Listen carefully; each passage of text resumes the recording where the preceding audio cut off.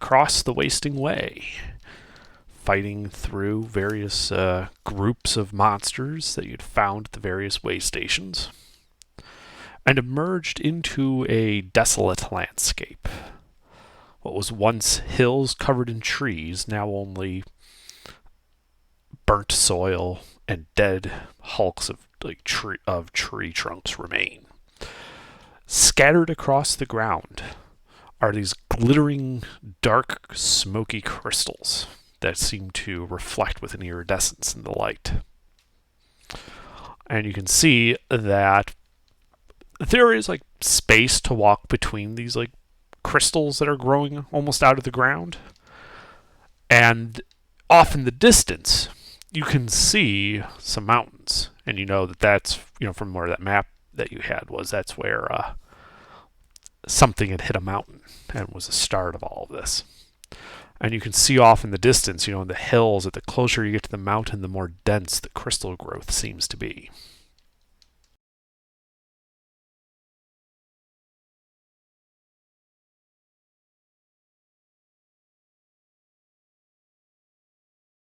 The shattered remains of some of the crystals kind of lay in the ground all around you, kind of forming almost like a glassy sand, in the immediate vicinity.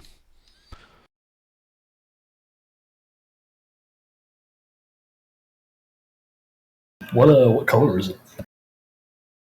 The sand looks black, but the crystals have like a smoky translucence to them. They look like this on the ground.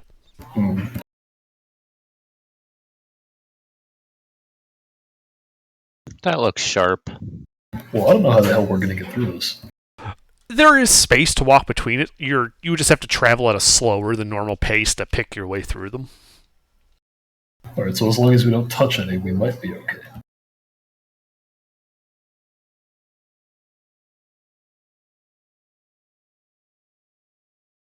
Probably. Is there a way around them? That wouldn't take like 3 days of extra travel? From what you can see, no. It looks like as I said, it's like the closer off into the distance you get to that mountain, the denser the crystal growth looks to be getting.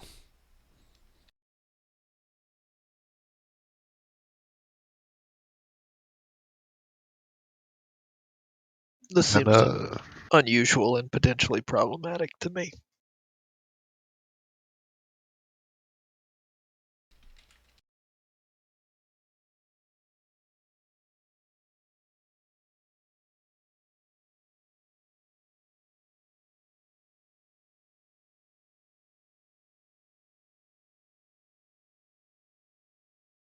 Also, I feel that I have missed some. I would like to know if we have had. Did we have like a rest? Did I miss like a whole session or half a session last time? If I recall, last time you missed like a whole session, and they did take a long rest at some point. Okay, that's important. Okay. Because I definitely don't remember some of what you said, but it makes sense. There were several way stations. I do remember going to like 2 of them. Right. I don't remember which character has it, and I didn't write it down in my notes. But if you recall, the Grung had stolen a map that they had brought to you. Yes, I remember the map. I could go find it if I took a minute. Point is, on the map, there was a section that was kind of labeled out as, here's the source of where all this shit is coming from. And the Wasting Way was the easiest way for you guys to get there.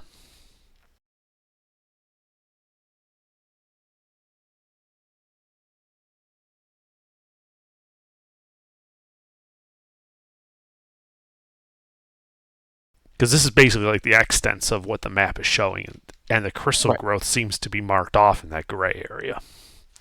Okay.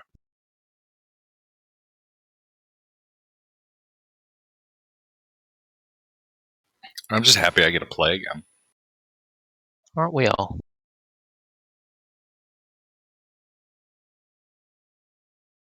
Well, I mean, we're gonna have to go over towards this awfulness if we want to make the situation any better. I think so.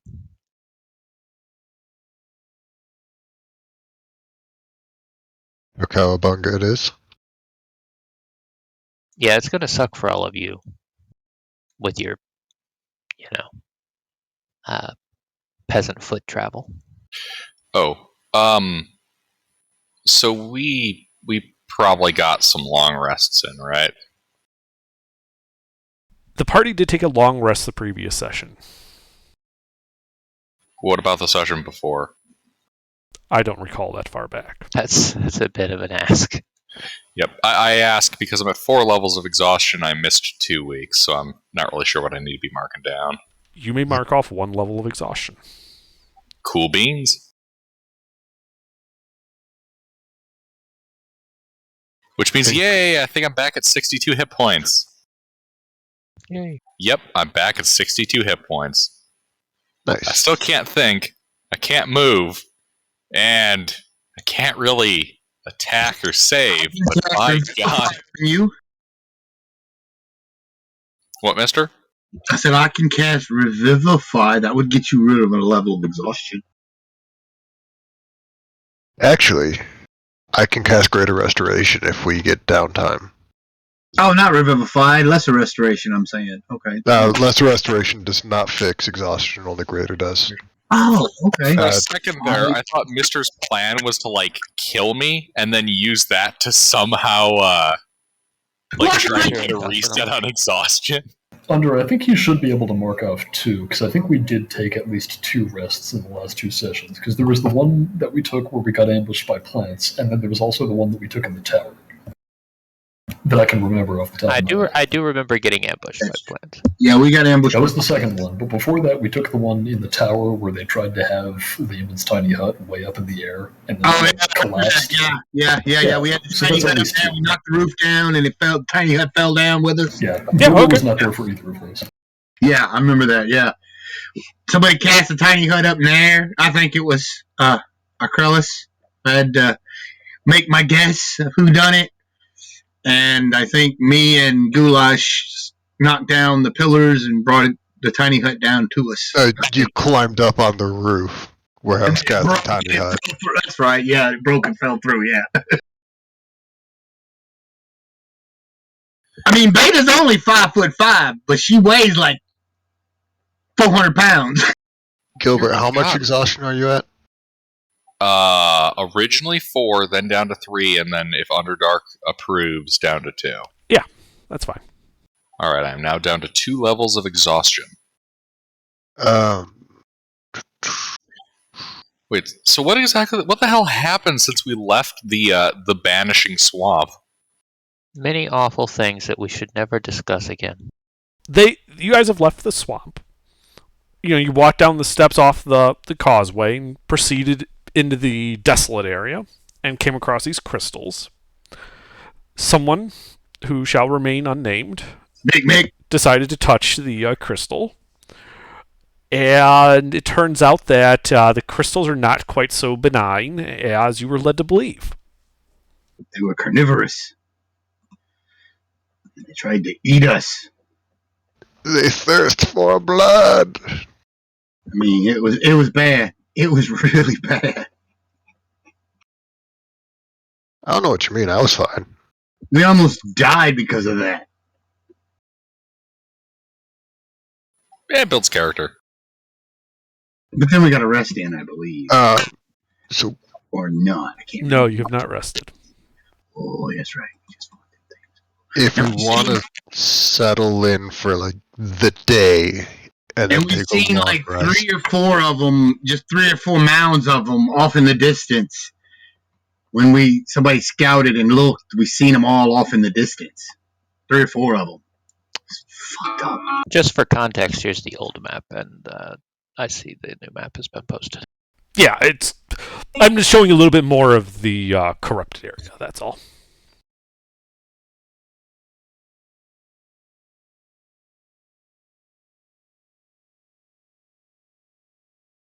Okay. if you need exhaustion cleared, I can slap you with 2 greater restorations. But that will be all my highest magic for the day.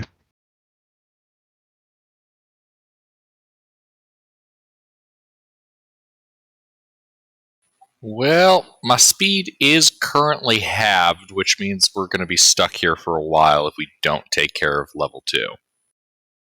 Alright, let's see, where was it? What's that called? That's nonsense. We could just drag you across the broken glass. I know it seems Um, bad, but we need Arturus helping. Performance of creation, 100 gold diamond dust. Use that as a material component for greater restoration.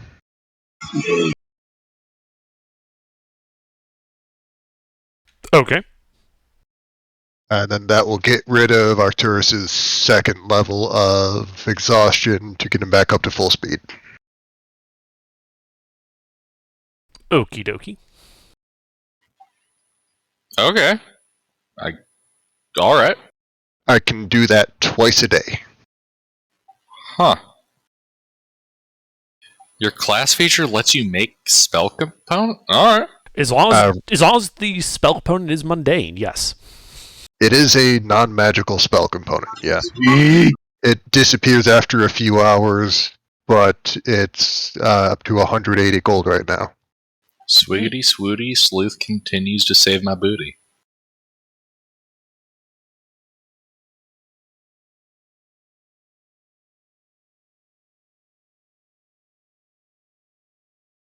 So onwards and upwards. Yes, I guess. Okay. So the question is, do you guys go slow and carefully pick your way through the terrain with these crystals covering it, or do you just go balls to the wall and just hope you can avoid them? Let's go slow. I don't know, I feel like the DM was challenging us. I vote we go slow. Oh, I feel like the DM was challenging us. I mean, I can fly, so I could just go off ahead by myself and just get started on my next character. Cause Yeah, the thing is, these crystal things, they fly too. oh, fun! But I don't have to touch them at least.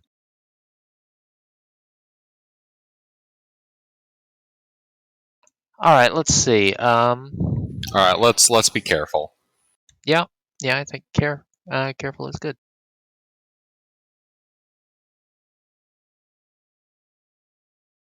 All right, so you guys start carefully making your way through the hills and the valleys.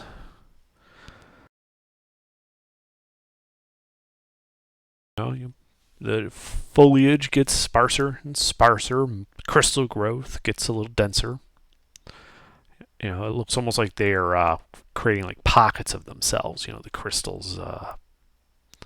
You don't see like a universal they're just kind of salted across an area. It's like there's a clump there, a clump there, a clump there.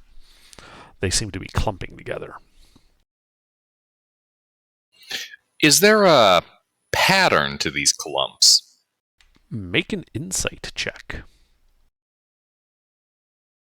Can I give a bardic for this? No, he didn't really give any warning about it. He just asked if he saw a pattern. Ah. Can I cast guidance? No, you don't. Okay. Didn't need it anyway.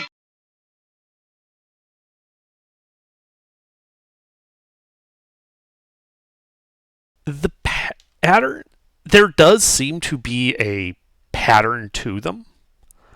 Like you can almost trace almost like streams or rivers of them.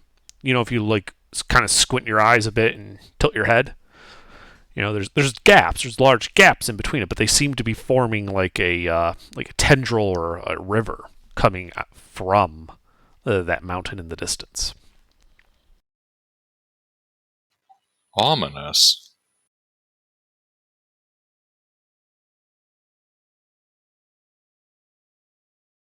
Ominous. I communicate this to the party. Spooky. You guys kind of continue walking. The ground is kind of like crunching under your feet like it's dead forest. You know, just desiccated wood and twigs and, ground cover. There's a breeze. And while the breeze itself is somewhat moist, it's a bit humid. You feel like little tingle sensations on your like exposed face and skin as wet, kind of almost like wet sand is being carried by the breeze. The dust and the debris of this area. Kind of like walking through a desert with a breeze, except it's instead of being hot and dry, it's warm and humid. Ugh.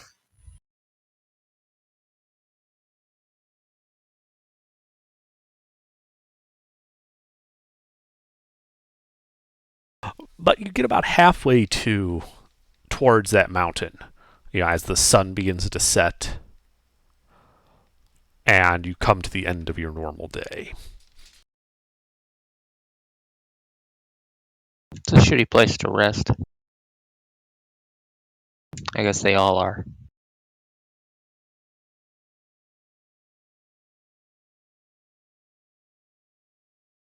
Is there somewhere where we have enough room to set up a tiny hut? There are. Right. I'll find the one that looks most likely to get overlooked and ignored, and just start casting tiny hut there. There really isn't any. Like even with your there isn't really any like cover here. The foliage is all kind of burnt and desiccated away. There's just these crystals and this destroyed ground. There is like no natural cover. No like ditches, holes in the ground that we can build in. There's like these are hills, so yeah, there's like dells between the hills. That's better than nothing. Okay. So you guys settle into the low ground.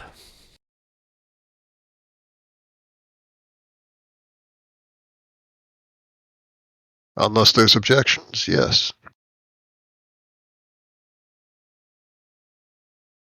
Once this is done, I'll take I'll take first watch, but I will be AFK for a minute. Data is on all watches, as usual. I will take third watch. I'll take second watch.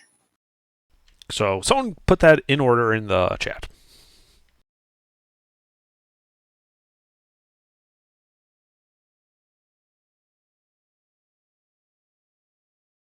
I got Ajo, don't worry. That's good.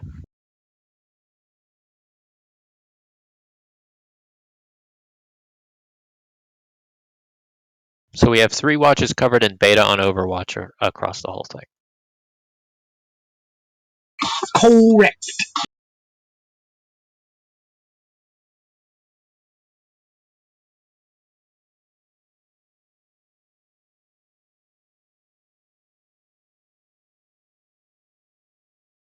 Okay, and what are your guys' passive perceptions?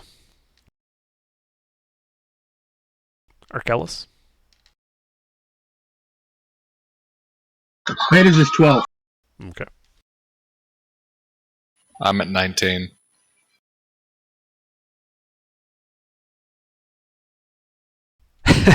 All right. Good. All right. So your watches are mostly, Arkellis's watch is uneventful. Arcturus, as you kind of take up your watch, you kind of notice in the crystals there is like a low pulsing light that you didn't see in daylight, but in like the dead of night, you can kind of see that the crystals around you like over like the course of a minute will get slightly brighter, and then over another minute get darker, and then slightly brighter, and then darker. And with your perception, you kind of look around. Um, you notice that the crystals kind of up the dell closer to the mountain seem to light up before the ones behind you farther away.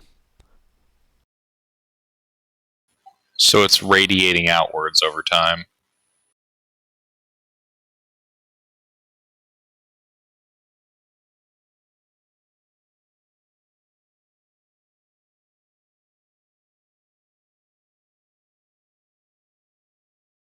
Right? It's making like that wave type effect. Yes.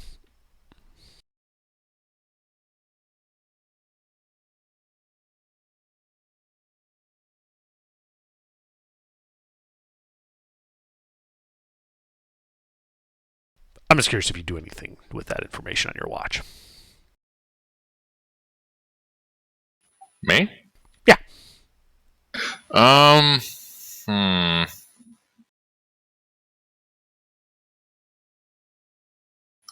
I think I'll just observe the pattern, like seeing if over the course of the watch if there's any major deviation to that pattern, or if it's a 1 minute on, 1 minute illuminating, 1 minute fading, or if that has a more long-term pattern to it, like the equivalent of like a really slow Morse code. Yeah. Okay. It seems to be pretty regular. But you also notice, with your observations and your passive perception, that as the crystals glow brighter, you notice little kind of like spines kind of come off the crystals. And with every pulse, the spines get a little longer and a little thicker. It looks to be like the crystals are growing in time with this pulse. Though it takes like pretty much like over the course of like your entire watch, so 2 hours, it looks like maybe, a centimeter of growth.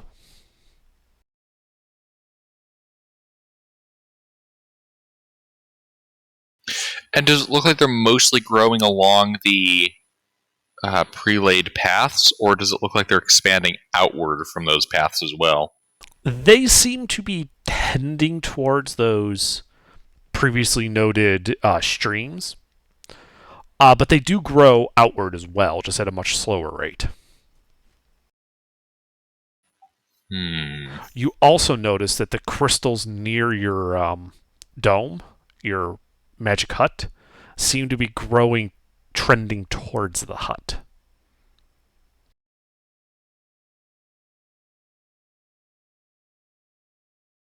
Like it's attracted to the magic. Huh.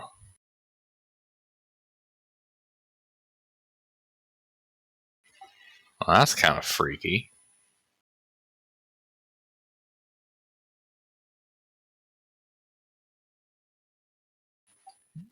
Yeah, when it comes time, I'll pass this information along to the next person on watch. Okay. So yeah, you just watch and observe the crystals grow and pulse. And then it is Caius's turn. Guy. Sorry. You didn't change your name, so I had to go off memory. That's fair. I did pick a very generic name for this one. Yes, you did. You didn't even give him a last name.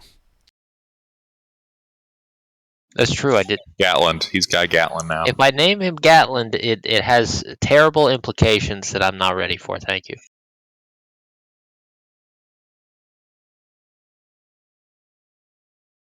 Okay. Yeah, so you take your watch. You note the same things that Arcturus does on his watch. Fair enough.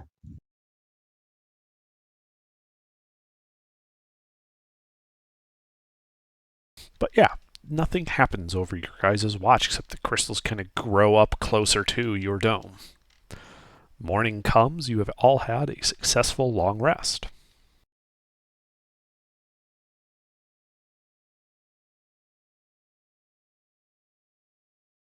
Well, that was nice. Yeah, and as the dome kind of falls, you note that it like almost forming like like at the edge of the dome, there's like these like little crystals that have seemed to have grown in the dirt, like just outside of where the dome was, kind of like marking you know, a like perfect circle around. I believe it was Arkellis that cast the dome.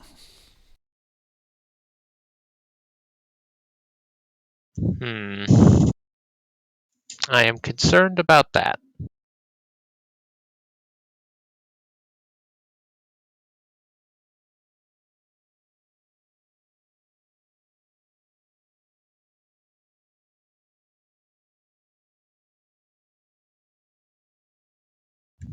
Yeah, so it was doing that weird light bright thing.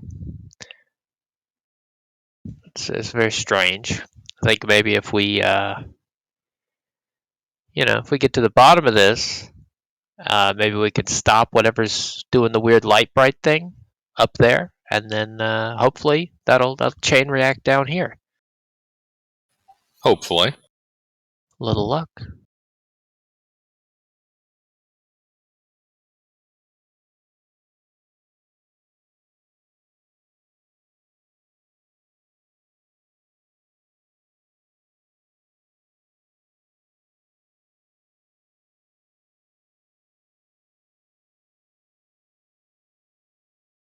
Okay.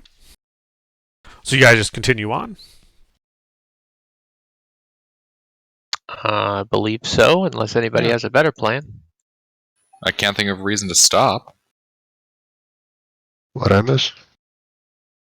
Pack your shit up, we're going. Your rest was successful. All right. The crystals seem to be attracted to magic. I believe that's what, and they glow green in the night.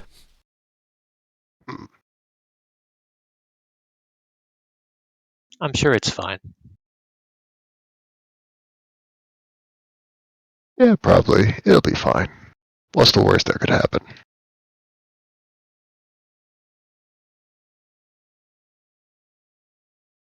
Alright, yeah, so you guys pack up your stuff. Again, are you going slow or quickly through this terrain? I propose we go slow. Yeah, it seems like it's been working well enough so far. I don't see a reason to change that until, we have no choice. Alright. You guys pack up your stuff, start moving.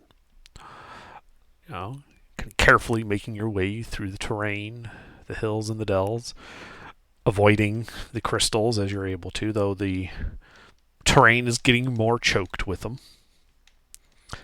The mountain glittering in the distance is getting a lot closer, kind of almost starting to loom over you. You also notice that it's not only the plants that seem to have been affected. You find several along the way, like dead like deer and wolves and the like, that looks like they were just consumed by these crystals. Just an occasional bone shard or skull just kind of propped up there.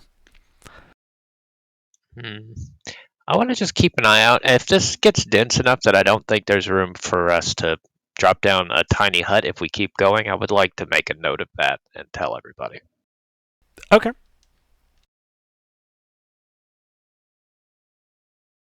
Yeah, you keep going. The available space for walking is getting less and less. Like where before you maybe had 50 feet between, crystals, it's getting down to like 30 to 20.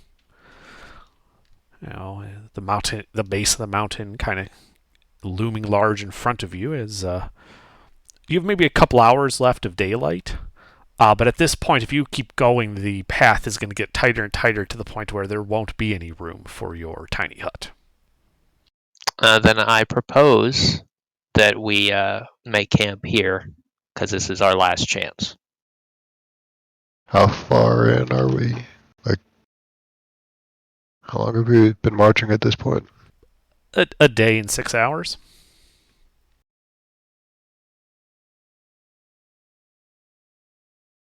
All right. It'd be basically 2 days to get back to the swamp from here. Not a whole lot we can do about it then. Yeah. Might as well make camp here. Agreed.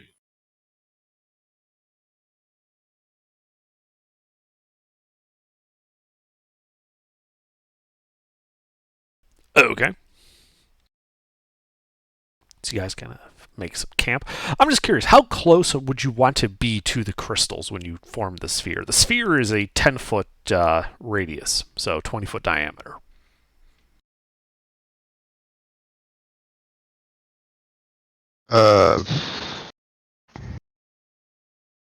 Are the sphere or are the crystals towards our path or off to the side?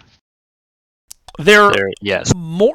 It's a winding, like rather fractal looking path. But it averages about 20 to 25 feet wide here, and it looks to be getting thinner as you would get closer to the mountain. This is why a guy mentioned that this looks to be your last chance to really set up camp. It's more that you could put it where the dome is basically like, on the right side it's almost touching a crystal, and on the left side it's almost touching a crystal, or you could have like, a foot or two of space. I'd want a few feet of space if we can do that. Okay. Yeah. I mean, even if we have to backtrack for a couple of minutes to find like a good spot that gives us a couple of feet, I think that's worth it. Yeah, it takes about a minute of backtracking to get to a decent spot like that.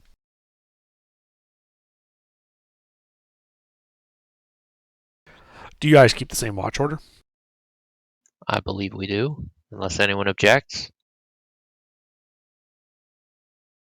I'd say same watch order.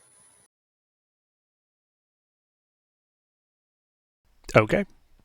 Well, this night passes much as the first did. Crystals pulsing. It's very obvious that the pulse starts at the top of the mountain, kind of travels its way down the mountain, then spreads out among the crystals on the ground. It's a very obvious pattern to anyone who can see it. The crystals still grow and still seem to be attracted to your dome. Beta. It's about a half hour before the end of the long rest. And you notice that the crystals are getting awfully close to the dome. And you think that in maybe 10-20 minutes, they will touch the dome. Do you do anything?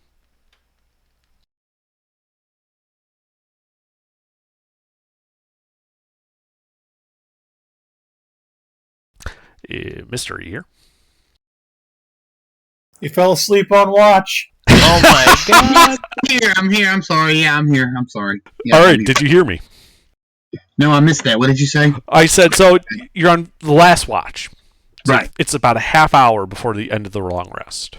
Okay. And you notice that those crystals with that green pulsing light have been growing overnight just like before, and again, they are attracted to your dome. But you only had about a foot of distance between the dome and the crystals at the start of the rest, and at this point, it looks like they're about 10 to 20 minutes from touching the dome. And I'm curious if you do anything. 30 minutes from From the the end of the long rest. rest going off? Yes. Oh, damn it. Because if I wake the party, they won't get their long rest. But we haven't done anything since our last long rest, so have we had a long rest earlier, Yeah, and this is you the second rested one, out so- here. But Yeah, there was a lot so- more distance between the so dome I'm and the gonna start crystals then. waking up. I'm going to wake up Guy first because he is the flyer of the group. And then I'm going to go around and wake the rest of them. Arturus and then Goulash and Arkellis I might let sleep, the bard, just might. I don't know. But I know I'm going to wake everybody else up. Okay, you can easily wake them up. I'm going to point out the crystals that are now getting closer and see what they think about it. I don't really want to find out what happens if they get to the hut, so You don't? not particularly, no. So maybe axe the hut and try to finish off our long rest with just eyes out. See if that slows their approach at all.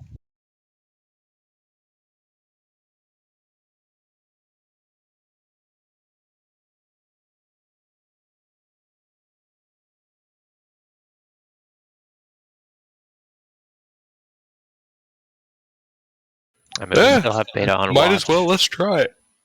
I mean, yeah. I will step out of the hut. That will drop the hut. Mhm. And then I will go back to my spot and go back to sleep. Yeah, same. Okay. You guys go back to sleep, having dispelled the hut. Betas, you keep on watching. So the crystals continue growing, but they don't seem to be growing towards you. More like they're following like the wave of this pulse and growing in that direction, along those rivers and such. And then, dawn comes. You guys have had another successful long rest.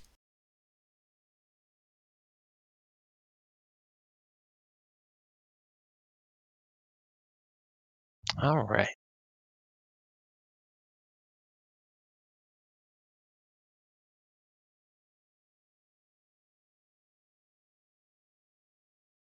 Well, guys, this is it. That's the last sleep we're likely to get.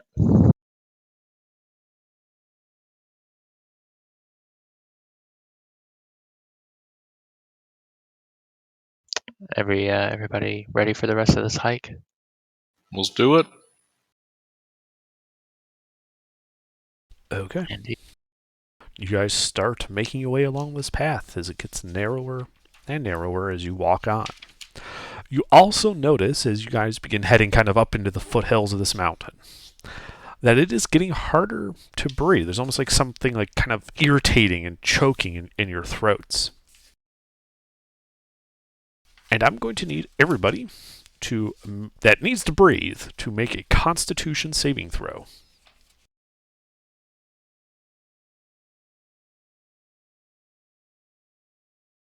Off to a good start.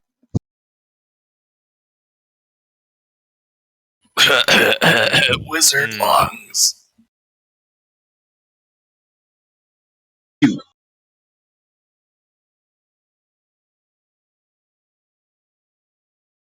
All right. Is Beta not needing to breathe? No. Okay. Beta's a robot. Since when does Beta breathe? I couldn't remember if they had that thing without being able to breathe or not.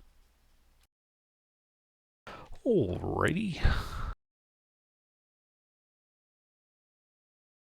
All right, yeah. So, Arkelos, you kind of notice that you get like some like phlegm going there, and you kind of hack it up, but you're overall okay.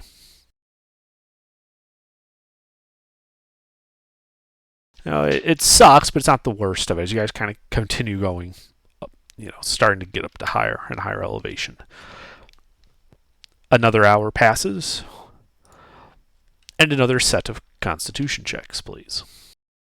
Okay, Arcturus, I think your lungs were almost to ballast tank. Ballast flora. I think I'm going to tear off some some piece of one of my sleeves or something and see if I can make myself like something to wrap around my face. Okay, yeah, you can try to improvise something over your mouth and all. You also begin to notice as you're going up that there's almost this green fog that just seems to be kind of settling around these dense crystal formations.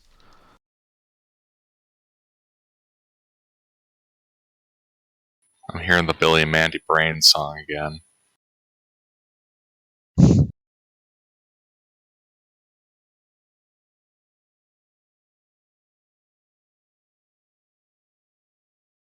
And another hour of marching, and I need another set of Constitution saves. Guy, you can have advantage on it because of your mask. Yay.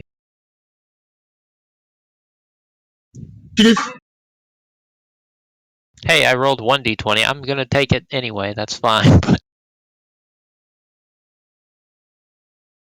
that's funny. Reroll.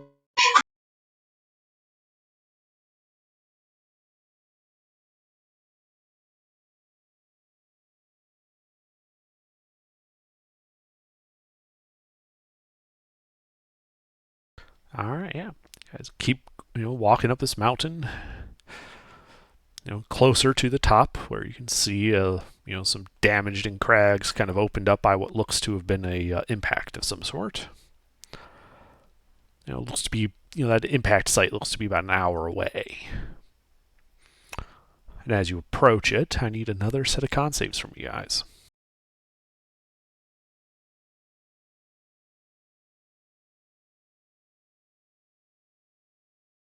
Neat. And as you come up and look at this, partially shattered rock face, you can make out several openings in it. The rock having cracked and crumbled a bit, kind of, and fallen to form like a cave from fallen rocks.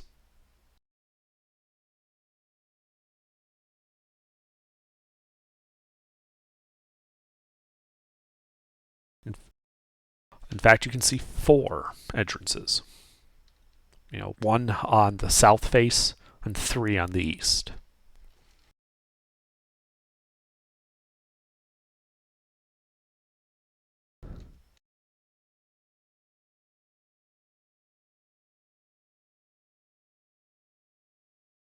Like at your level of the mountain, where you can kind of look around the peak area. Like this is kind of the terrain that you're looking at. Am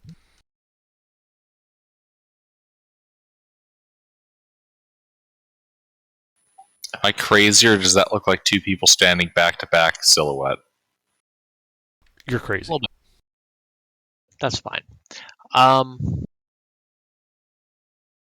Well, we'll have to pick one. No, I can kind of see it actually. No, I see it too. The guy on the left has mussy hair.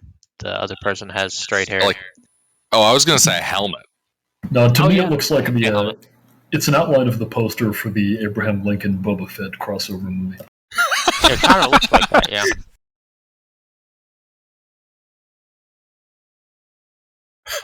I'd actually watch that film.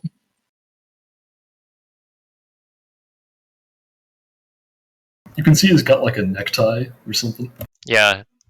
Let's just go in to the cave system underneath Abraham Lincoln's cravat.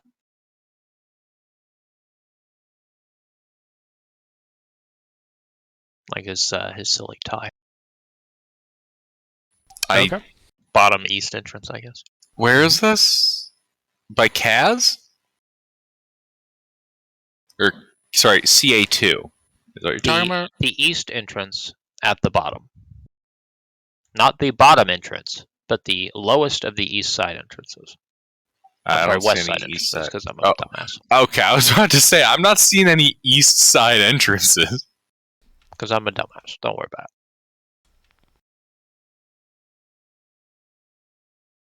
All right, yeah. So you kind of walk over there. And you notice crystal growths on both the ground and the walls and the ceiling.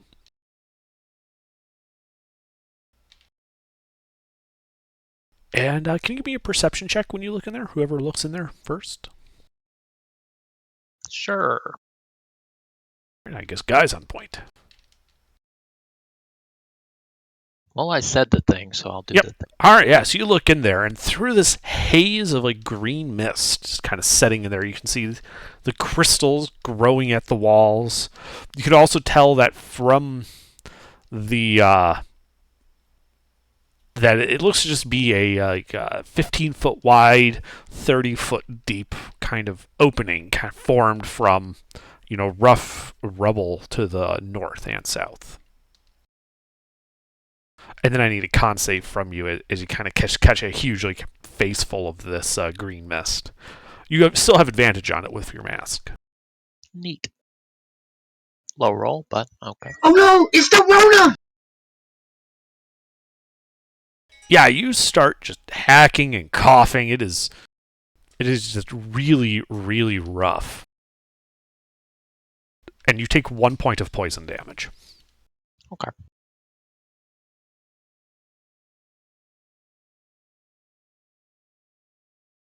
Yeah, I back up hacking and wheezing, and I tell him as soon as I can catch my breath, it's pretty gnarly in there. There's more crystals, though.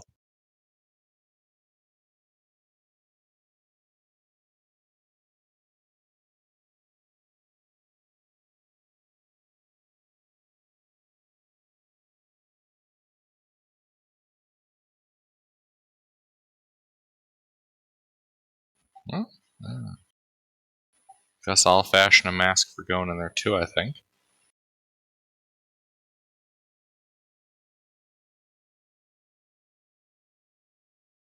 Am I able to do that under? Just kind of wrap some cloth around your mouth and nose, yeah. Yeah.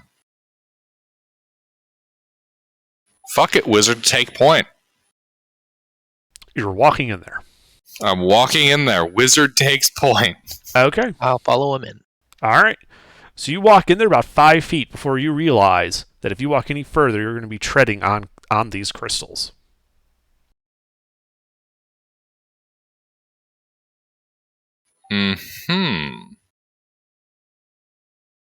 All right. Let me see here.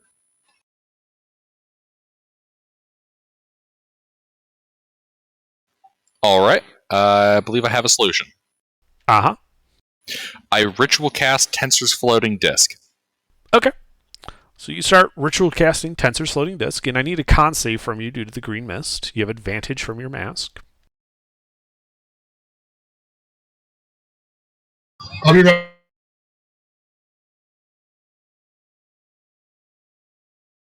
All right, yeah. You kind of get like that, like tickle in the back of your throat, but it's not too bad. And you finish your ritual. The disc popping into existence behind you.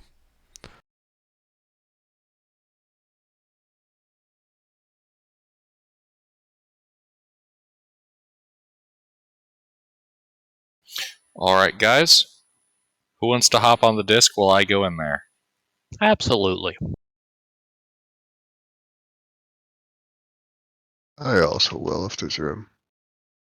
Well, It's a 3 foot wide disc. Yeah, there's only room for one person to stand on there. I mean, I will volunteer, but I'm happy to give my seat up if somebody else really wants to do it. Aren't you able to fly? Yeah, Why not just fly in? because I don't get to surf on a hoverboard that often, man. Fair enough.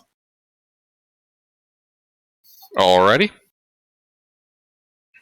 And, I guess then under, I shall utilize the potent mystical powers of the telekinesis spell. Because I didn't take fly, which I'm kind of wishing I did. And I will lift myself up and carry myself in. Okay. You cast telekinesis on yourself and start floating in. And then I need con saves from both you and Guy. You're both at advantage just from this mist continuing to get thicker as you move in.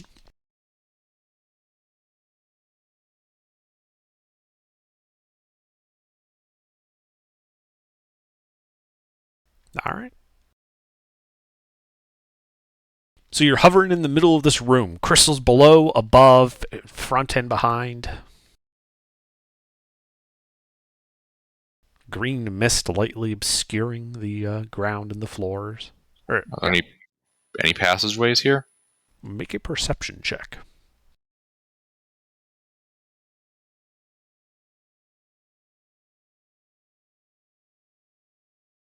I'm too busy playing with the hoverboard to help. It's neat. Wah, wah, wah, wah. Yeah, from what you can tell, with these crystals, there is no way past. There's no immediately obvious path out here, except the way you came in.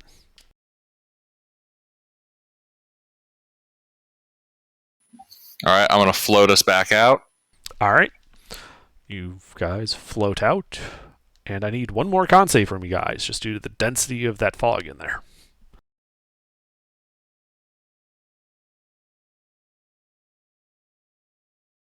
Sorry, I meant just Guy and Arcturus.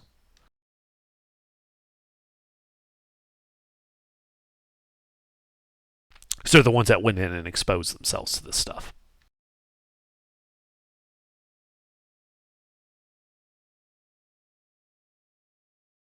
Yeah, so not Goulash. So Guy and Arcturus, you guys just kind of coughing lightly as you get out of there, but no ill effects. Hurry to the other side. Yeah. You want to check the south entrance? Yep. Okay. All right. You guys make your way towards the south entrance. Now, as you kind of go around that corner, the ledge you were walking on starts to kind of crack and rumble a bit. I just pose as heroically as I can on this little disc. I pick myself up with telekinesis and float myself across.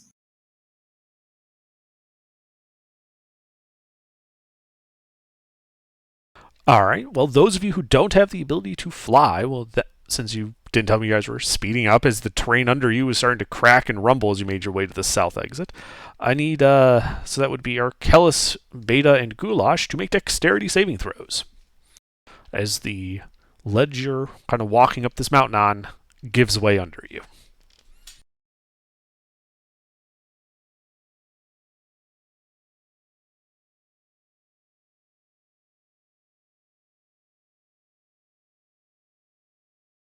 Bye, Felicia. Oh,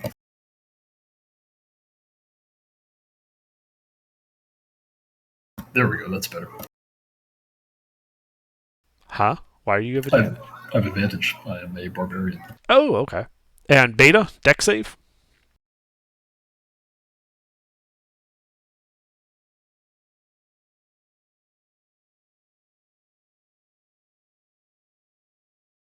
Mystery here. Alright, Beta falls away and you never see her again.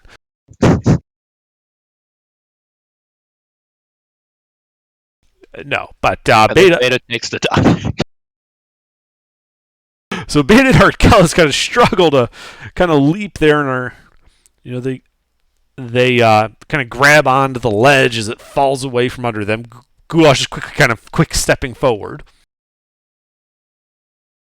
And the wall to your left against the mountain, you notice, has almost like a shiny crystalline sheen to it, one giant crystal.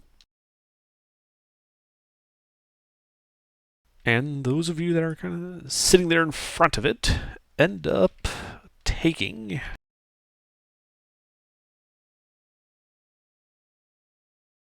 5 psychic damage. Interesting. Oh god, it's just too fabulous.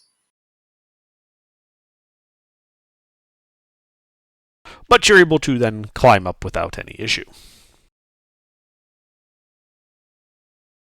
And you can see into this kind of cramped crevasse going deeper into the mountain. It's only about 5 feet wide at the widest. Formed from collapsed stone and rubble.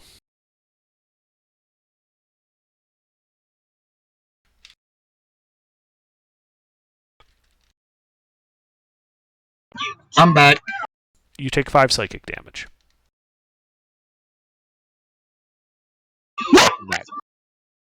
I'll take 5 like what? Do we roll an initiative?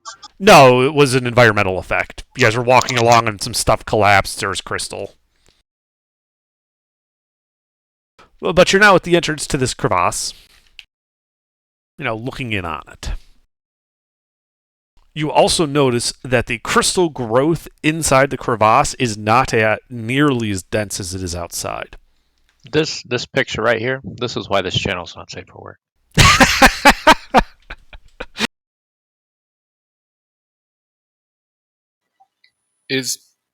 Are you guys able to hear everyone else all right? Everyone sounds a little robot-y to me. No, everybody sounds fine. I hear everyone clear. I can hear everybody much better now that I'm not watching Me the too. stream. I can hear everybody clear.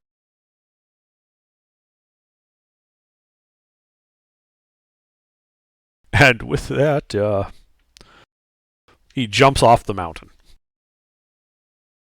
Oof.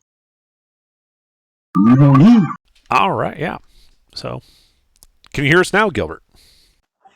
You're sounding pretty good. That's good. Not me. Good. Mr. sounding good. All right, yes. Hi. Going well. Okay, there we go.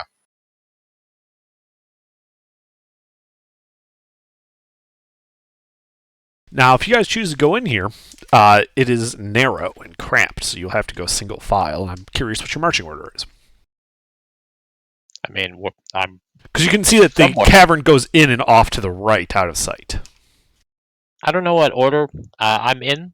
I just know that I am 20 feet behind the person who cast the floating disc. So, Arcturus, I'm 20 feet behind you, standing on that disc. Arcturus is not a bitch, and also he's just as tough as Goulash, if not tougher. So Arcturus will take point. Beta is probably in there. Keep your healer safe. So yeah. Someone post your marching order.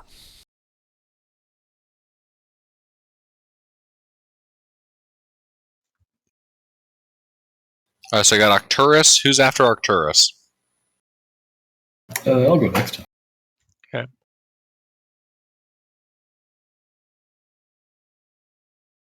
All right, who's after Goulash? I will. I'll go next. Alrighty. Arcellus, do you want to be number 4? Sure. I think that puts me after that on the disc.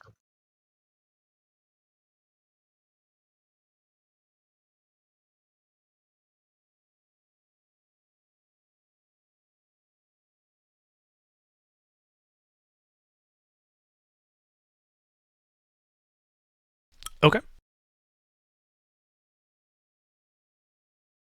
And so, Arcturus, you walk into the cave, yeah? Or no? Is it made out of crystals? You don't see the crystals like these crystalline growths that you've seen in the rest of the terrain. Rather, inside you see almost like crystalline veins in the rock. I telekinetically float myself in. All right. There were people between me and him, and I am moving towards him. Yes. Everybody keep pace. Or Guy will run you over.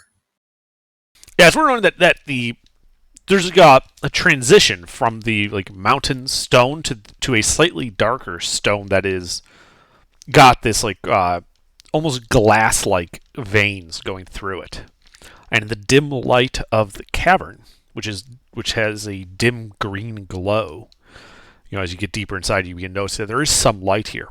It is coming from these glassy veins.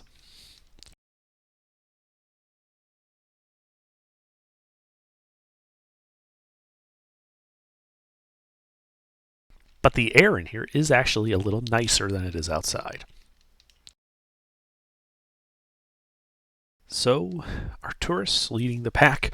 You come up to that corner, and to the right you can see it goes about 10 feet, kind of jumping and jogging to the left, heading north again. And it looks to go to a T intersection, a path to go south and a path to go north.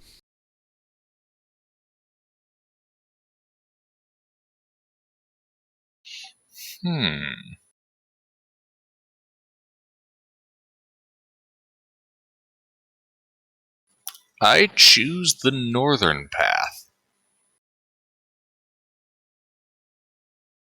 Okay. Yeah, so you go up to the T intersection, you look north. You can see it looks to go about 15 feet, kind of widening out and turning to the left, to the west.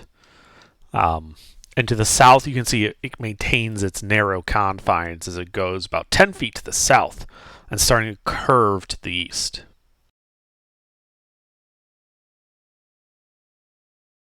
And you're going north? Mm-hmm. Okay.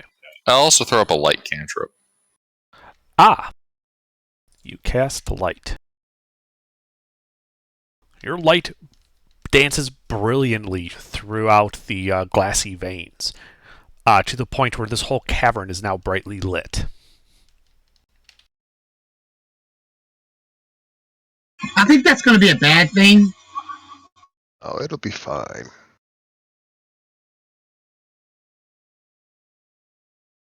So you walk around that corner to the north, and you can see that it looks like that there is a chamber that's formed here.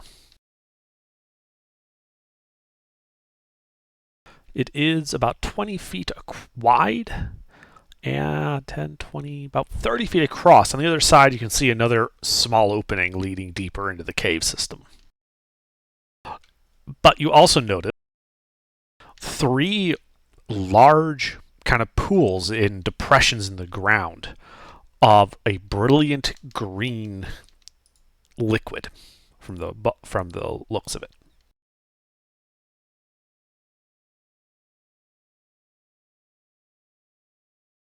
I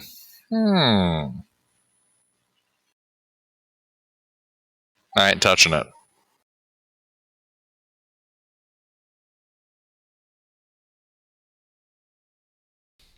Want me to touch it? Only if you want to. Let's all make sure we stand really close first. No, I am not standing close. Kind of back a little bit. Alright. I will go touch it.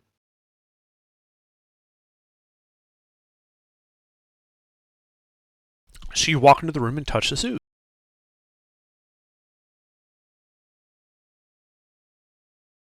Mm-hmm.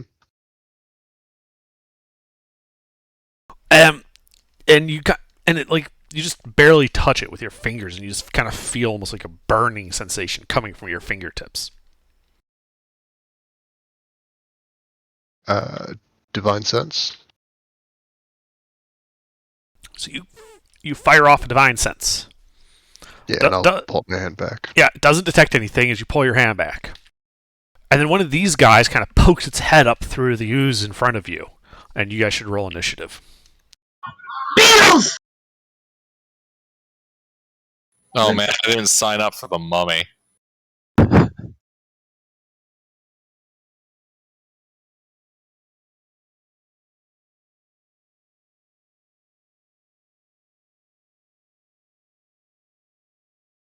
Oh no!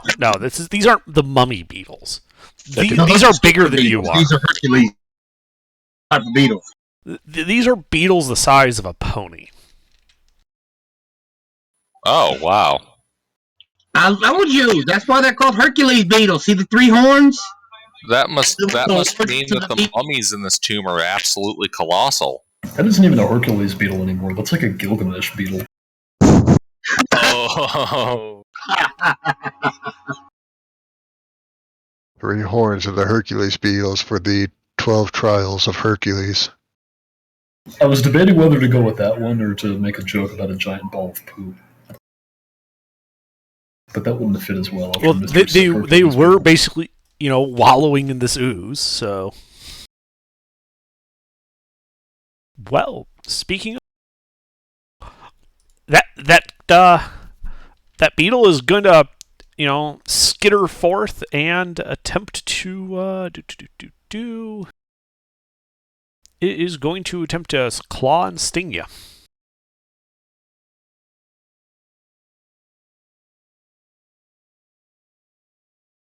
Me? No, Arkellis. 22 will miss when I shield. Okay. You cast Shield. And it bounces off. Arcturus, as you're kind of like floating in the room, you also see from the other two pools, 2 more beetles emerge, one running up to you. Legasp. Does a 17 hit you? A 17 will not hit me as I will shield myself. Excellent. The critical hit still hits you. Excellent. Can I cast Adamantine Shield? No. Somebody just got critted. Oh my lord. Oh god, my internal organs! So it slashes you with its claw for 23 points of slashing and acid damage. And then I need a Constitution saving throw versus disease. Ah! But in fact, you need 2 Constitution saving throws from me. 1 for concentration. Alright, let's do the disease one first, and then concentration. Okie dokie.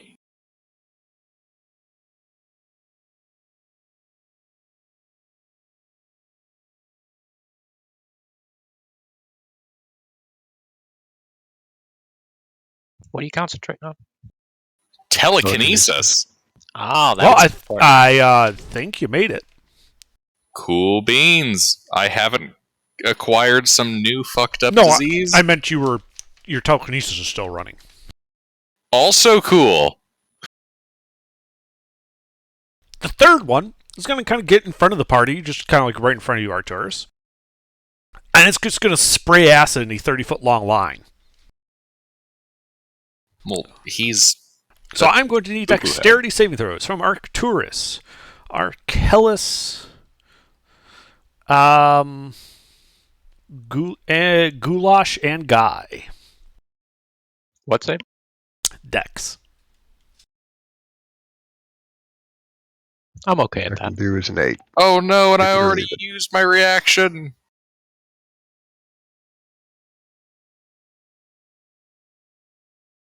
Guy and Goulash managed to dodge a lot of that acid and only will take half of this. The rest of you take 13 points of acid damage. And Goulash, it is your turn. Alright, well, I'm going to rage. And then, how far away is this beetle? The closest one to you is one fighting Archelaus. It is 5 feet away from you. Then, if it's only 5 feet away from me, then I'll just start ripping into it. Alright. Roll to hit.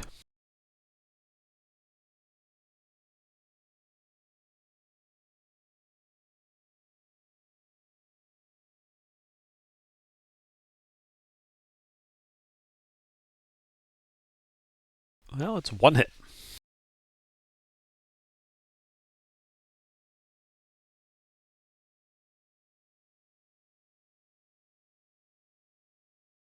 Alright, 8 slashing damage.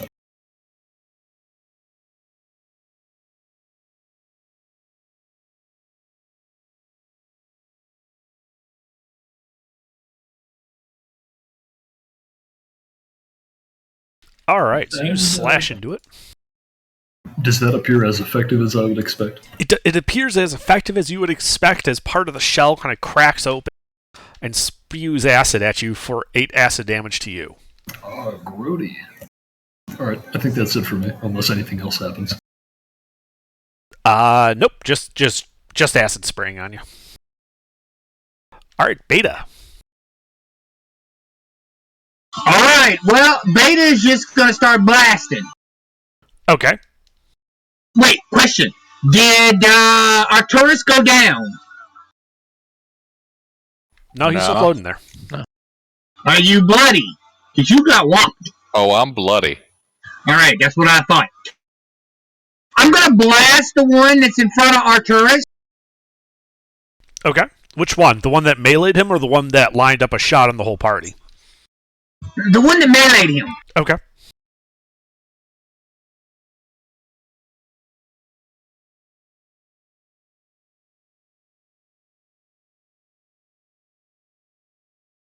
One hit. I mean, I want y'all to look at that bullshit. Look at that bullshit! Yeah. It adds up. Okay. So I'm gonna shoot 3 more times.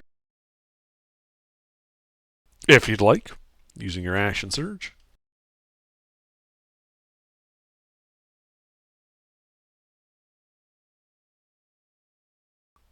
Three hits. So 4 in total. Cool. Correct.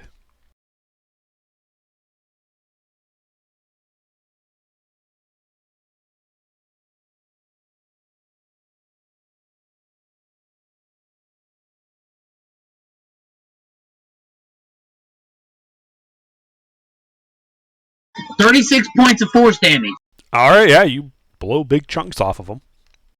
And as a bonus, I am going to heal Arturus for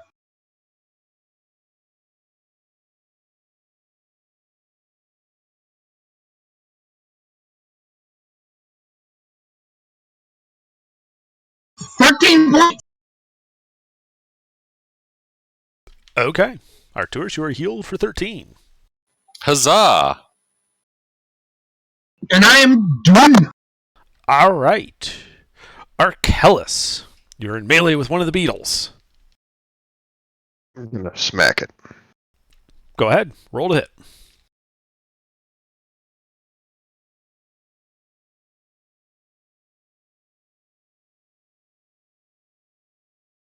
$13. Miss. Yeah, figured. Bonus action, I'll give Arcturus a Bardic Inspiration. Okay. That will be my turn. All right. Guy, you're up on your floating skateboard. Okay, I presume I cannot reach them from my floating skateboard. No. I'm afraid not. I suspected as much. Well, the one that is right next to Arcturus, I believe I will go after. Yes, I will. Let's see. I have many things to do here. To be clear, you're going for the one that tried to melee Arcturus or the one Yes. that lined up that acid shot? The one in melee with Arcturus, the one Okay. that tried to melee him. Okay. So I'm going to make many attacks while using fighting spirit. So this will be a moment. Okay. It's going to take even longer because I'm using a lightsaber.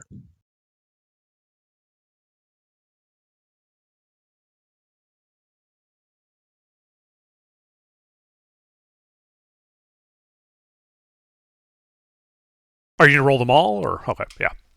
That's the first one. Uh-huh. 5 is a kind of damage that I don't know what it is. Cold.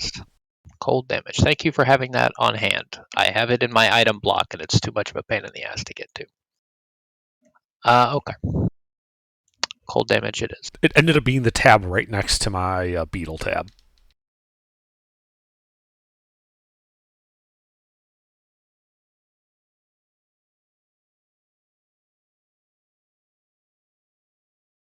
And I'll go ahead and have him be my favorite enemy so I can hit him for an extra D4. Because Okay. fuck that beetle in particular. Okay, yeah, you slash into him, bloodying him. Also splitting his shell open and spraying you with some acid. As I thought. You take 4 points of acid damage. Okay, I would like to take a moment to curse under my breath before stabbing him again. Uh-huh.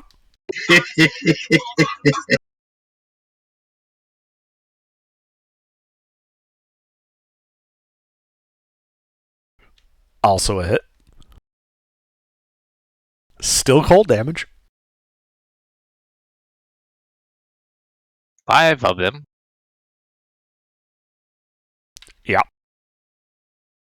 You take 8 more acid damage. Noted. Third attack. Also a hit.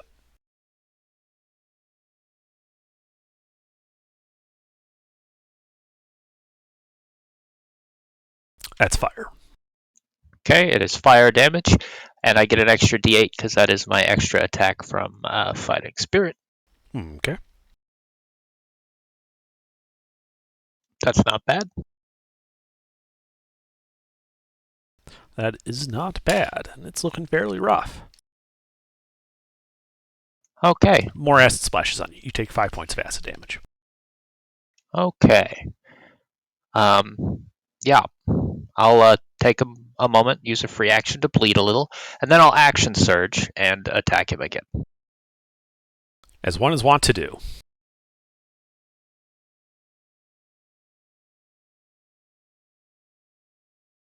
I assume an 18 hit. Yes, an 18 hits. Sorry. Cold damage. Okay. Mm-hmm. You take 2 acid damage. Okay. Hit. I'm going to be very unhappy when I do the math in a minute on all of those hits. I can tell they're not enough that they're a problem yet, but I'm going to be very unhappy in a moment. Okay.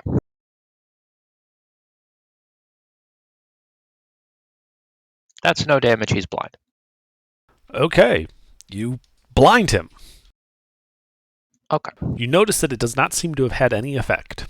Yeah, I'm going to hit him again. Okay. Roll to hit. Yep, that hits. You know your sword has more than 3 settings, right? I'm not really sure I am convinced of that right now, no. Okay. And because this will also be the bonus attack again from my my first round, I get to do an extra D8. So here we go. Okay. All right, yeah. He's looking to be near death. As you take a further 6 acid damage. All right. Anything else? Yeah. I'm. How far did I have to move to do that? That was a 15-foot move. Okay. Well, I'll go ahead and let him have his attack of opportunity. I'm going to go stand back on the thing. Okay. Yeah, he's going to try and sting you. He misses. Yeah, I'm just going to get back on the floating disc and try to look as badass as possible while I bleed. Yeah. You look. You stand up there, kind of strike a pose. And is that the end of your turn? It is. So as you're posing, you begin noticing that those pools of acid are moving on their own. I don't like it. Yeah. Oh, damn it. And That is ungood. yes.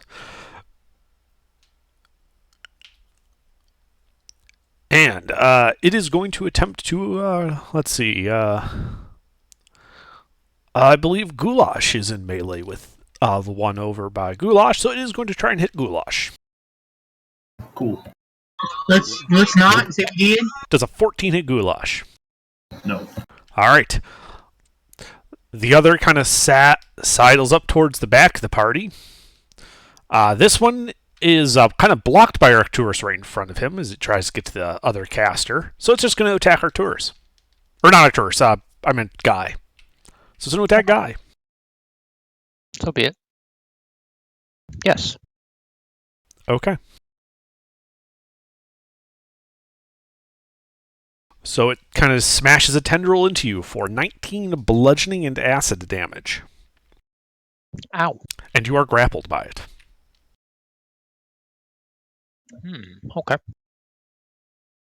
The third one is going to join its beetle friend and then going to attack the floating wizard, Arcturus. I feel unjustly targeted by these horrible abominations. Let's see. 16 plus 5 is not enough to protect me from that. Oh, God, my organs! Yep, as it smashes a tendril into you for 19 points of bludgeoning and acid damage. You are also grappled.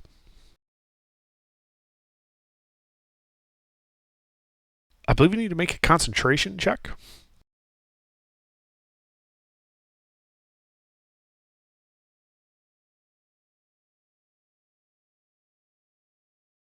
I believe you're no longer... No, that's enough. Yeah, you're fine. Yeah, just barely, but yeah. Just barely, yeah. Alright, well, Arcturus, it is your turn. You are currently grappled by an ooze. There is a beetle in melee with you, and one that's just slightly away from melee that had last time sprayed acid all over you. I have a question. What is the cave roof made out of? That same dark stone with the glassy crystal veins running through it. Currently glowing a brilliant white light because of your light spell reflecting through it all. Are there any sections of it that look like they're less attached? Make a call it a nature check.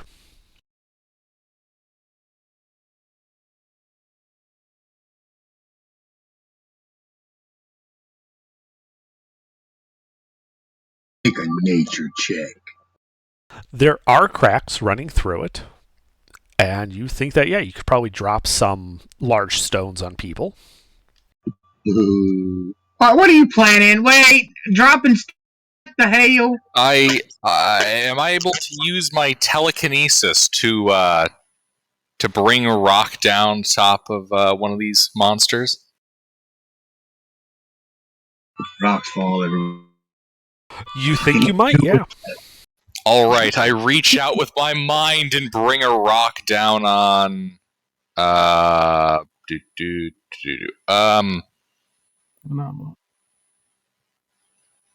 don't know. Where were the positions of these monsters again? So there is a beetle like in front of you, like 10 feet away, that sprayed you with acid and part of the party with acid.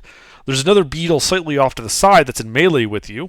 There's this animated acid pool that came up and grabbed you. Over in the other corner of the room where Goulash and Arkellis are, there's a beetle in another animated pool.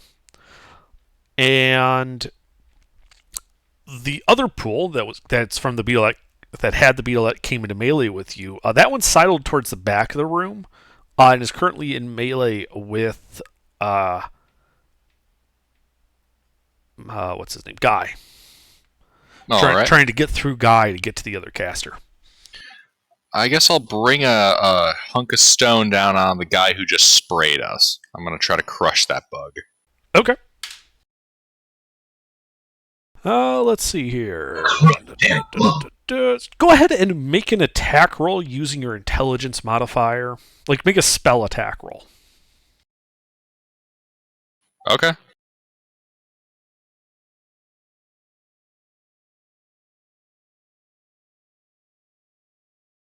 Oh yeah, that'll hit him. And let's see, it's dropping that far. Let's say it does 2d6 bludgeoning damage. So go ahead and roll that.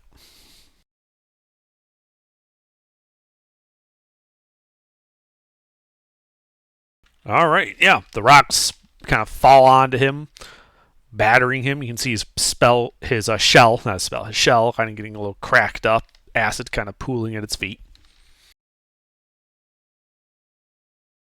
Anything else? Let's see. That was my action.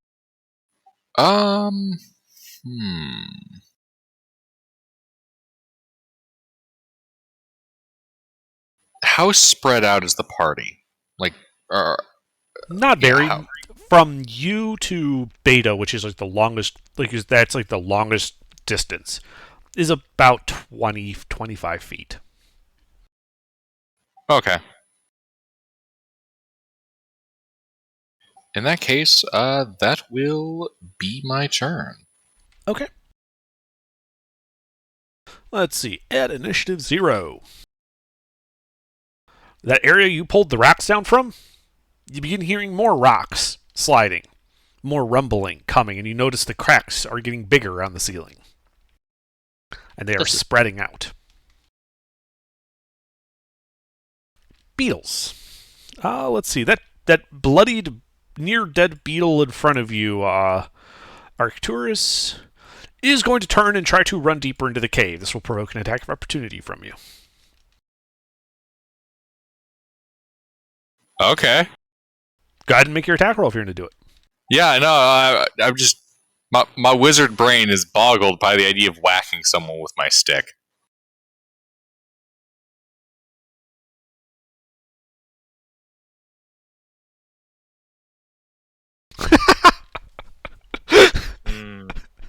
Yeah, very boggled. Yeah, Arcturus' splash wizard acid all brain over is yourself. very boggled. You're holding the quarterstaff by the wrong end. He's trying to hold both ends of it and hit him with the middle. Yeah, you just kind of flail uselessly at it as it skitters away.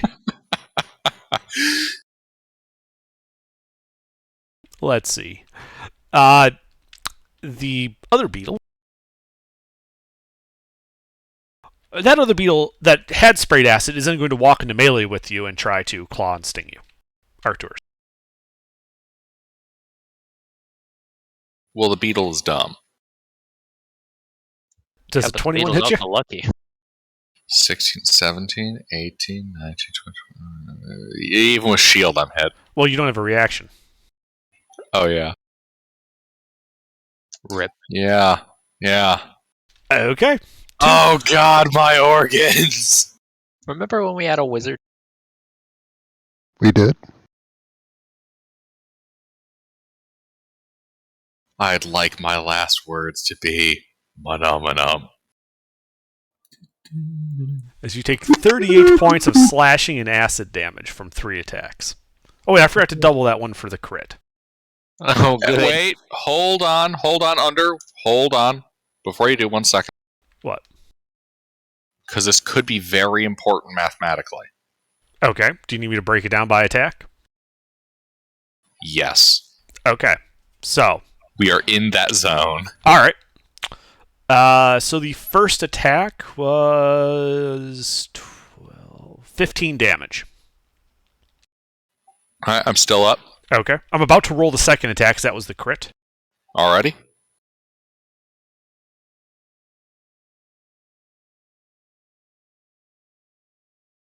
Gonna be nasty. All right. So the second attack does 26 points of damage. Oh my god. I am very deep in the red. As in you're unconscious? No, as in I have like 3 hit points. Ah. And then the third attack does 5, 6, 7, 9 damage to you. Look at him! In the third attack. So yeah, you're unconscious, I think, then, because it did 9 Yep. damage. All right. So you fall unconscious. Your levitation gives out. Tender's floating disc, however, I don't believe dissipates. That's not a concentration hour. spell. Yeah, it just It's lasts an hour. time-based. Somebody will have to drag his corpse around to get it to move. Oh, and Arcturus, I also need you to make a Constitution saving throw. I do like making saving throws. Yeah.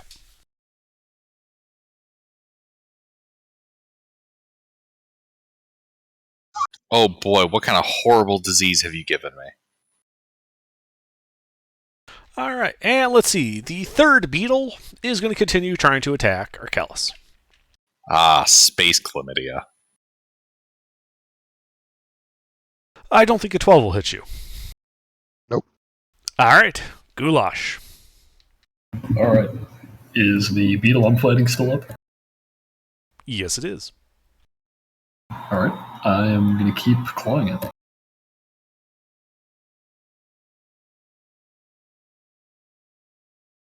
And we'll reckless this. Okay. Yeah, that's better. Those all hit. It's a good thing I reckless. My God. Yeah, like Christ.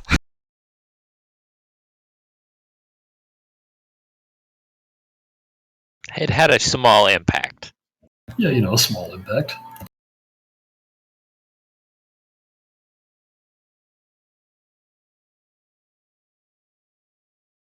All right, that is 21 slashing. And the 8? 8? What damage type was the 8? What 8? You rolled 29 damage. You said 21 of it is slashing. Oh, I'm sorry. 29 slashing damage. Okay. Yeah, you just kind of tear into it, resulting in 3 splashes of acid on you, totaling 15 points of damage. This would be 3 separate instances of damage if that matters for you. It does matter because it means I'm not going to use Stone's Endurance on it. Okay.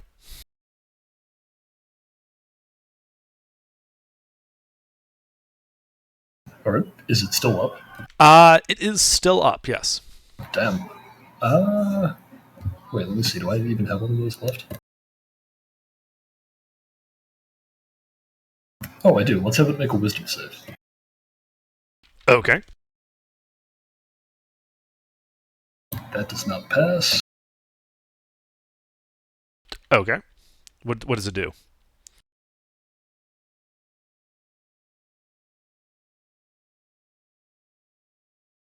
It does that, which is 13 psychic damage. Oh, nice. That is enough to bloody it. To bloody it? Yes, it is now bloodied. God damn, these things are tough. Okay. Yeah, they are.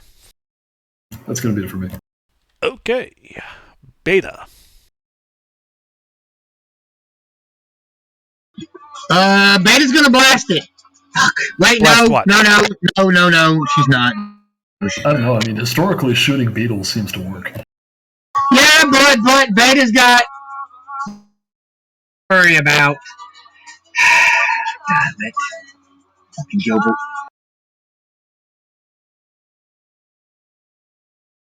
So Gilbert is down, right? Gilbert is down. Yep. Yeah, Arcturus is down with a beetle and one of the mobile slimes over him. And who else is down? Nobody? Nope. Nobody? Yeah, nobody. Okay. I am going.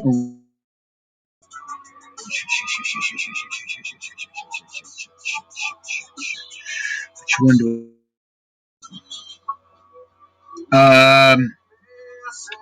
I am going to cast. Now, how many people? Is Gilbert the only one hurt?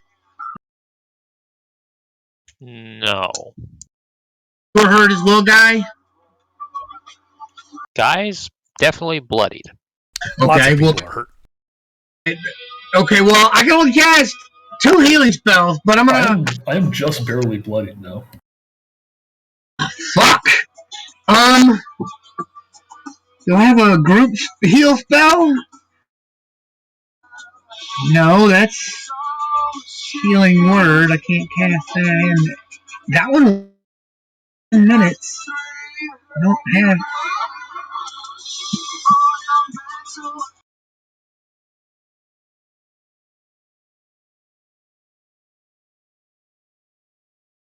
How far and Guy from each other? Say again? You broke up. How far is Gilbert and Guy from each other? Gilbert and Guy are 20 feet apart. I can't use but one sorcery point at a time. So I could heal one of them distance or move and touch one, and then I still couldn't heal the second one.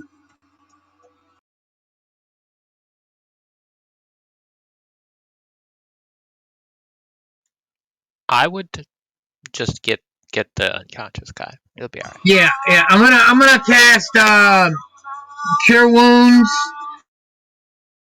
at 3rd level. Distance spell sorcery point, which allows me to use it at range.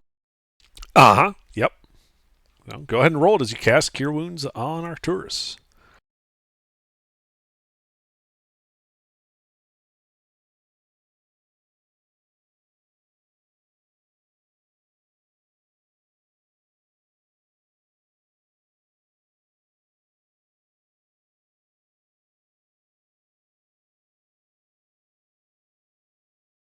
.28 points of healing to him.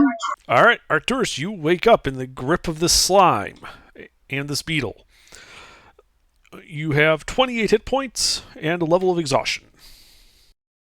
All right. Anything else from you, Beta? No, I already cast the attack disposal level, so I don't think I can do anything. All right, Arkellis. How big is this beetle? Size large? Yes.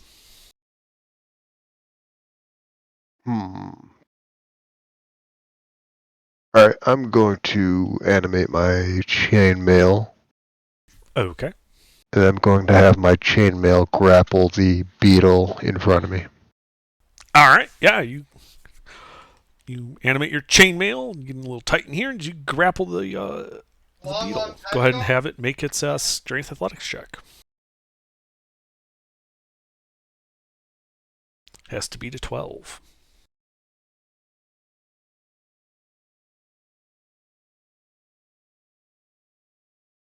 The beetle fends him off.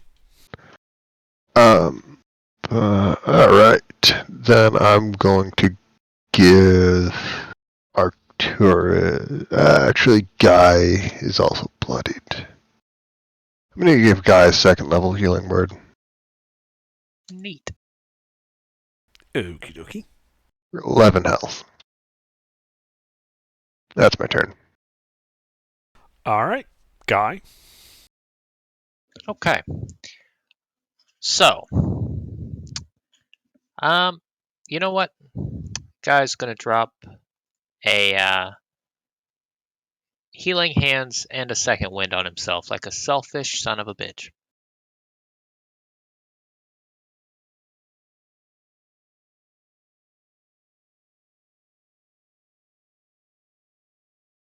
Guy, if you recall, you are being grappled by one of those acid oozes. Oh, I forgot about that. But okay. Yep, just letting you know. Like, it doesn't affect any of that if you don't care. Just Well, I'll use my bonus action on that then, and then I'll change up my action. Give me 1 moment.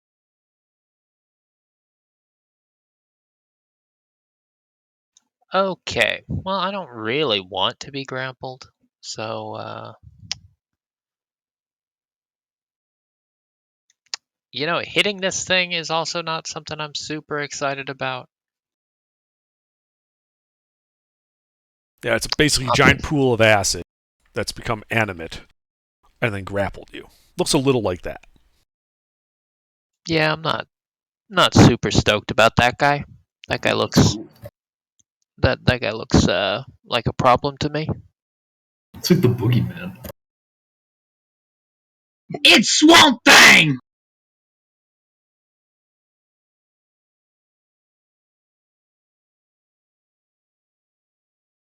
Yeah, I think I'm just gonna do my best to bounce here. That's just like a contested athletics acrobatics. Yeah, it is. You are using either your acrobatics or athletics to attempt to get out of here. It is irrelevant. The modifier is the same. Okay. And it's mediocre to boot. You are held fast. I would expect I am, yes. Okay. That's it. Okay. Ooze monsters. Well, Guy, you're being held by one of them. What are you wearing? Normal, non-magical, not armor clothing. It dissolves. Well, I mean, we're going a little more for like that Greek kind of style with my pose now, I guess, but that's fine. Yeah, your clothing just dissolves away. You are now naked inside this thing as it tries to squeeze you to death. All right. Does a 22 hit you? Yes. And it bludgeons you for 18 points of bludgeoning and acid damage. Okay. Glad I got some healing. Yep. The other one is going to try and strike Goulash. It has advantage. Thank you for reminding me. Oh, no. Fuck myself for reminding you. No. Yeah. It wouldn't be fair if I didn't. So you take 30 points of bludgeoning and acid damage. You are Okay. grappled, and what are you wearing? I'm not wearing any armor. I'm wearing that dragon skull. It, along with all of your clothing, dissolves. God damn it. Sorry, actually, the dragon skull would count for this. It's a special item. Make a dexterity saving throw.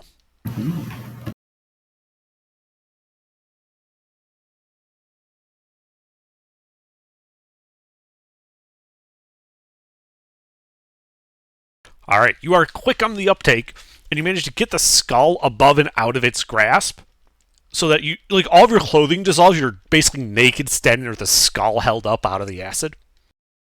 It only destroys clothing, right? Not weapons. It only destroyed the clothing. All right, and then the other one. Okay, you cut out for most of that, but I'm assuming it doesn't. In this destroy case, it weapons. only destroys your clothing. Okay. Also, the 5872, is that the bludgeoning? That 30 points of, yes, the 5872 and the 3 are bludgeoning. Ah, okay. The 5 is acid. That's 25. Yes. Bludgeoning. So that's 12. Okay. The third ooze is currently grappling Arcturus. Arcturus, what are you wearing? Robes made out of the skin of a hydra. Interesting. Please make a dex save.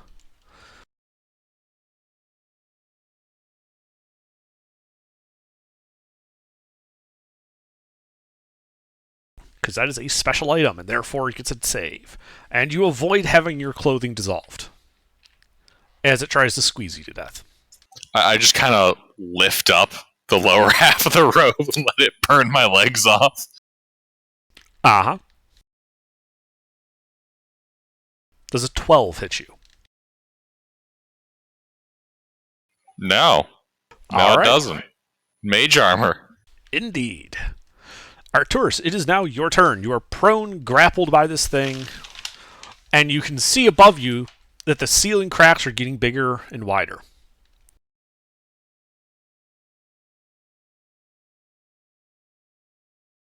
Bigger and wider, you say?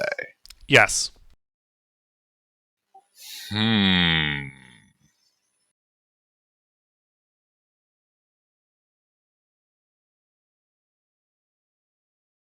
Out of curiosity, is any of that area classifiable as Earth? No. Bugger. It's all stone and crystal.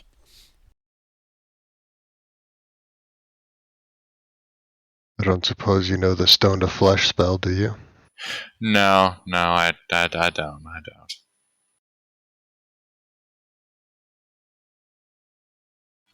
I believe I shall use the spell Misty Step and be not grappled anymore. Okay. Where are you misty stepping to? Back towards the rest of the party. All right. So, as far as 30 feet can get me. That gets you right behind Beta. What does that do Excellent. to the thing that I'm riding on while Nothing. grappling? It doesn't move when he's within 20 feet of it. So he's closer than 20 feet now. He's like 10 feet Oh, away. he moved 10 feet the other way. I got it. He basically, he went past you 10 feet behind you, so putting him Yeah. behind Beta. So nothing yet. Nothing has moved yet. So yeah, Arcturus, you are prone on the ground behind Beta. Anything else? Yeah, I'll use my action to produce a mage hand, start fidgeting with the rocks above the stuff. Okay. You cast Mage Hand and have it start exerting 10 pounds of force on the ceiling. You never know, that 10 pounds of force could be the most important 10 pounds of the entire combat. Anything else? Nah. All right. You guys hear the cracking of crystal, the sliding of stone, and that entire front half of the room collapses. Oh, damn it. That ooze Worth and it. that beetle Arcturus that you were fighting are completely obliterated by falling rocks. Oh my god. All according to plan. I guess that finally settles it. The Rolling Stones are better than the Beatles. Alright, and then it is the remaining beetle's turn. Seeing that its escape route is blocked, it is going to kind of back up into a corner. This will provoke an attack of opportunity from both Arkellis and Goulash. Ooh, sure.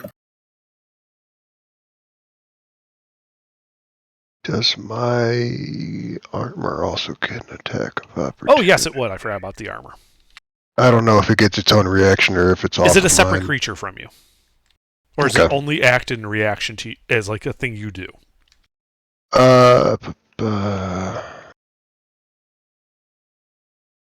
Like when you create it, does it say like, this makes it a creature that goes on your initiative or after your initiative, whatever? It is friendly and obeys my commands. Yes, but is it a creature? Does Does it have the word creature in that phrase?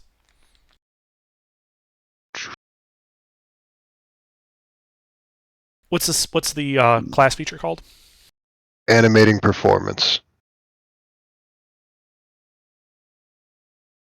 It has a stat block and it's a companion, but it doesn't use the word creature. It has a stat block. That's good enough. Yes, it is a creature. It has its own reaction. Okay. There's mine. Oh, okay. So, Goulash, that was a hit. Arkellis, that was also a hit. Then it has 0 move speed. Sentinel. Oh.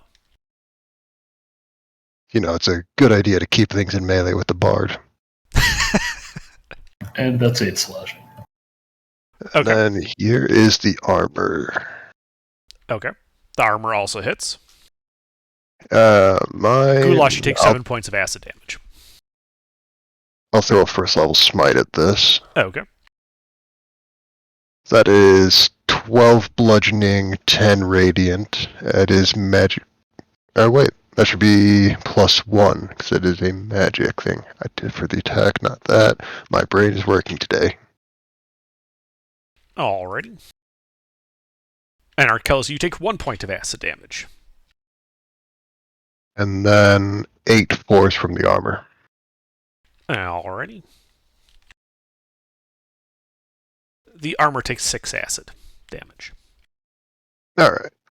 Since it can't move to get everybody, it's just going to spray acid where it is. So, this will catch Arkellis, Goulash, and Guy. I need dex saves from the 3 of you. Okay.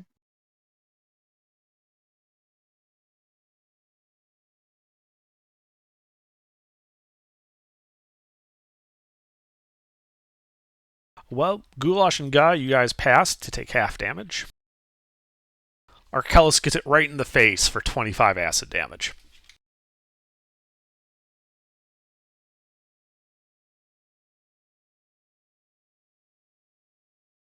Oof.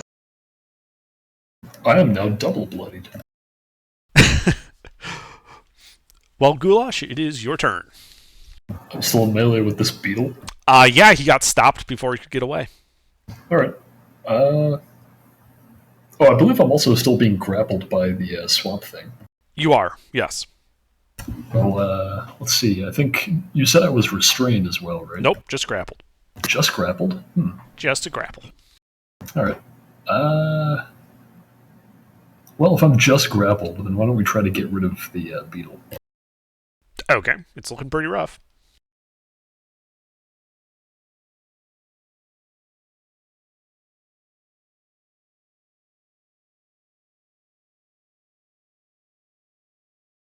Two hits. Alright, 22 slashing. Alright. And as you splatter the beetle, you take 13 points of acid damage from the 2 hits. These are individual hits. This leaves only the 2 slime monsters, one grappling you, Goulash, the other on the other side of the room grappling Guy. Alright, well, I used my action, so I don't think I can use my action to try to escape the grapple. Correct. Alright. Then, yeah, that's it. Alrighty. Beta. What's still left? 2 slime monsters. One grappling Guy, the other grappling Goulash. Okay, I'm gonna shoot one grappling Guy. Now, how is Guy? What? Is Guy still bloody? Is he getting worse? He was unbloodied and then rebloodied. He's roughly as bloodied as he was previously when you asked. So I'm gonna toss you a heal then, right? Okay. I'm in very poor shape. Yeah, Goulash is in very poor shape. I'm in Okay. fairly poor shape. Okay, well then I'll toss a heal at Goulash.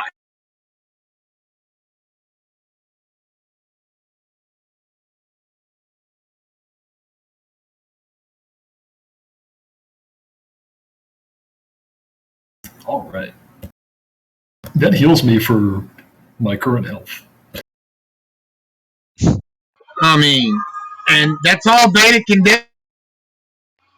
All right, Arkellis. Would it be an action for a size large creature to pick up a dead size large creature?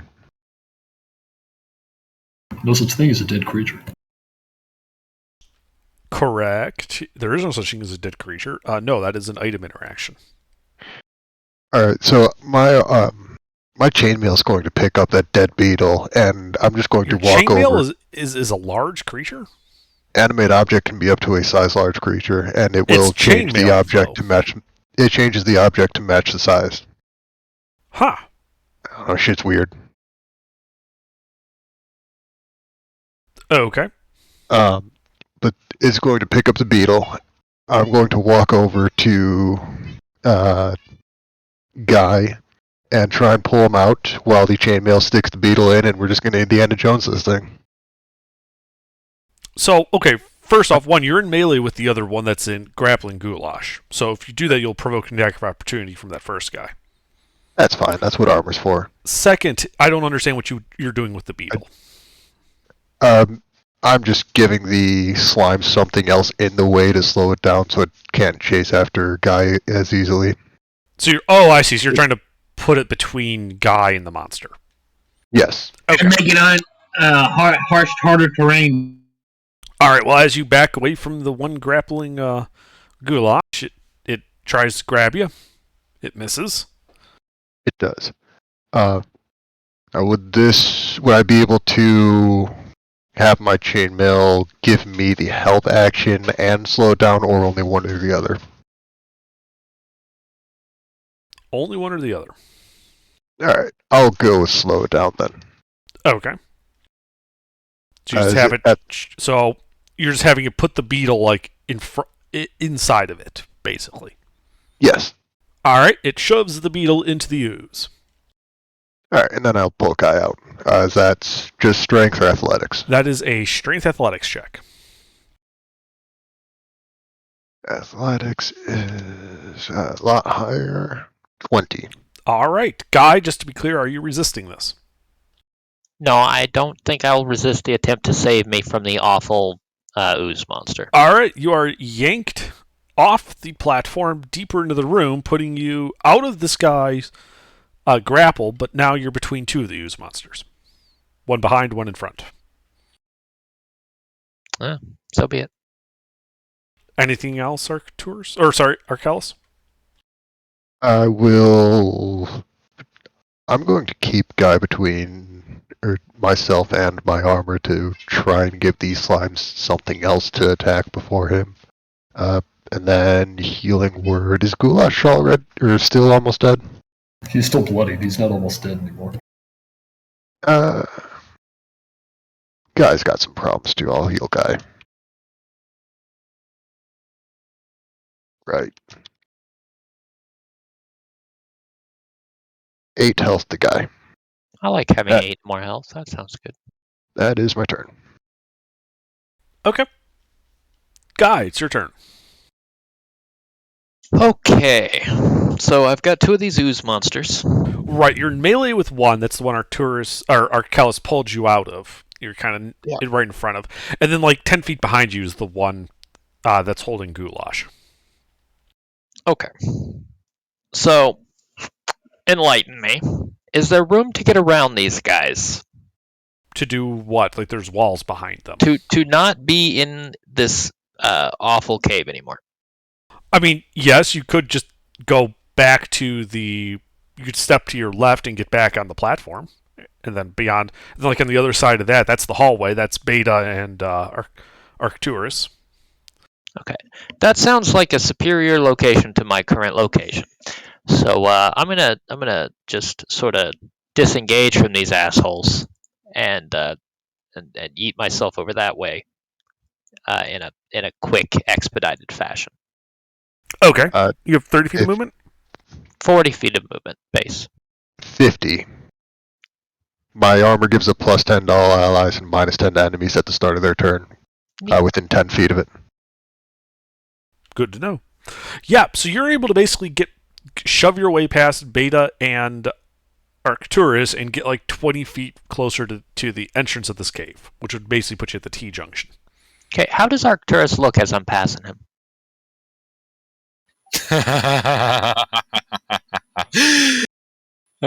Bloodied. Okay, I'll drop healing hands on him. That'll mean I have to use my key point to bonus action for that disengage, but that's fine. Yeah, healing hands heals you for 11. It's a flat number. Okay. Do you do anything else besides retreating? No, I'm good with retreating. That sounds good for me. Okay. Well, at the start of the ooze monster's turn, Goulash, you are still grappled by it. Yep. What weapon are you wielding? None. Okay. What's in your backpack? So disarm takes on a whole new meaning. No, basically, he gets when you start your turn. When it starts its turn and it's grappling, someone, it gets to dissolve one leather, metal, or wood item of its choice. Oh, I do have a shield. It tries to dissolve the shield. Is it magical? Nope. You don't have a shield anymore. Cool. And then it tries to squish you. I can't remember. Did you reckless last turn? Nope. Okay. Yeah, that is. I would think so, yes.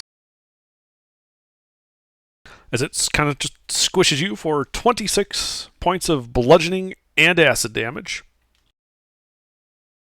The 48 plus 3 is bludgeoning. Yes. Yeah, so like 18 of that is bludgeoning.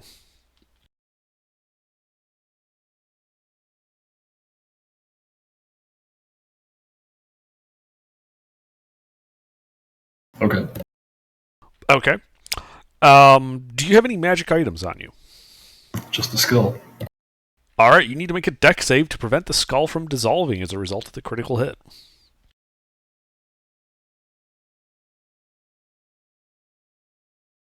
If I wanted to use an inspiration on that, would I have to know if I passed or failed first? The bardic inspiration or the DM No, a inspiration? DM inspiration. I would say you could know whether you passed or You should have a bardic still, right? When did you give me a bardic? On the first couple rounds. Oh, Sounds like a thing that happened, yeah. All right, well, I don't remember that because I probably didn't hear you, but in that case, I will use a bardic. And in that case, I think I do have to do it before I know. You have to use a bardic before you know. Yes. Yes. Is it a what is it? A D8? It is. What do I get with this one? A D8, and because of my subclass on saving throws, you get temp HP equal to the roll plus 5. Ooh, nice. Okay, I think I'm more confident with a 21. Alright, at 21, you do not lose your skull. Nice. I like having both of my skulls. Yes. Then you also get 11 temp HP from that. Cool. Neat. The other ooze monster, its path blocked and Guy having escaped, is just going to turn and attack Arkellis. Bold play, let's see how it works out. Does I a will 24 cast hit you? shield, and that will miss. Okay. Arcturus, it is your turn. Finger gun, pew pew, firebolt. At which one? The one holding Goulash or the one that attacked Arkellis? The one holding Goulash. Okay. Actually, wait. How fucked up do these things look? They don't look injured at all. In that case, I bust out the bigger, better weapons. You're fireballing the party? What? No, I don't have Fireball. Oh, that's right, you're a useless wizard. I forgot about that. Yeah. Ass wizard. He has no good spells. Alright, so what do you do? Plot a bicorn?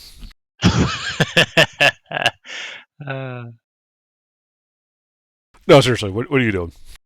Out of curiosity, where's Beta? Right in front of you. Okay, excellent. And what would be the distance I need to use telekinesis to move her into the pool of acid? That would be 15 feet. Okay, good to know. Good to know. More damage than you do from distance. Let's see. This. I would In all seriousness, though, am I able to catch these two in a line without hitting party members? No. If I were If you want. to fire, who would I hit? You would hit Beta and Goulash.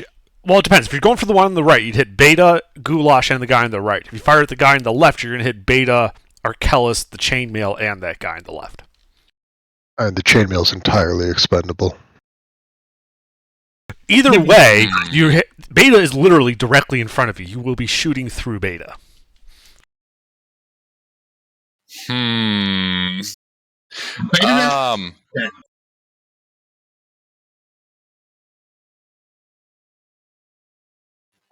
Yeah, I think I'm just gonna go with I need a wisdom saving throw. I'm slowing these motherfuckers down.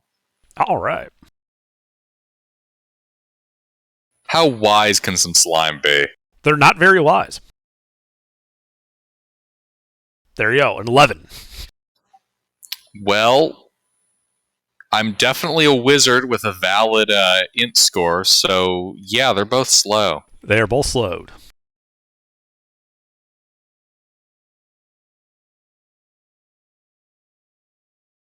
Anything else?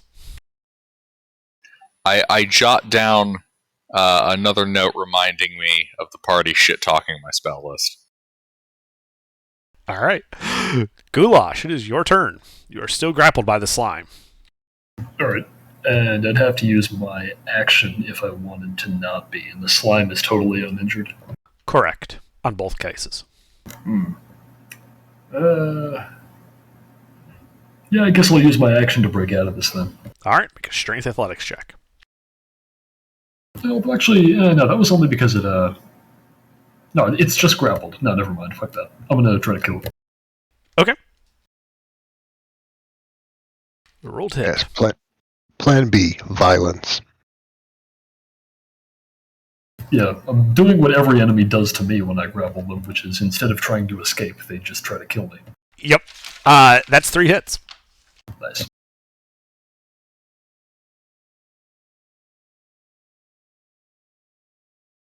Alright, 33 slashing. Alright. Yeah, use rend, lines through this thing with your claws. It is injured. That's slashing, right? Yep. It is not as injured as you would expect it normally to be. Ah, damn it. Alright, well, that's it for me. Alright. Hey, the funny thing is, based on these stat blocks, you don't get acid damage in retaliation for striking a monster literally made out of acid. Cool. That is fun. Not only do I not have that, but I also don't take acid damage at the start of my turn for being grappled by this thing. Correct. Which I was kind of expecting. No, it just dissolves your shit instead. Yeah, well, it's a good thing I don't have any shit. Except for that one thing. You have one item that you just have to keep making. You want to know what's in my backpack in case I did answer that question? I have a torch and my mess kit and some rations. Oh, and a crowbar. Okay. Alright. Beta, your turn then. I'm gonna shoot one of the slimes. Which one? Which one looks the worst off? Well, the one fighting Arkellis is uninjured. The one that's grappling Goulash is injured. I'm gonna take out the one grappling Goulash. Alright, roll the hit.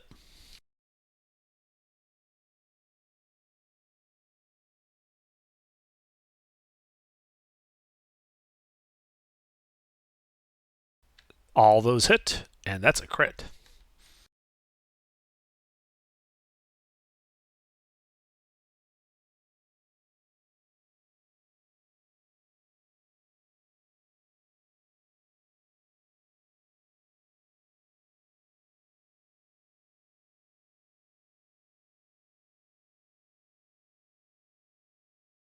I'm fucking done.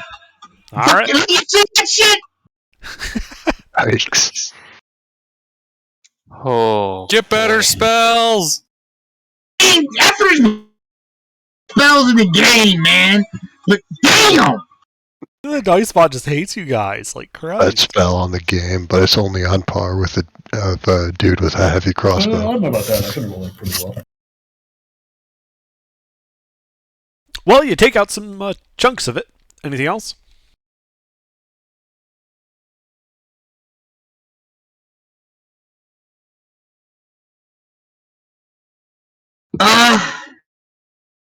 Yeah.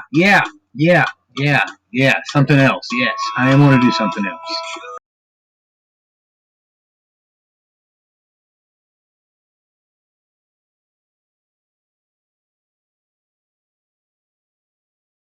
I am going to cast, as a bonus action, cast Sanctuary on... You cut off there. On who? I'm gonna cast Sanctuary as a bonus action. Yes, I understand you're casting Sanctuary as a bonus action. You keep cutting off who you're going to do it to. Goulash. Okay. Yeah, Goulash. Goulash, you are sanctuaried. Cool. Anything else? No, that's it. All right, Arkellis. I'm going to. I'm going to give Goulash another bardic inspiration, and I'm going to, for my action, cast Bane on both of these slimes. Oh, nice. Is there a save? I can't remember. Charisma save. Plus 20. Strangely enough, a 1 does not succeed, and neither does a 5. Yeah, they're not the greatest mentally. So it's a d4 from all attacks and saving throws, and it doesn't look like there's another roll at the end of each turn. Uh-huh. Alright. And then my armor is going to punch this other one that's right next to me. Okay.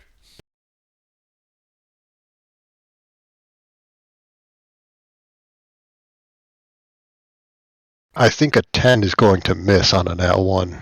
Yeah. Yeah, it does. Alright, that's going to be my turn. All right. Guy. Okay. I'm currently safe. Correct? Ish. Safe-ish, yeah. Ish. You're at a T-junction. There's currently no monsters attacking you. Okay. Then everything is going according to plan. I end my turn. Okay. These guys. Well, the one holding Goulash. Let's see. What's it going to do? It is going to move up to behind Arkellis. And it's going to try and squeeze Goulash.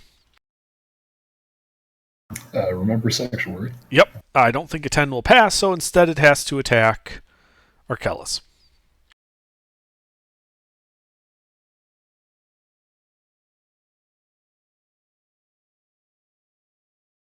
$14 misses. 14 misses. All right.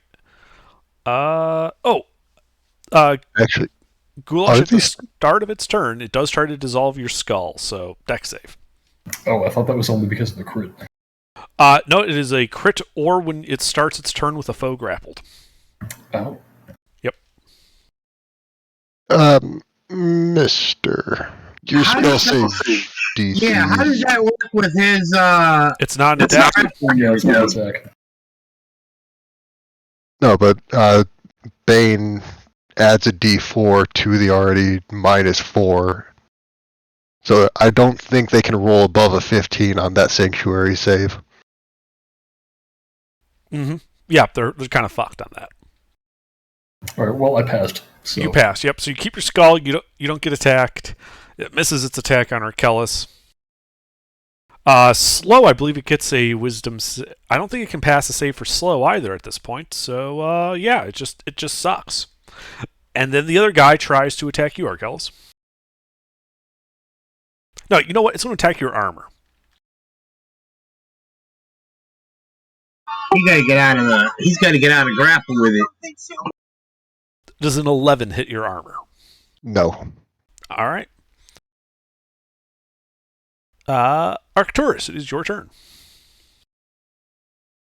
All right, these guys are still slowed. That's good. Is there a way I can kind of push Beta out of the side and fire a lightning bolt and hit one of these guys without hitting friendlies? I mean, you could spend 10 feet of movement and move past Beta. Yeah, sure, I'll do that. All right, you step past Beta up onto your disc, and you're casting lightning bolt at which direction? Off to the right, you can cast a lightning bolt that will hit the one grappling goulash without hitting anybody else. To the left, if you cast it, you'll have to go through Arkellis and his armor, but you'll also catch the guy on the left. I'll just avoid the friendly fire and hit the one grappling goulash. No. Okay. Sorry, just remind me. Slow is that -2 to dex saves? I do believe that is in fact a -2 to dex saves. It got a 2. I do believe it takes some lightning damage.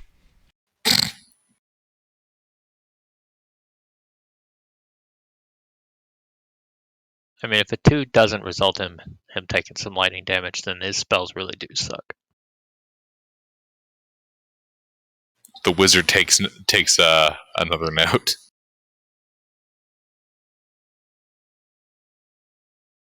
All right, you electrify him, and it looks like he is bloodied. Nice. Anything else? No, that'll be all. All right, Goulash, your turn.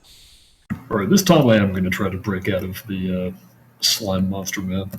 All right, athletics check.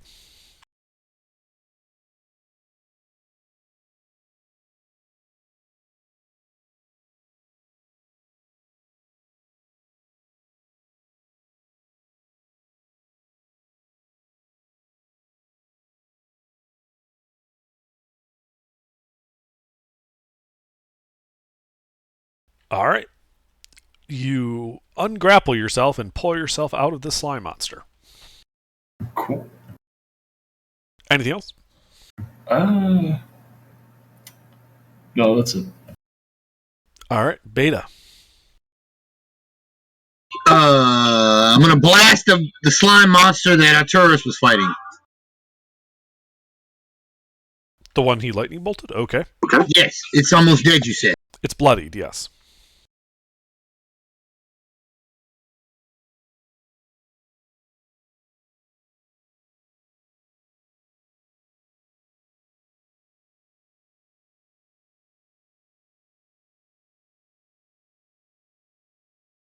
Three hits.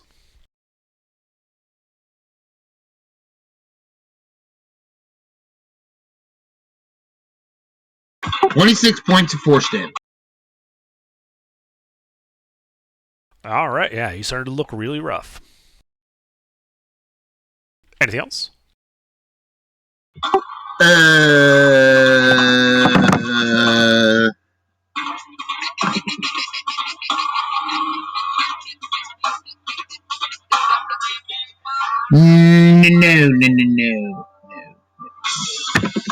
No. Okay, Arkellis. All right, let's see. What are my offensive options? Vicious Mockery. Synaptic Static. I think I'm going to go with Vicious Mockery on this one. I'm going to target the one with Goulash is almost dead, right? It's bloodied and then some. Yes. I'm going to target the other one then. The undamaged one, okay. I don't think it's capable of making a 17 or higher on a wisdom save. You never know. It could get really, really lucky. Roll a 26 on a 20. Yeah, it's really lucky for somebody. 10 psychic damage, disadvantage on its next attack. Okay. Poor bastard. And then my armor's going to punch the one with Goulash. All right. Yep. Roll it. Hit. 14 to hit. Ooh.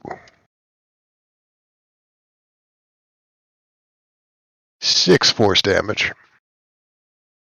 And that's going to be it that for thing me. looks to be near death. Yay! All right. Guy. I'm still safe. I'm fine. Okay. These guys. They are the unhappy. Yeah,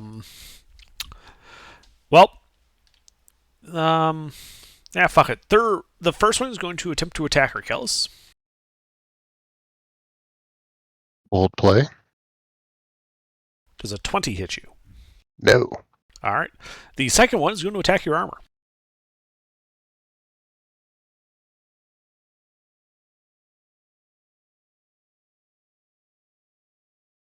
I don't think that hits either. Strangely enough, no. Arcturus, it is your turn. Indeed, indeed.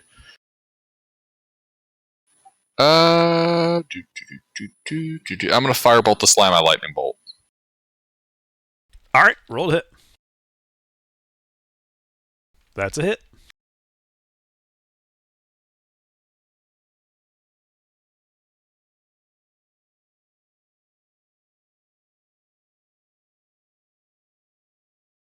All right, yeah, so you cast Firebolt into it.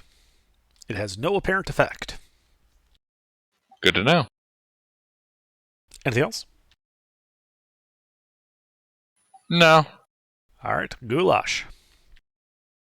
All right. I'm going to try a little experiment, and I'm going to try to punch this guy instead. All right, roll to hit.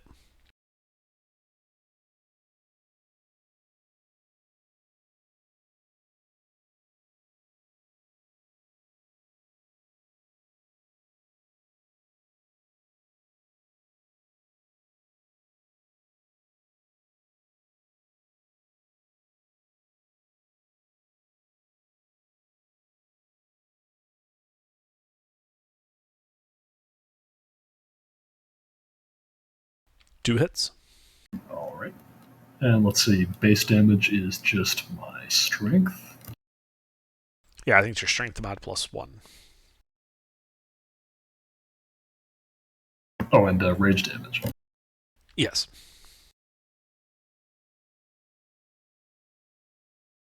So that is 16 non-magical bludgeoning. All right. You punch it. It doesn't look like at first that it's doing as much damage as you thought. But it did enough, and the ooze dissolves and dies. Cool. Anything else? So it didn't appear to be any more effective than my claws. Correct. All right. No, that's it. All right. Beta.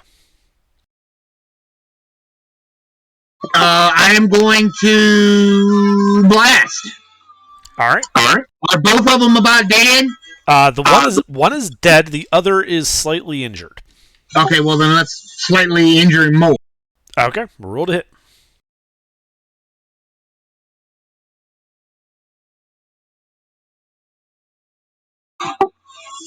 How many? 3? Hits. With slow, its AC is real low.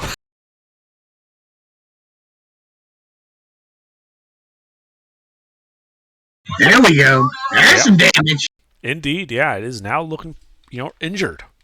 Anything else? Yes. Which one of our compatriots is the injuredest? I'm pretty bad. Alright, yeah, I've been thinking Goulash was the worst anyway. So I'm going to, as a bonus action, I am going to healing word him for. No, don't do that. Save that for when somebody goes down. Do what you want. Yeah, I mean, do what you want. Because a pirate is free.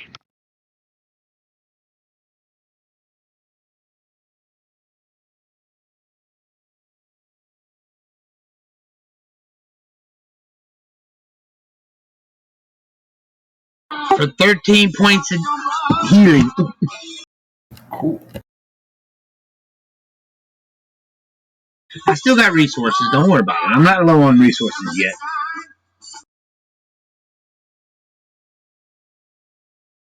All right. Anything else, Beta? No, that's it. All right. Arkellis, your turn. I'm going to continue to make fun of this thing's impotency. Vicious mockery.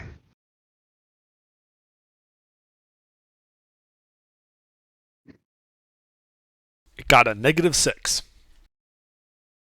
It You should know, not do that. This might surprise you, but a -6 does fail a DC of 17. Yeah, he tried to pull a Gandhi. It didn't work. 7 psychic damage, disadvantage, and then armor slap. All right. Roll Throwing it. the gauntlet. That poor thing just thinks he is the worst creature in That the hits. world. That's not a 0. You do not do a D19. Yeah, 9 is a little bit too close to 0 for my sleepy big thumbs. All right. It is now bloodied. It is bloody. Alright, that's my turn. Guy. Same as last time. All right. This guy. What is guy doing? Hiding in the corner? I mean, the fuck? No, it's going to move up. This will provoke an attack of opportunity from Arkellis' armor. It's staying within melee range of Arkellis.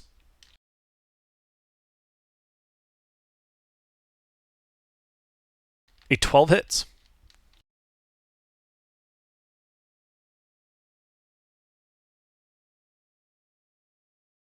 All right. And its move speed is reduced by 10, if that matters. It does. Fortunately, it has the 5 feet that it needs to get into range to punch Arcturus. Legasp. Did it come past me to do that? No, because Arcturus stepped in front of you. Oh, that's right. It missed the wizard.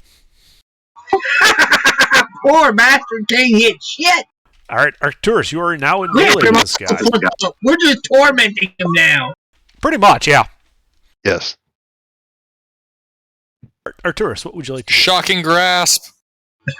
Okay, that hits.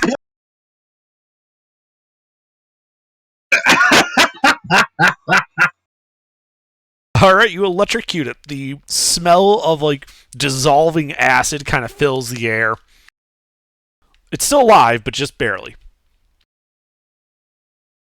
Anything else? Nah. All right, Goulash. Is there a chance I can insult it to death? All right, I'm going to run up and start ripping this guy apart with my claws. Roll to hit. And we'll make it reckless this time. As you are wont to do. All hit.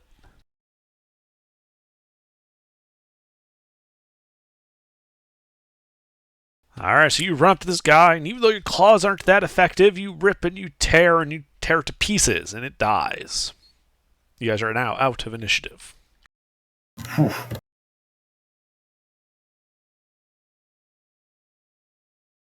All right. That was a thing. When I decided to move back and not be in melee with these things, it was primarily because I'm not looking to be caught somewhere again, and then need to be rescued while the ceiling's going to collapse. But the ceiling seems like it's fine. So you Yes. were hiding in the corner. Yes. Yeah, he backed up. Fortunately for you guys, it looks like that those crystal veins that are running through this rock acted like a like a stress break, and so that when Arcturus pulled down part of the ceiling, it stopped at the crystal vein.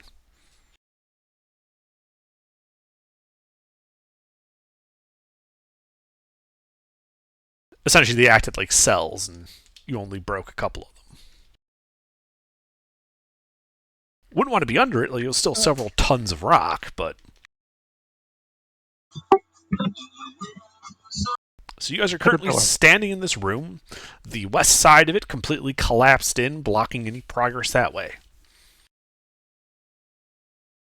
Do we want to try and clear that cave in, or should we just look for a different route? How big does that cave in look? It looks like a volume of rock 10 by 15 by 20. It's approximately 3 tons of stone. My armor will last for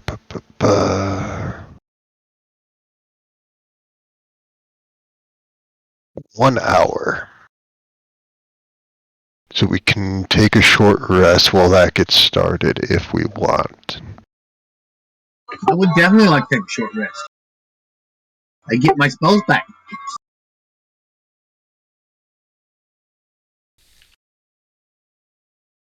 That's 2 votes for a short rest. I vote for short rest. So be it. Alright, I will have... Before we start, how injured is everybody? Can we take 10 minutes for Beta to cast a couple of second level spells? They take 10 minutes apiece. Well, they just said they were taking a short rest, so they're going to be sitting around for like an hour. Okay, well then I'm gonna cast 3 of them. No, we'll cast 2 of them for 20 minutes, and I'm gonna heal the party for.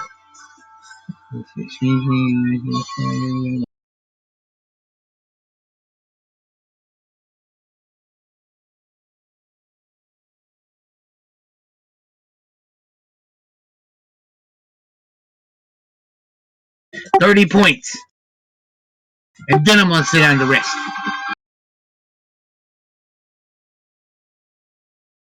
Okay. You heal them for 30 points, and then you sit down and rest. The hour passes uneventfully. The armor just kind of plucking stones out. You do notice that as it pulls out like big chunks of stone, the whole pile kind of shifts and more stone falls in from above. Is it making progress, or is it like completely making none? You think that it's probably going to take that, then the armor stops, but if you had that armor going constantly, it would probably take like a full day to clear that rubble. It's making slow progress.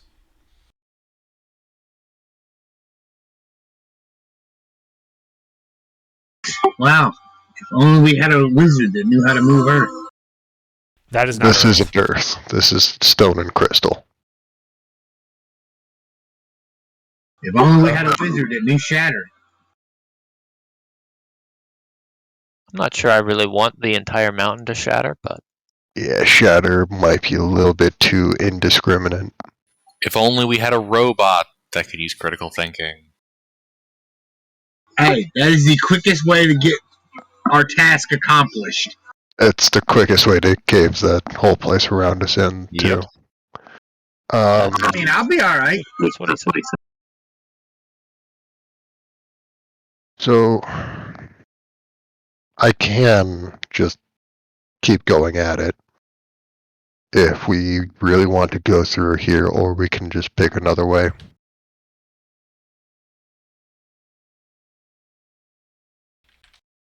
I propose we just go another way.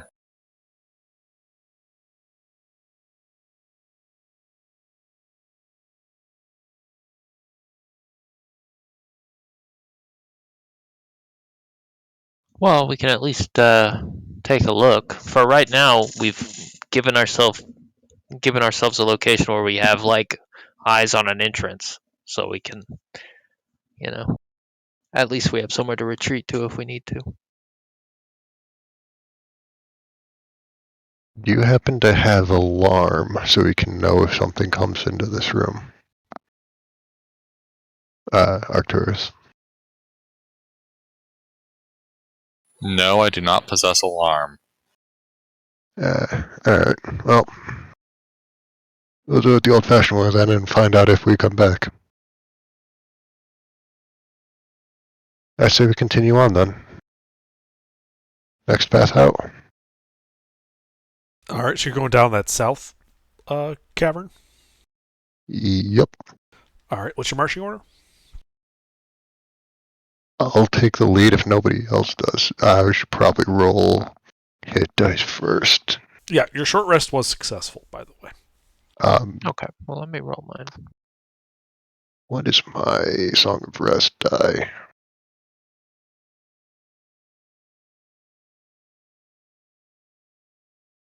Hey, I might want to add literally anything to that. Song of Rest die is a D8. We'll go with that. Oof. Do you see this nonsense? Yikes. Yep. Okay, well, I guess I'll use some of my actual good dice then.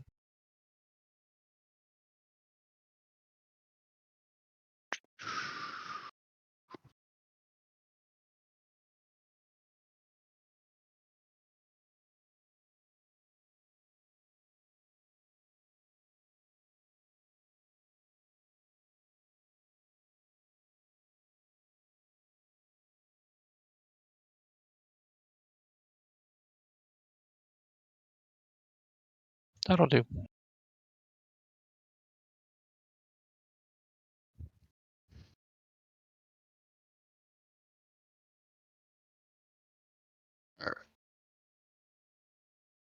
I'm set to go. Still need your marching order. I will take the lead if nobody else wants to. Type it out. I got to step away for a second.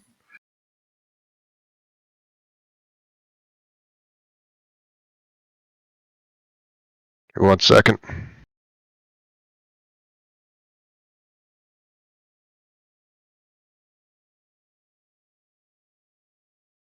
Beta, where do you want to be? In the middle of the pack.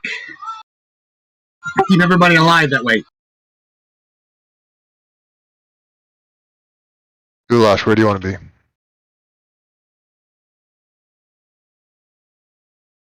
Guy, where do you want to be?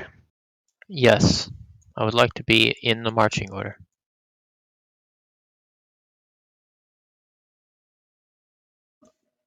Yeah.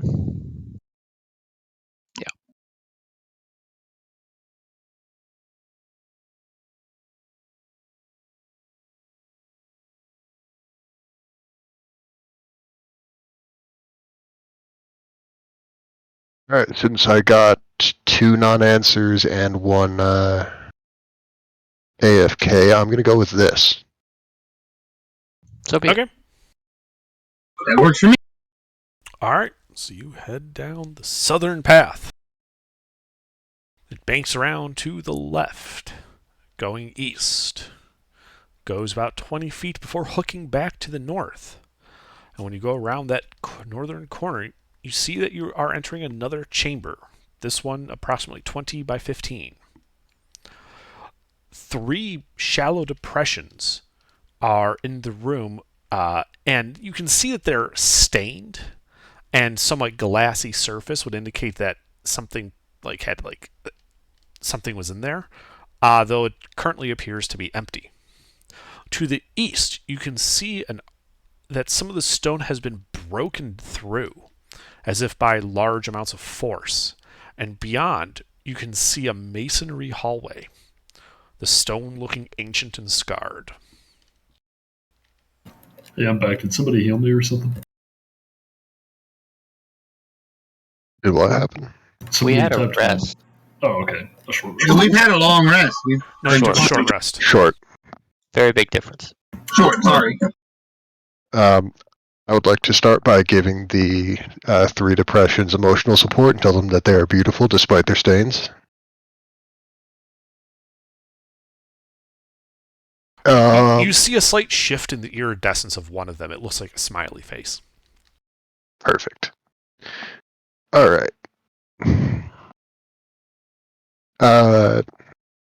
This room's otherwise empty. Depression, stains, then Yeah. the masonry hallway. And then the masonry hallway. Alright, I'll go see what those stains are. Okay, so you walk over to one of the depressions. Yeah. Yeah, it's glassy surface, stained a greenish color. Does it look like the acid monsters we just fought? It looks really similar to them, but it looks like a residue that was left after you killed them.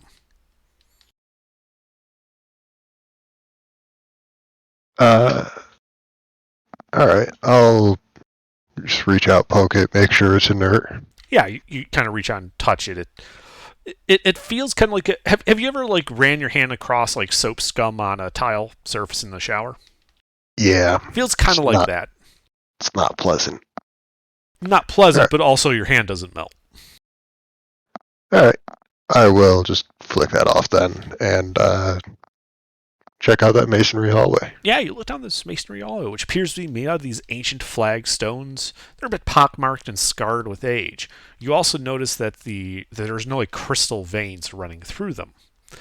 And 10, 20, 30, 40, 50... You have dark vision 60 feet, right? Yes. All right. Yeah, you can see that the hallway looks to go down 60 feet in a straight line to the east before turning to the north. Okay. What's your passive perception?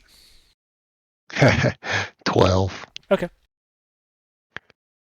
Do I have the light cantrip? I do. Since I don't see anything abnormal yet, I'm going to cast light on my dagger and check for anything that dark vision would blend in with the rest of everything, and continue down to that hallway. Sure, yeah, you walk down there. With the light of your dagger, you can tell that there's some staining at certain points on the hallway. Not blood-colored, but almost like a copper solution. Like if someone had like dropped molten copper in it, then rusted away. That type of staining on the floor. Interesting. Alright, and then once I get like 50 feet from the Well, did you go actually, alone, or is the party coming with you? that's up to them. I'm going either way. If he's died set on going, I suppose I'll go with him. Yeah, I'm Yeah. gonna let him go by himself and die by himself. As the edge of the light is approaching the corner, I'll just sheath the dagger to cover the light, and then just go up to the corner and peek around. Sure. Yeah, you go up to the corner and peek around. Especially Guy and Arcturus, as you guys are kind of bringing up the rear with some really good passive perceptions. You notice that there are like 3 distinct traps in this hallway that have all been set off, and they didn't reset. They correspond to those patches of like coppery patina on the ground. Interesting. That makes sense. Somebody tried to get down through here and didn't make it. Surprised we don't see corpses. Just because they set off traps doesn't mean they got killed by them. And then Arcellus, you look around that corner. It looks to be more 5-foot wide hallway, going north about 15 feet, ending in a stone door that is currently ajar. Which one is It'll be a jar. Okay. Are you the only source of light, Arcellus? He sheathed his dagger. There is no light. Oh, good. Well, I don't need light. Let me squeeze ahead here with my 90 feet of dark vision, and Go ahead. I'll peer through that space. Quiet like though. Aha. Well, then you should make a stealth check. And like quietly get a bardic inspiration. I would have quietly give a bargain. Then you should also make a stealth check. Do I have the heavy armor disadvantage on this? I'm going to go with no, not for this. What's your bardic die? E8. Okay, what is my stealth? It's like Wait, +4. correction. It's 2d8. You keep the higher one on skill checks. You're bardic? Yes, subclass. Skill checks give advantage. That's sweet. I mean, Uh, that didn't help that much, but it's nice. For skill checks, it's 2, roll twice, take the higher.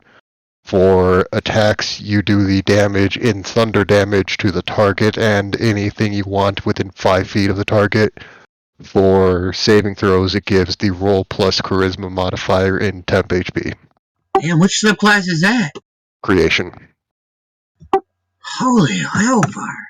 All right. Yeah. So you Bard wasn't broken enough. you sneak up to that open door, guy, and look in, seeing a 15-foot wide, 30-foot long room. Craters pockmarking the room's surfaces, several that you can see being partially filled with gray dust.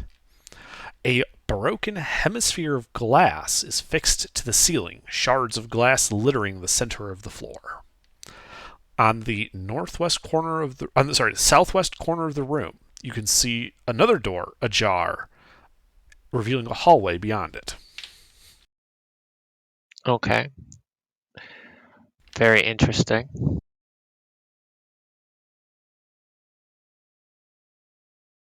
So the floor is covered in broken glass, and there are holes in the floor full of dust. In the center of the room, there's like a pile of glass that was underneath this hemisphere that's in the ceiling. Think like a light fixture, except I'm thinking like somebody's disco ball shattered. yeah, exactly.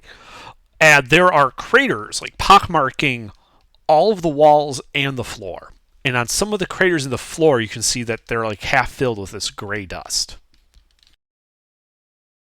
That's fine. Everything's fine in there. Nothing about that is suspicious or concerning. Okay. Fair enough. This door that's ajar, is there enough space for me to squeeze through it? Yeah. I'm gonna do that. Okay, you enter the crater room.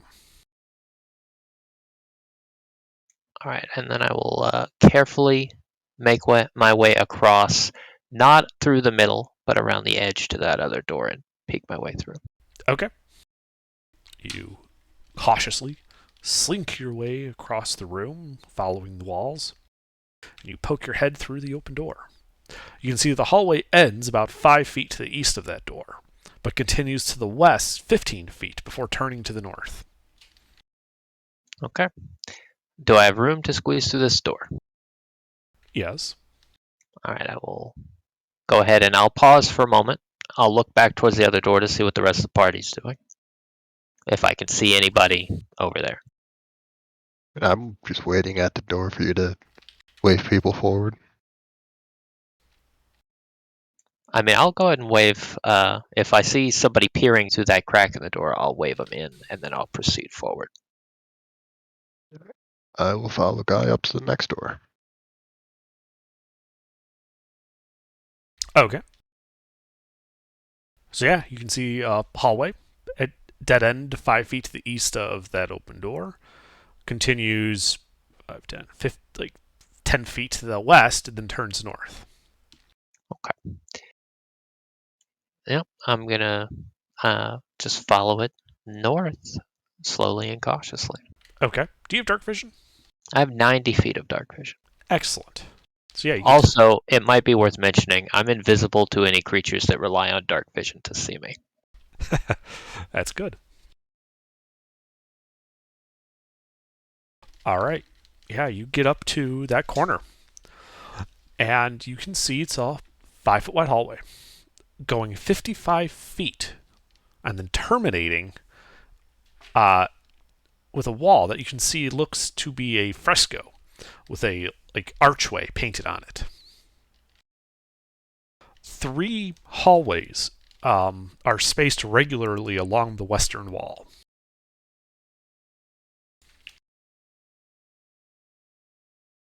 Interesting. Okay. So Or we this, choose to disbelieve the illusion of the fresco and walk into that one. yeah, I'm gonna let the rest of the party catch up with me. Anybody who's gonna. So a This, thought occurs. We can't see our forward scout because we all rely on dark vision to see him. I mean, I imagine I can probably signal, but I mean that's up to Under.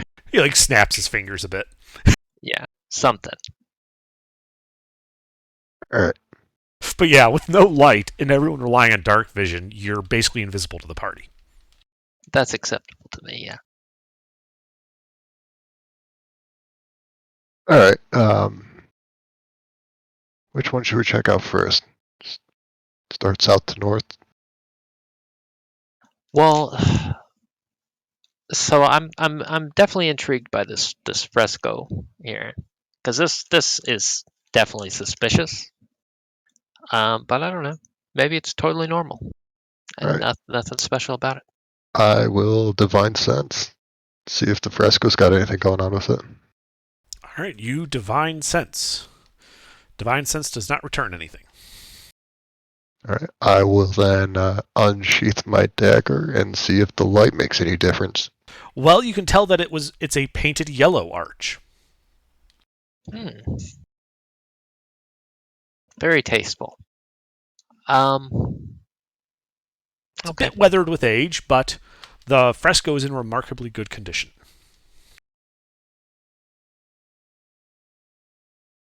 Is anyone able to detect magic?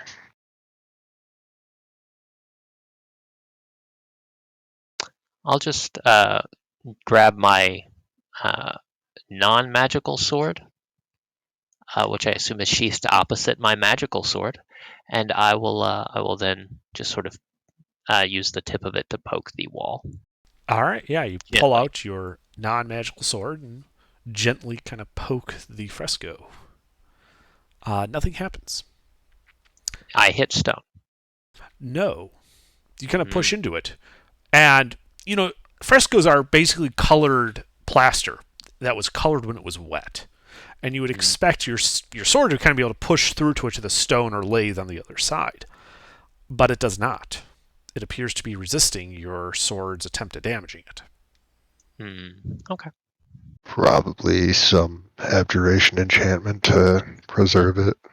Yeah, spooky fresco. Okay. Oh, it's not desecrated. Now, on so the it's not way that. to walking up to that fresco on that northern dead end, you did pass 3 closed doors on the western, those western hallways. All basically were immediately closed wooden doors. Yeah. I think that's our next point of attention. I'm concerned that the fresco here is masking some sort of secret passage or something. I don't really want to get stabbed in the back by whatever's behind it, but it could also be nothing, and messing with it could, be an awful idea. So I guess we'll just Let's check one of these doors. I mean, I can definitely look into it. let's start at that southern door, just so we don't have an escape cut off if all these doors fly open. But yeah, if there's something you want to do with the fresco, now's the time. I'll stand back out of your way. Yeah, I'll investigate this fresco. Okay, so you guys walk to the southern door. Arcturus kind of pushes past and goes up to that fresco. Are you guys doing the stuff simultaneously? Like you're going to open the door while he's investigating it, or what? No, we'll The door wait at can the door. wait. Okay. I'll animate just some of my spare clothes and have that go with Arcturus just as a... All right, Arcturus, so what are you doing up at the fresco? Well, I'm going to start with just kind of hopefully an investigation check, just kind of looking over it, seeing what material it appears to be made out of. I gotcha. Potentially concealed past, Yeah. first once over. Sure, go ahead and make an investigation check.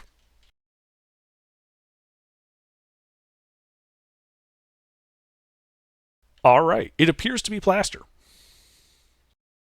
Plaster, all right, Yep. all right. It is a smooth surface. You don't see any seams. It is interesting in that most of these other walls are bare. This is like the first plastered wall you've seen in this structure. And what is the fresco depicting? A archway. like a tunnel, like a you know how like have you ever watched all of those old Wile E. Coyote Roadrunner cartoons and he uses like a paints like a black archway for a tunnel? It's like that except it's colored yellow instead of black.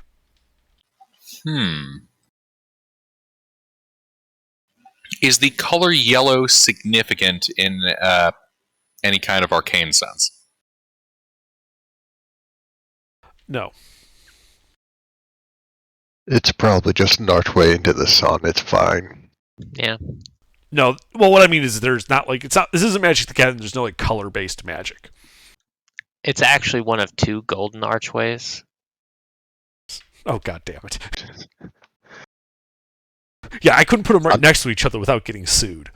Alright, what you gotta do is you gotta put them upside down, hang them from the roof. Well, that's wild. If we give this information to the chicken wizard, it'll be very profitable for us. All right, so I'm gonna try to manifest a mage hand on the other side of this thing. Okay. 5 feet on the other side. Yeah, you manifest Mage Hand. 5 feet deep into this wall. You feel the spell activate. You didn't think that one through, did you? The hand does not actually offer any sensory data back to you. Like as a spell, it doesn't do that. So you know you cast it, but you don't really get any feedback.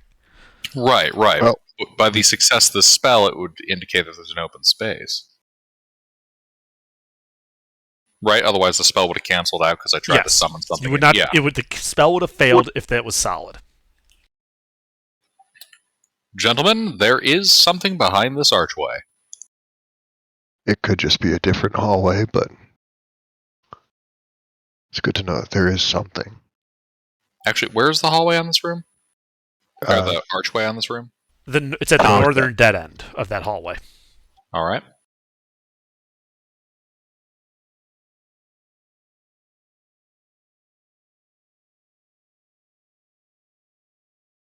All right, why don't we check this first door and get back to it?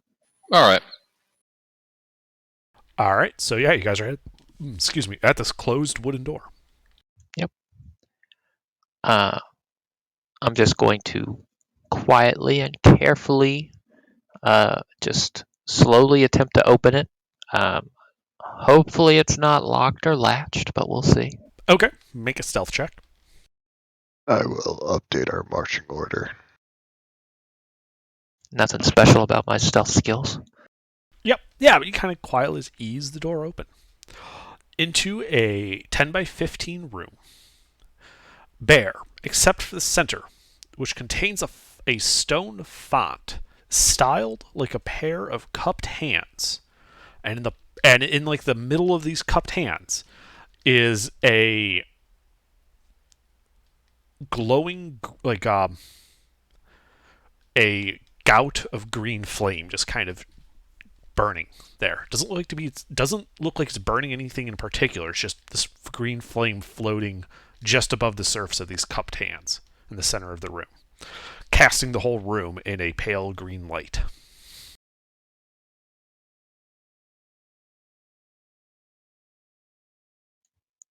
That's unusual. Okay. I'm just going to poke my head in just far enough to check around the other side of the door where I can't see and just make sure there's no other entrances or anything to the room. You do not see any other entrances to the room. Okay. I'm going to move to the next door. Uh-huh. Before or while he's leaving, I'll just unsheath the dagger in that room, see if light changes anything. Okay. Yeah, you unsheath the dagger. The light doesn't change anything. The pale green light is rather weak. Like, it doesn't look like it would illuminate all that much of an area. I can just walk it around the room. Right. No. Your dagger's nice and bright. I'm talking about the fire coming from this cupped hand. Even with the door open, the light barely spills out into the hallway. Okay.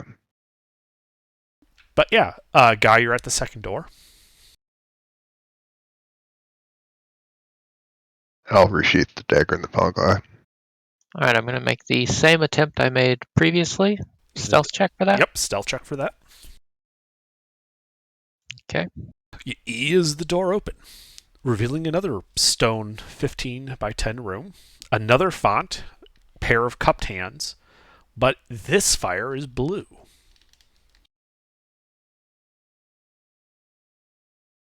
Mm-hmm. Okay. All right. Interesting. I have a thought, depending So, on what's in the We're third gonna room. we're gonna have to see what's in the third room, but I'm noticing there's a pattern here. So let's maybe I'm actually gonna close this door back Okay. and move to the third. All right, you close the door to the blue fire room and go to the third door. And hold on, let me Are you making a stealth make check myself. again? Okay. Hopefully, I don't need to, but here you go. Yeah. This door creaks loudly as you open it, revealing another room, 10 by 15, another font. This fire a deep red color. Alright, I'm pretty sure we just put the blue and green, was it? The first two on a torch, make yellow, and then touch the fresco with it. Walk through the fresco. Yeah, That seems reasonable to me. that seems like it adds up. Okay, Alright. I'll go do that then. please do. I'll wait at the fresco.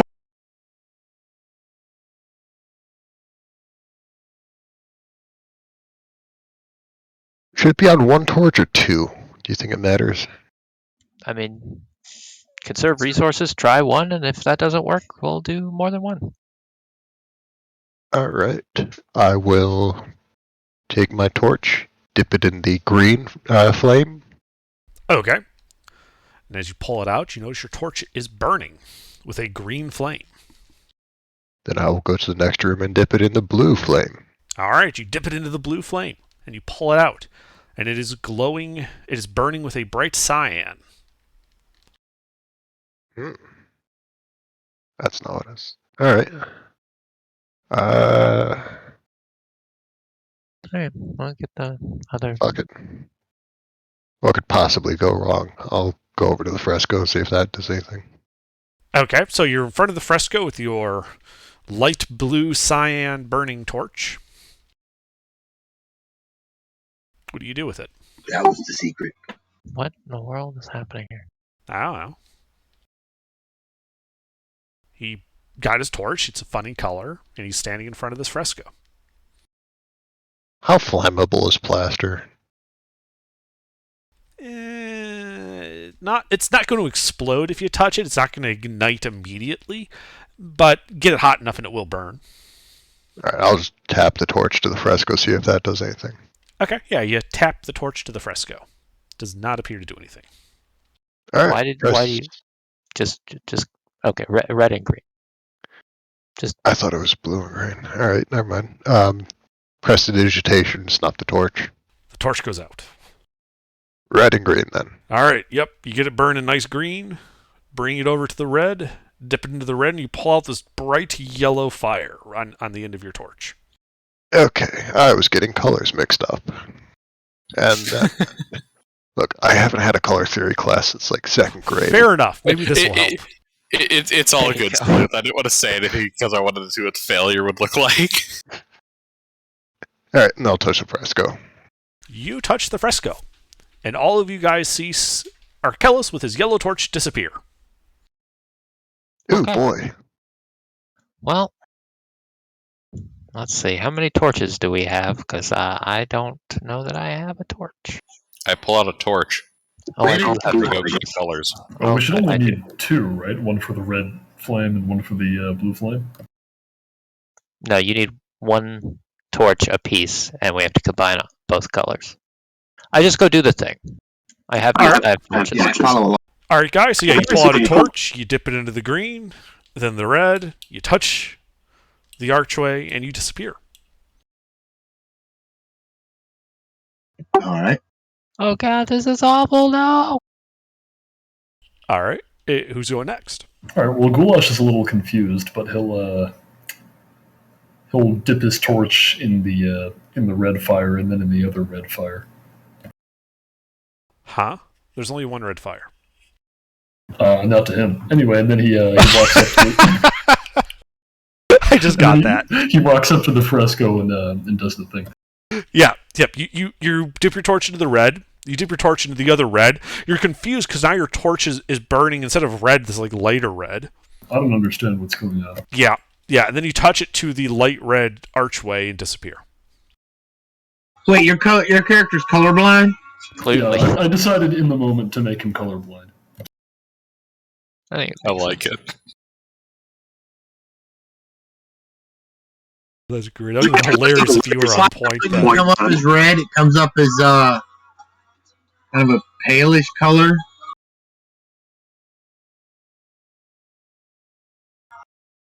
All right. Well, I'm pretty sure you guys have figured this out. So I assume you all take torches and do the color mixing. All right. Yeah. So you guys are teleported as a result of that, and find yourselves elsewhere.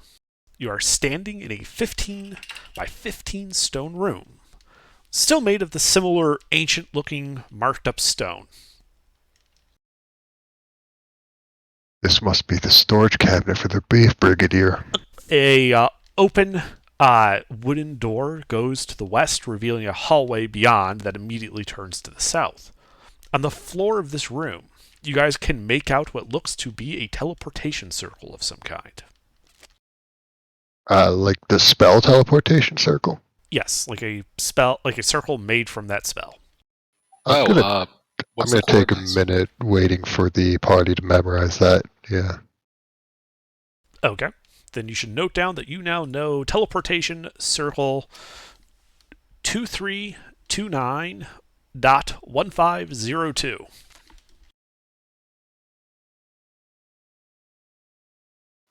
What was that again under? 2329. Right, I just posted it. All right.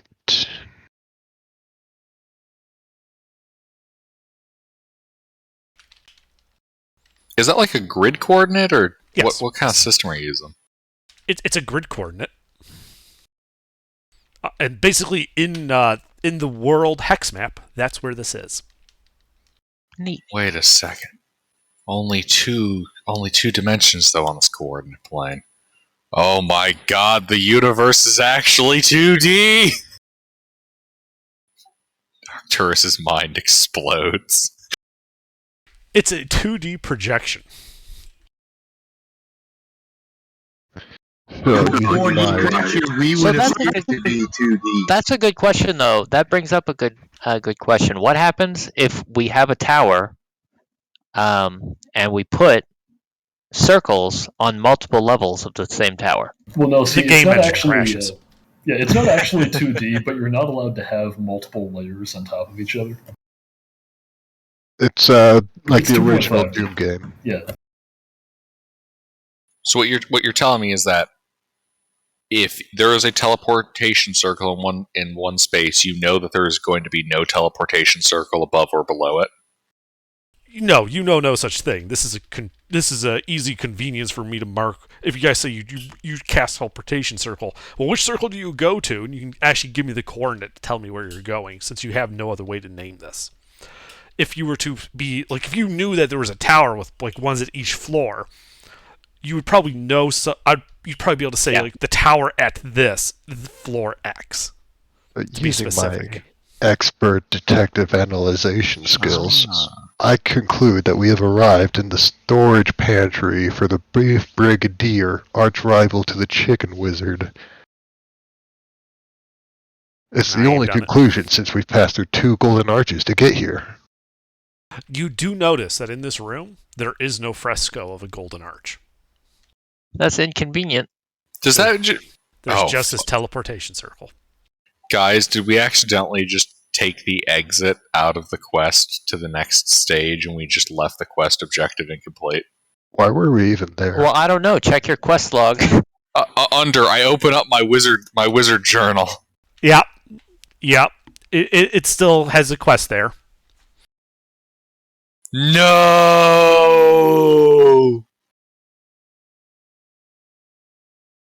Oh well. We'll go back. We won't, but we will. That is the most bald-faced lie we all tell ourselves. We'll go back and finish that quest. Yeah, just after this next one. Ooh, look, another quest. Let's go do that. Sorry about that. My internet went out for a second and got disconnected. No worries. Can I use my DM inspiration to complete the quest via console commands? No. Oh. That was a good one. I like that. That was funny as shit. Okay. I used the Skyrim Restoration Alchemy feedback loop to create an overflow error that bugs the game and causes the quest to register as completed. Well, if we're in Skyrim, one of us can just pull out a plate and we'll clip back through the fresco. I mean, you can just make a potion, drink it, make some armor that gives you, infinite regeneration, and just stand there and let them hit you. Alright, anyways, we got more stuff to explore now. Tally-ho! Forward recon, if you would be so kind.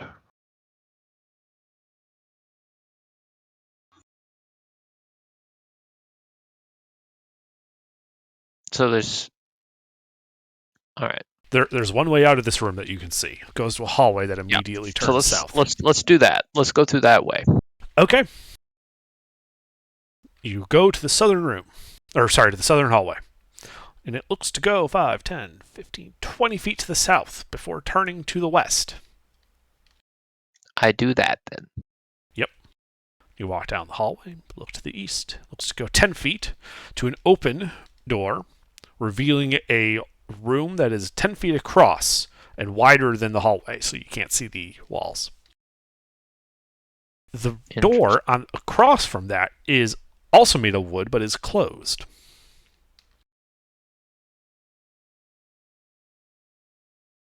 Okay. Make sure the rest of the party's with me, and then I'll continue. Yeah, I say we check the open ones first. All right, you continue forward. The room that you then enter past that first door looks to be about 15 feet wide, 10 feet across to that door.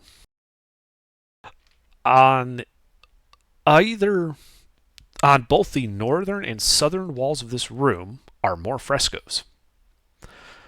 These are frescoes of eyes in various shapes, sizes, different species, etc. All just staring into this room. Do they move as I move? At first you think they are, but then you realize, no, they're just really creepily painted. Okay. I'd like to take my eye and put it right up against the eye of one of these painted eyes. I'm sorry, are you saying you're plucking out your eye and throwing it into the wall? I mean, that's fine. No, I'm pressing my face right up against it. As a wizard, it could be useful to have an empty slot where that eye goes. I fucked up my dental work. I don't need to fuck up my eyes, too. I'm just saying there might be an upgrade in your future if you do. It would be cool to have a cybernetic eye. That's not what I meant at all. Yeah, no, you kind of look at them and it kind of looks just like a fresco. Bunch of eyes. Is there any kind of significance to this theme? And hold on, you should make an investigation check. Am I able to... This room only has the one entrance we came in, right? And it has an exit to the west, leading to a closed wooden door. But you guys have all stacked up in this room. Alright, I'll take out the light dagger and see if that helps. Yeah, you pull out the light dagger, doesn't really help any. You notice that the eyes are also different colors. Yeah, Artur, you kind of look around. You do notice that one of the eyes seems to have like a seam around the pupil. I press it. Press it. There's a click. Yeah. And as you kind of pull your finger out from the socket that it left, beams of multicolored light shoot out of the various eyes, and I need everyone to make dexterity, I believe, saving throws. Let me double check on that. I'm unsurprised by the fact that this has occurred. I'm surprised it's coming so late. Who would poke one of these in the eye except for some plucky adventurer who's not welcome here? Yes, or more dexterity saving specifically, throws. Gilbert. Hey, remember the last time we tried to pluck eyes out of an art exhibit? I remember I took one of your eyes, Tuna. Tuna? No, that's not what I'm talking about. Okay, so beams of multicolored light come out. Let's see here. So, Guy. Well, that will pass, but let's see what happens. 2. So you will take half of this damage as a beam of orange light strikes you effectively for 15 points of acid damage. Ow. Goulash. A red beam strikes you. You also pass and will take half damage. So therefore 23 points of fire damage. Interesting. Arcturus, you failed.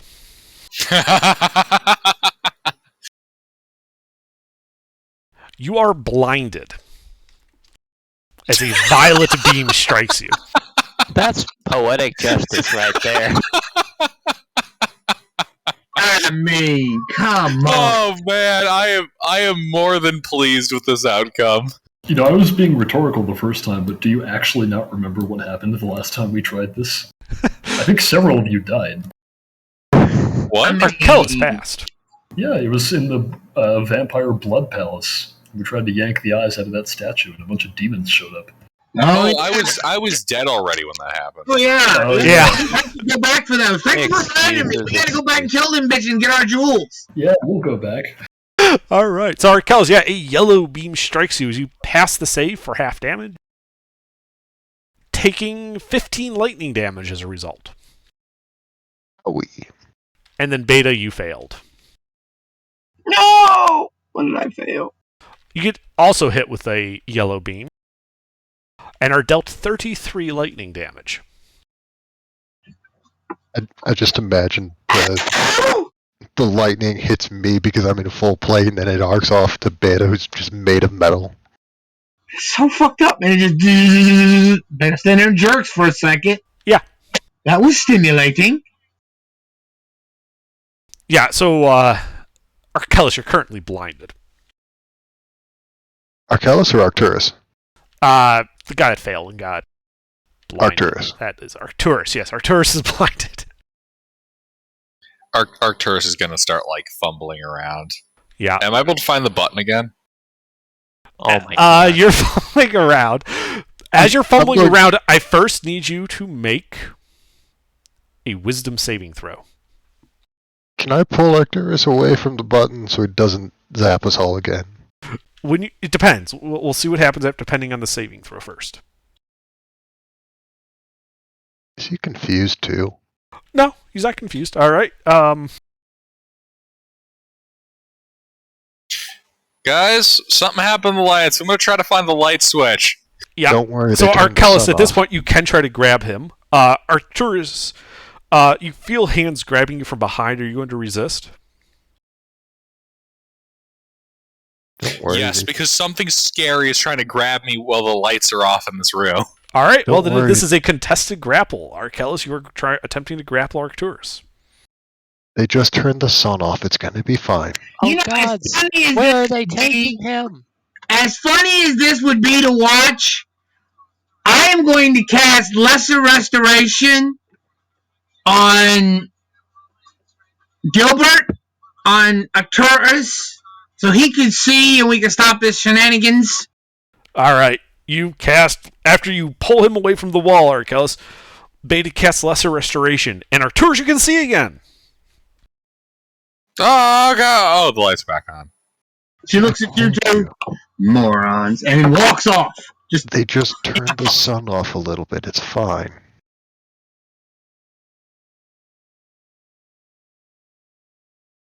Alright, come on. Let's go to the next room.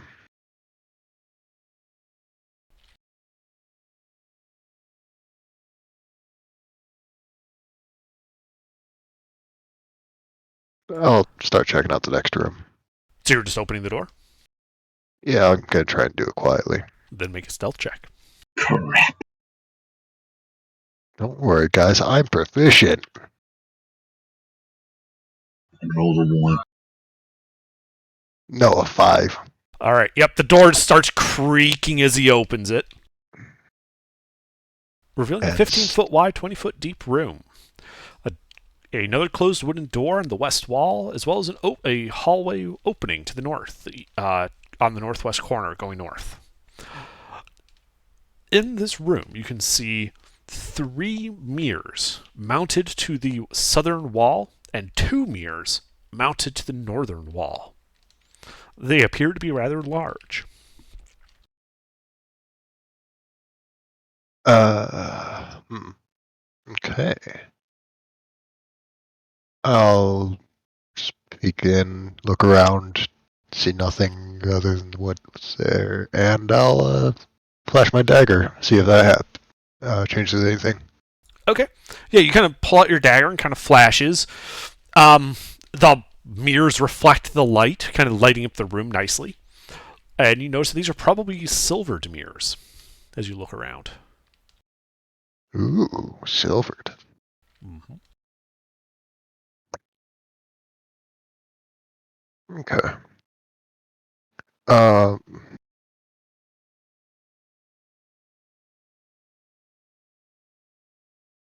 What's that hallway off to the northwest?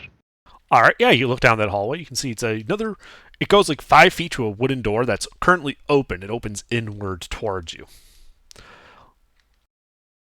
And beyond that, you can see that it's a room that's at least 15 feet wide. Alright, I'll stick my dagger back in the sheath and go check it out. Okay. Yeah, you kind of poke your head into the room. You can see that it is a 20 by 15 foot room. And in like the middle of the room, you can see what looks to be a dark brown stain. Kind of like a 8-foot diameter brown stain.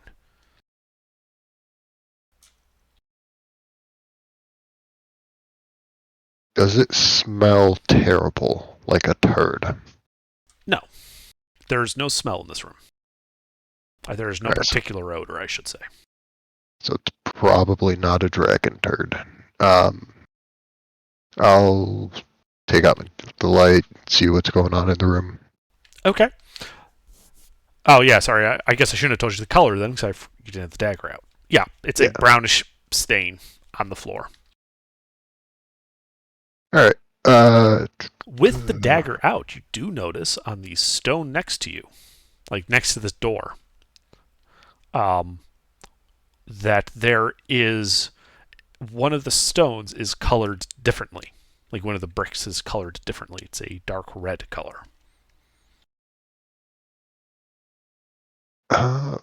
Is it like blood, dried blood, or paint? Or just Make different an investigation material? check. Investigation. What is that? Oof, not good.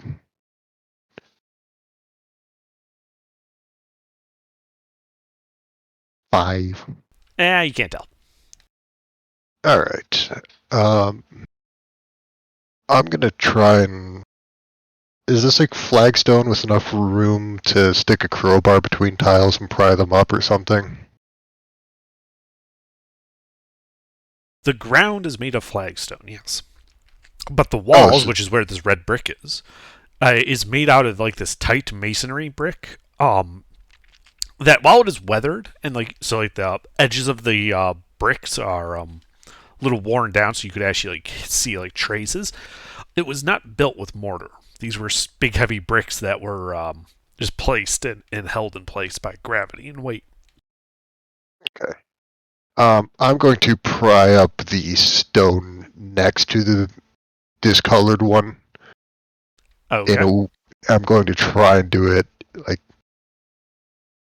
side to side, so I'm not putting pressure on the discolored flagstone if I fuck something up and push the one I'm pulling up too far. You mean pulling out? This is a brick on the wall. Oh, okay. That changes things. I thought this was the floor. No, like you're like pulling out your dagger, and then like to the next to your head, like on the wall, is this red-colored brick. All right. I'm just going to keep my head below that and just sort of crouch walk into the room. Okay. You crouch walk into the room. Can I check for any traps around that discolored stone? Absolutely. Go ahead and make an investigation check. 12. All right, as you're kind of going up to that stain to check it for traps, you hear a click under your foot. The door slams shut, and you hear a click of a lock, and you hear the sound of stone on stone sliding as the roof begins to move down towards you. Roll initiative, because this thing's moving, and you've got a limited amount of time. I have a stupid idea that might not work, but it also might work, and it'll be great if it does. Oh my god. We're rolling a niche. He rolled a 1. Well, it's more just to determine time order, because time is sensitive now. I see. But there's no monster.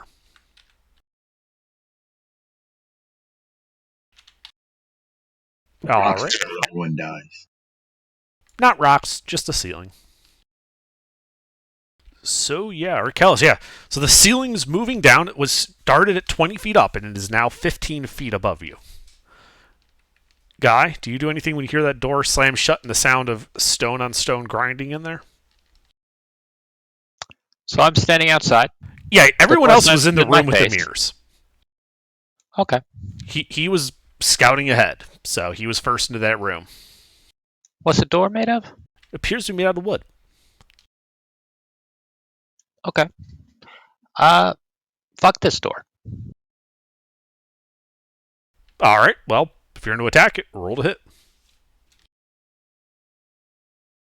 I am going to attack it with advantage. I'm not letting my bro die in there.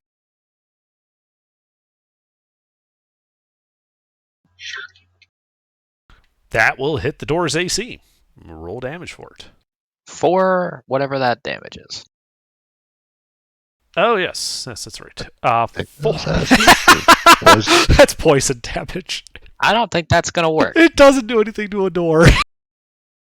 Okay, so my sword turns into some weird green slime and does nothing to the door. Yeah, you leave like this like green like you know in Hayes' game when he hits something with a laser, it was like that red glowing line behind. Yeah, you leave a green glowing line behind. It does nothing to the door. I'm gonna shake the thing so the hilt rattles and try again. Oh no! This is a well-made sword. Its hilt does not rattle.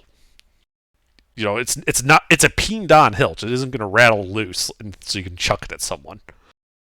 It's just basically I'm doing that thing you do when your flashlight is flickering on and off, and then I'm trying again. Yeah, you like smack it a few times on the side of the hilt.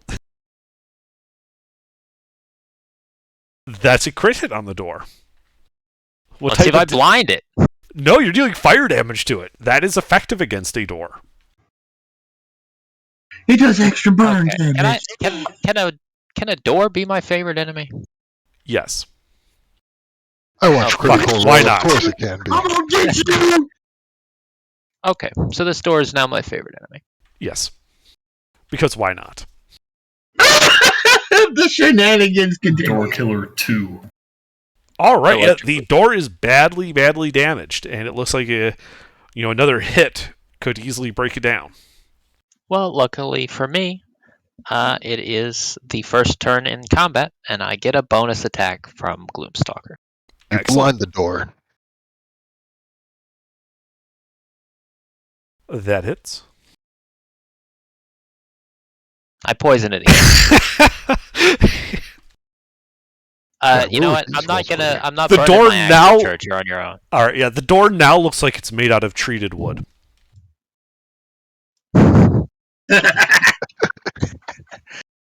Okay. I'll step out of the way in case somebody else wants to do something. All right, Arcturus. Yeah, you heard the door slam shut. You heard the stone on stone grinding. You see Guy made most of the way through the door, but the door is still there. I mean, does it look like there's something underneath a wood facade, or? No, it looks like it's just a wooden door. Okay. 1 second, I have to scroll down and check the parameters of one of my spells. All right. Is there anybody in a 10-foot radius sphere of the store? Not that you can see. Then the door goes boom. I cast Shatter. Shatter. All right, the door explodes. Wooden flinders cast all over the place. In the room, through the now open door, you can see the ceiling is slowly coming down. It is 15 feet above the floor in there. You are going to get smooshed. I'm gonna look in there and say, Arcellus, the door's open. Get your ass out. Yeah, tell him like Yeah, and like on the wall next to where that door used to be, there is this red-colored brick. No, we're not doing that. Okay. All right, Beta, do you do anything? Look in there. Do I have a grapple spell that can pull it? Do I have lightning lure? Yeah. No, I don't. It's fine. I'm just gonna yell at him to please remove himself from his idiocy and get back in here. I think those are two mutually exclusive ideas. In a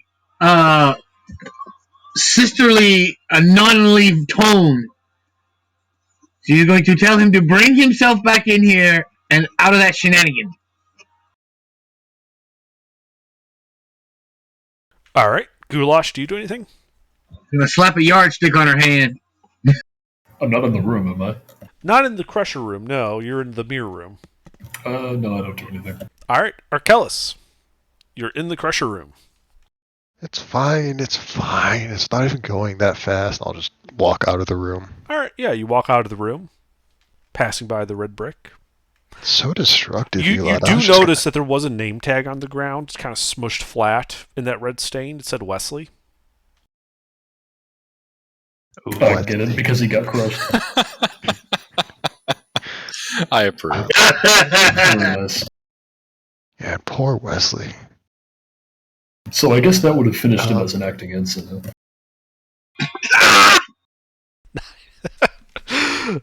All right, yeah. And as you kind of walk out of the room, the ceiling's still slowly coming down, but you guys are basically out of initiative if you're just going to sit there and watch it. So destructive, Elon. I was just going to animate the door and have it open itself. Yeah, but fuck that door. The door did nothing wrong. Are you kidding me? That door was so rude. Reach down and open the door. Well, the only rude thing was the ceiling. If anything, we should be mad at that. That's what Beta was going to do. And if it was locked, she was going to pick the lock and open the door. And over the course of like 30 seconds, the Crusher ceiling comes all the way down, touches the floor, and then starts at the same speed retracting back up. When it was all the way down, there was some writing on the revealed stone surface that on the door, like through that blown open door. It is not in a language any of you recognize. Really? I know a lot of languages. That's impressive. Would I have had well, time to I cast will- Comprehend Language and read it? How long does Yeah. comprehend languages take to cast? Just recast it and we'll I push the think button one and send it action. back down. I hot cast it. Okay, if you hotcast it, how long does that take? One action. Okay, I wasn't sure if it was like a minute thing or something. All right, yeah. Oh, God. Look, there's science to be had. If you need a better look, I can go set that off again. Okay, Okay. no. He's able to hotcast it while it's down. Like, it takes like 3 rounds for it to come all the way down, and then 3 rounds for it to retract. So you can just cast it when he realizes there's writing. And it says, "Warning: standing beneath Crusher while active is hazardous to one's health." He trolled us! He trolled us! Oh my god! Look at that. They're even OSHA compliant. Yes, But you don't yes, have because the OSHA only here, way do you you? could read that is by deploying the crusher. You don't have OSHA here, do you? Yeah, it'll be fine. Yeah, Where it's, is your it's a OSHA? warning on par with putting on the bottom of an egg carton saying "Do not turn over egg carton." It was made in America, wasn't it? You know what you should do is write it upside down on the side of the egg cart. Yeah, this reminds me of the emergency fuel shutoff for the engine on one of the boats I used to work on that was in the engine room, which you're supposed to pull in the event of an engine room fire. Wait. So you had one guy that's just going to get burned alive so he can warn everybody else there's a fire? No, this was not one guy. This was a small passenger boat. Everyone on that boat would die if there was a fire in that engine room. There would be nothing you could do about it. Alright, anyways, I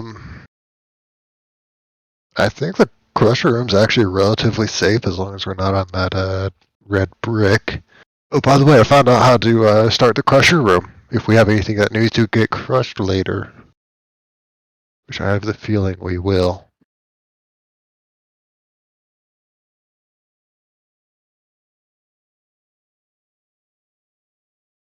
Anyways, come on, let's go. Tally ho. Next room. Okay, so you just open the door on the west wall. I think so. Any objections? I have none. Alright, yeah, I'll open the door. Okay, I'll try to do it quietly. then make a stealth check. Because I am good at these, haha.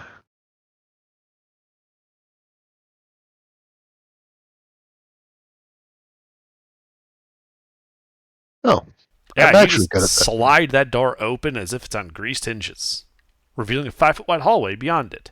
Heads to the south about 5 feet, ending in a dead end. To the north goes about 10 feet, turning to the west.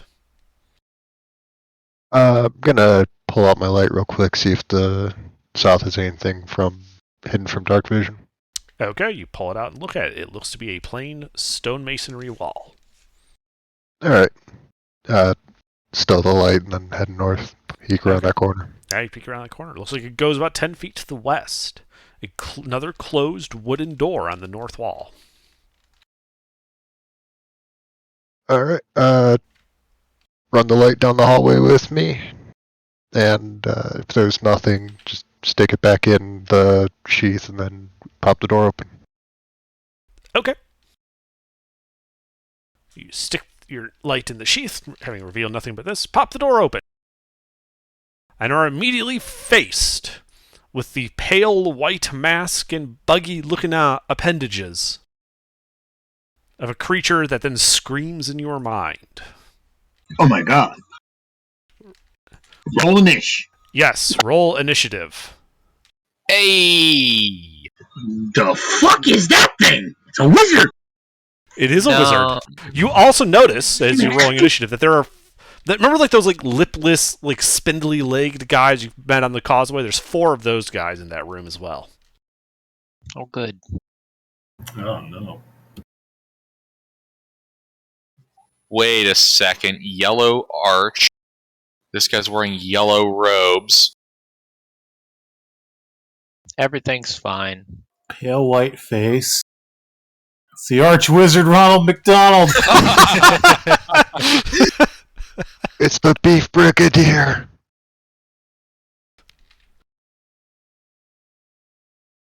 You know, he does look like he could be made out of hamburger. Yeah. Those aren't worms, that's ground The beef. meat battle mage. Quick, call the That's chicken better. wizard. I'd prefer that. Call the chicken wizard. We're gonna need backup for this one, boys. I'm waiting for like a big, disgusting purple sludge monster to come out now.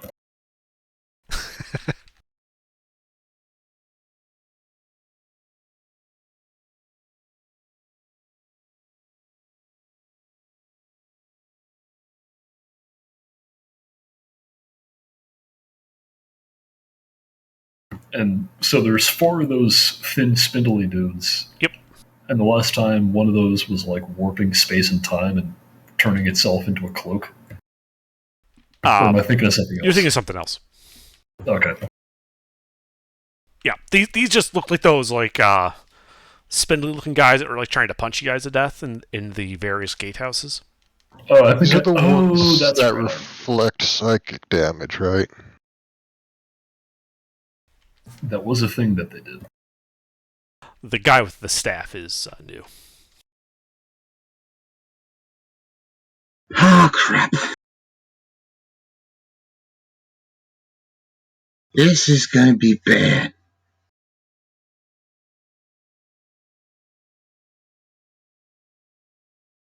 All right, well, Goulash, Arkellis opens that door. He probably makes a face like a oh shit face. Oops, I did it again. Oh, And you hear eldritch noises coming from inside that room. no, what do I hear? Well, imagine the sound Do I of see a cup inside? of 200 pounds of worms makes as they're squiggling against each other. What? You cut out for most of that. God damn it.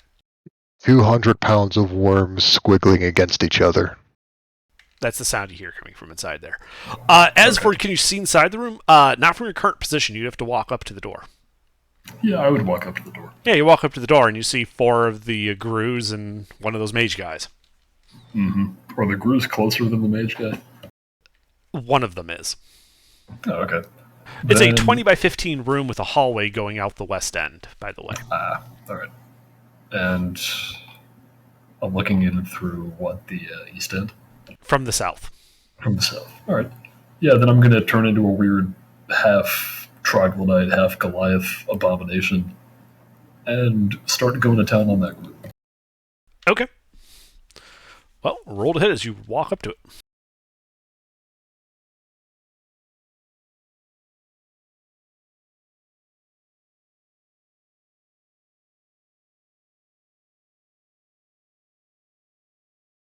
And we're making this reckless. Okay.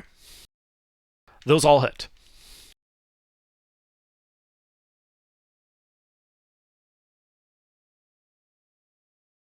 $31 magical slashing. All right, you tear him to pieces. He's dead.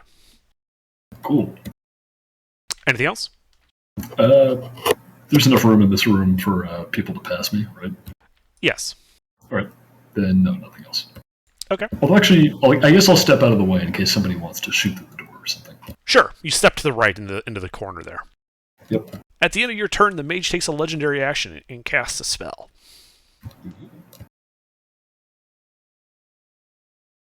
Bolts of energy. Go ahead. I don't have counterspell. Okay. Bolts of energy. 3 of them shoot out towards a Goulash. Hey, I know this one. Does a 22 hit Goulash? The 22 would hit. However, he should roll those again. He has advantage from reckless. Ah, yes. That's right. Well, that's still only 1 hit. That's Lucky still me. only 1 hit. And he hits you for 10 force damage.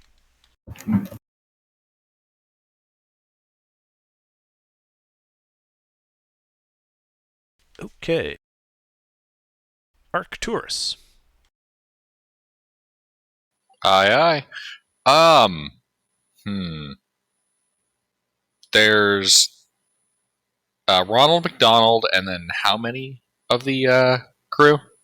So you walk up to the door and look in, I'm guessing? Yeah. All right. Yeah, you can see there's Ronald McDonald and 3 of the crew in the 3 corners of the room besides the one with the door. 'Cause the one by the door has been destroyed. You know what? That's a number of creatures. I think I'm gonna break out a spell. Fireball! Oh, No. wait. I know that. We have Fireball at home.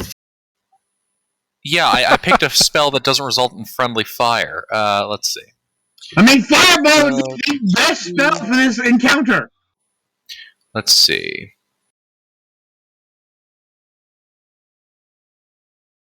Fireball. Alrighty. Yeah. So I'm gonna cast a spell under. Okay. Proceed. Alright. It's a neat little one called Steel Wind Strike. Okay. Let's see. So basically, I make a melee spell attack against each one of these guys in the room. Yep.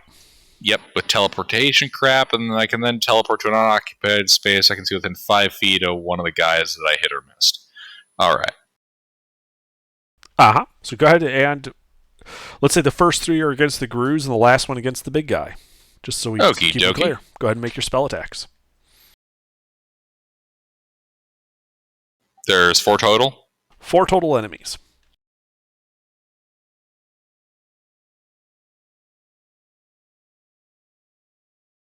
So, hit.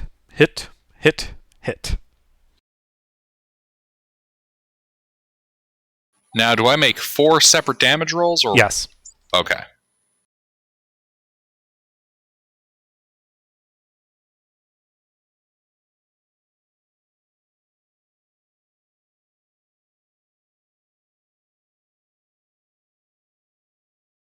All right, yeah, so Goulash and Arkells, you see him cast a spell, and he blurs.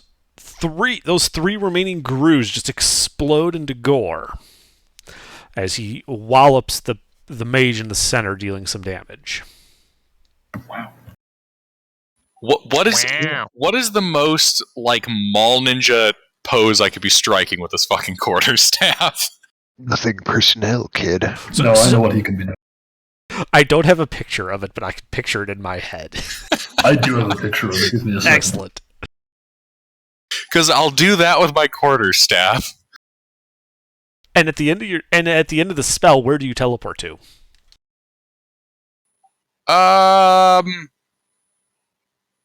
You know what? Because we're going with the Mall Ninja thing here, I'm gonna do it like right behind the wizard. Alright. I love it. I'll do that like right behind the maggot mage, like a little bit off to the left. Nice. Say it with your lab behind him. Yeah. Alright, yeah, you're doing that pose right behind him, or and a little bit to the left. Anything else on your turn? No, that'll be my turn. Alright, at the end of your turn, he's going to take a legendary action and try to backhand you. The I only hope proper he crits. response. I hope he Reasonable. crits. Reasonable. Okay, he hits. I hoped it was a crit, but that'll do. Alright, he smacks you for 8 bludgeoning damage, and I need a Constitution saving throw versus poison. Dude, you just got backhanded by a pile of worms. Honestly, with it being a D8, I feel like it was less of a backhand and more like he hit me because he was startled.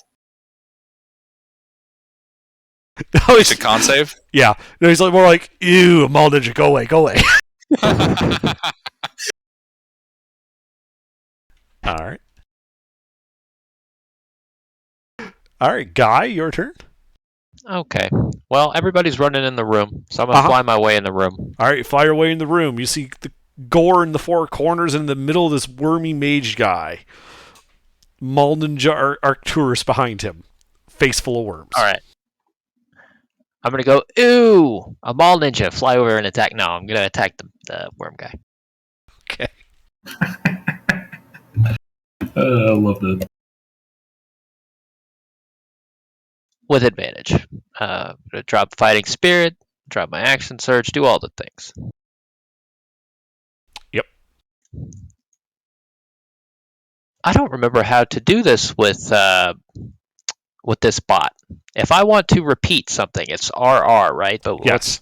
what's the repeat? So Like- it's number bang and then- RR space the number of iterations space the dice formula to iterate. Okay.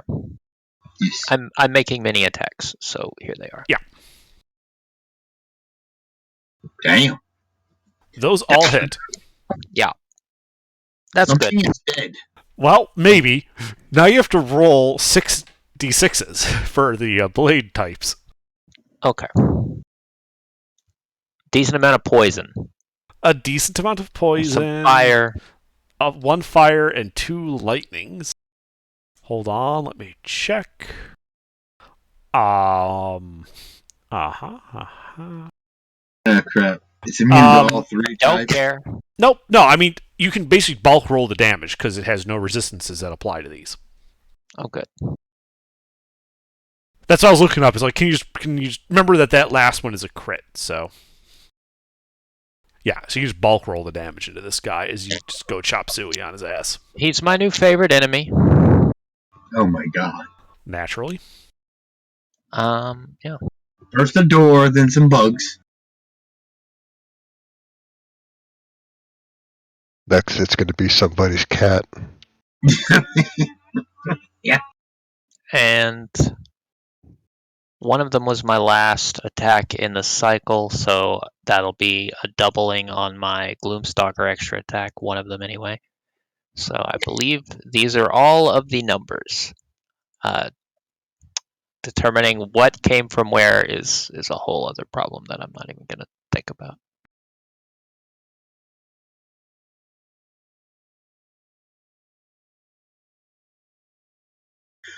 Damn! All right. Yeah, you just go chop suey, cutting left, right, and center, leaving fire, lightning, and poison behind. He is badly bloodied as a result of your attacks. Very good. Very good. Anything else on your turn?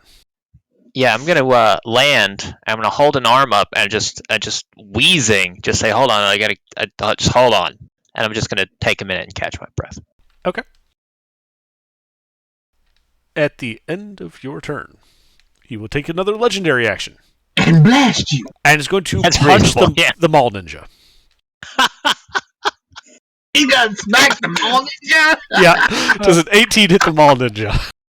I love Yes, that. an 18 hits the Maul Ninja. After I all deserve that, this. I will He's not still shield more myself. offended by the moment. Yes, after all that, there's still a Maul Ninja behind him and he's creepy. 7 bludgeoning damage. I need a con save. Okay. He can't poison me. I have the power of God and anime on my side. All right, Beta. I need him to make a deck save. Okay. He passed. So. He got an 11. That was Arcturus making. That was an Arcturus. He got an 11. Well, he failed, so he takes full damage from Sacred Flame! All right, roll it.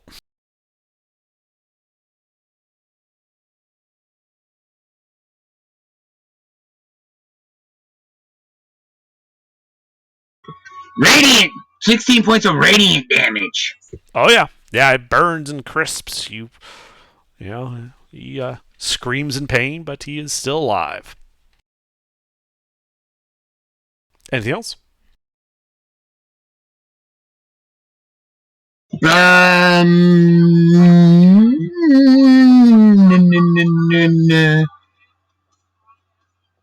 Yes, I'm gonna shield of faith myself.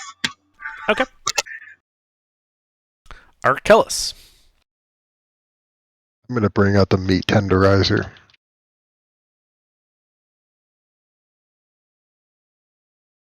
Is that an attack roll? Yeah. It missed.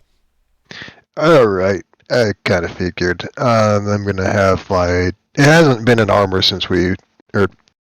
Fuck words. It hasn't been an hour since we went through the portal, right? Correct. It has not been an hour since you teleported through the yellow archway. Alright. Then I'm going to have my armor just slap this guy. Okay. The armor walks up. And does even worse. And punches the Maul Ninja. No. Honestly, I'd do it. Nah. Damn it. Alright. That's, yeah, that's everything I have. Okay. His turn. He's going to look around. Look at the Maul Ninja. Shudder a little bit. Look around. And he's going to cast a spell. Mage Slayer? I don't know. Are you saying you have Mage Slayer? I do, but is he teleporting away, or do I get an attack on him? Does your attack go before or after the spell? Make a melee weapon attack on a creature within 5 feet of me that casts a spell. Alright, so it's after the spell. Yeah. So he casts a spell, and a sphere of negative energy ripples out in a 60-foot radius, covering everyone in the room. Everyone needs to make a Constitution saving throw. Oh, Beta's good at these.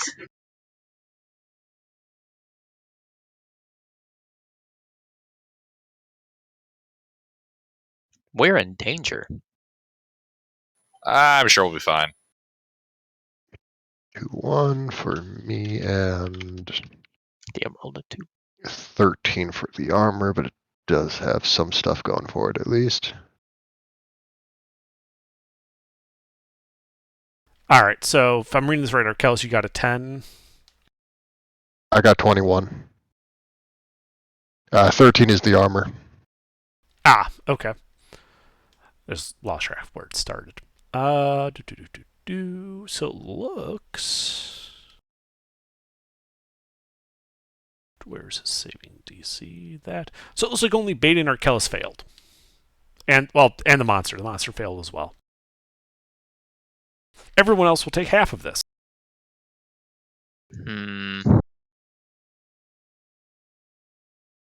Everyone takes half of, except for Beta and Arkellis, who take the full amount, takes 35 necrotic damage.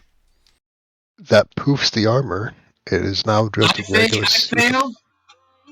So I take 35 or half, did you say? You failed, so you take 35. Okay. Yep. And as the spell clears, there is just this pile of worms on the ground. I begin squishing worms. I cast Shatter. Yeah. You guys blow up the worms, start smushing them. The worms are dead. You guys are out of initiative. No mercy, no remorse, no fear. Good thing you did that quickly, or I was going to eat them. Beta is hurt. Oh. Yeah, you'd have to take me to the vet. Beta is hurt bad. Beta's going to heal herself. She doesn't like this. You going to cast? Yeah. Hey, so, does anybody need a greater restoration? Just since I just remembered I have it still. No, I could use a prestidigitation because I started stomping these worms, and then I remembered that all of my clothes, including my very nice boots, disintegrated. So, Yeah, his feet are just covered in worm guts. Yeah, I'm not thrilled. Yeah, I will start words. Prestidigitationing. Yeah, thank you. I'm also going to... Where is it? By the way, you guys can see as you moved into the room that western hallway goes like 25 feet to the west and turns north. I'm going to just real quick performance of creation, make Guy some nice clothes to wear. How long does that take? It takes one action. Isn't it limited to one item? It is one item, so I'm going for like a robe sort of thing. Okay, I would say is it like a onesie or something with like feet on it? That's fine. It's a Snuggie. It's 180 gold value Snuggie. Nice. All right. Yeah, but like an ornate Hey, snuggie. we want to take a short rest real quick? It's got like fucking gold filigree on it. So yeah, that'll last for 4 hours. Well, it's get me halfway through the rest. And then I can just make another one. It does take spell slots, but not Are we going powerful short rest spell or long rest? What kind of stuff can you make with it? Only clothing? Any single thing size large or smaller. Ooh, I You wouldn't mind basically having a have shield. Piccolo's clothes beam. Yeah, right. I was just thinking that. Clothes beam. That's great. And it does have to be a non-magic item, so probably not a Smuggie or a Snuggie. Everyone knows Snuggies are magic. Can you just make me? Could you just make me a pair of boots, but just have them be connected by a sprue, and then I'll just break it in half? Can I do that? No. Damn. No, sprues are illegal. It was too easy to cheese. Well, if Fair. you couldn't do that, could he make like a pair of boots that come apart like a pair of chopsticks? That's also known as a sprue. Yeah. He would have to make like a full like item with with feet on it, like like I said, like a onesie or something if he was to do it. Oh, yeah, just make him a pair of waders. You know, I'm That would kind work. of curious now. Can we make chopsticks? How about just like a decent pair of pants? No, make two clogs that are like fully connected, and you just have to separate them so that they can function as separate clogs. No. That's sprue again. No, make a pair of boots, but have it set up like the base of like a fish fin, so he has to hop everywhere. Yeah, let's just we'll just make a pair of boots, and we'll have it designed just like the army men. So I have to move around like I'm on Oh, a I like surfboard the that. whole time. Yeah. I mean, frankly, you could make my boots connected. I have wings, that's fine. But You're asking for a snowboard. Yeah, from now on, all of your movement instead of feet will now be measured in inches from the base of your model.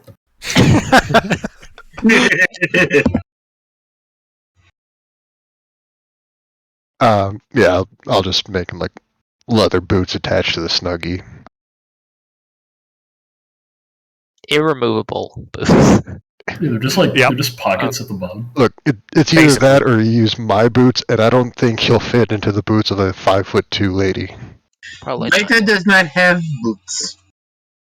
You know, it's also occurring to me that thing burnt my clothes off, so I think Goulash has just been naked this whole time. Yeah, I have. I mean, up Yeah. to now. Yes, you guys have literally been the big swinging Maybe you dicks should- in this dungeon. Maybe you should make Sure. Goulash some clothes, because I have wings. So at least I have, like, some modesty. Except that point when I, flew into the room doing, a barrel roll. I don't know. I'm liking the Jason and the Argonauts life. Yeah, that's fine. Also, I'm gonna- can I roll for intimidation every time I walk into the room now?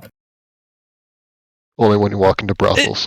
It will work again. You could try that in this sense with humanoid-y type enemies. I'm sorry, but the worm mage just ain't gonna give a shit. Oh. No. Yeah, that's going to be more demoralization then. Wait. What are you trying to do? I'm trying to roll for demoralization every time I walk into the room. Naked? Yeah. Yes. Huh. I mean, Smart. I like it. I mean, it's something this party would do.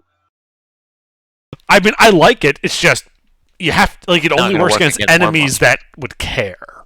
Yeah. I don't care Oh, about The Archelaus. way I see it, I'm gonna open a door into an ambush, yell Goulash, get their pants, and he's gonna nat 20 the intimidation, and they all run. Goulash. If you ever need oil Yeah, to add to the this, braces. I've got some in the bag. Ooh. Oh, yeah. You'll be naked and flammable. The ninjas can't catch you if you're on fire. The mole ninjas can't catch you if you're on fire. Oh, it's an Moment of overbeam, crazy. but it checks out. No, I'm just thinking of that line from The Sims. There's an enemy alive that can outrun a greased Scotsman. Oh, yeah. Exactly. Grease me up, woman. Okie dokie. Arcturus throws a bottle at you. Alright, so what are we doing again? Well, you're in this room with the dead worms. There is a hallway leading out to the west. In this room, you can see various, wrecked pieces of wooden furniture that have been destroyed into flinders. And on the wall, you can see racks that look like they might have once held weapons. So how's everyone doing? Do we need a rest? Need a sleep? I'm not quite there yet, but I'm getting close. Yeah, me I've got too. one My rage character- left. My character is okay, could use maybe a short rest. Me, I have to go to bed, so Alright, have fun. Have a good night. you guys have fun. Have a good night. So, short rest, yay, nay? Can we take a long rest? That would take a lot longer, but we could, in theory. All right. Well, if we're taking a short rest, Beta's going to spend 10 minutes of that rest casting a spell and heal everybody for.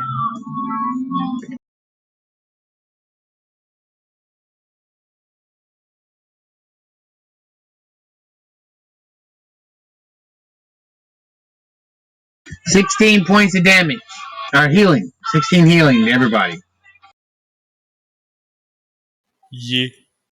Wait, we're taking a short rest, you said? Yeah, that's what it sounds like. 1 second.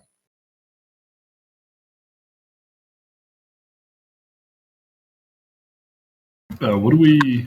Everybody doing? Is everybody good on health or no? Yeah, how much is Song of Rest? Song of Rest is an extra D8. Nice. Oh, so we all get an extra D8 to it because of the Song of Rest, right? Yeah. Did that spell I cast? To the short rest healing, Oh, assuming it goes off without any problems. Yeah, there's no problems with the short rest. yeah. I'm going to use.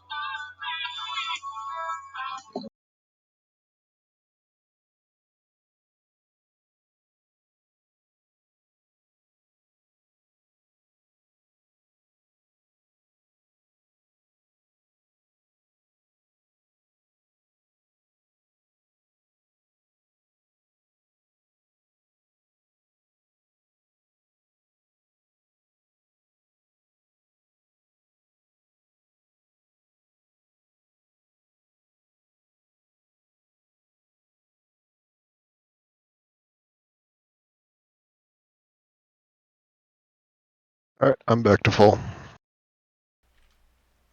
Alrighty. I'm as close to full as I care to get.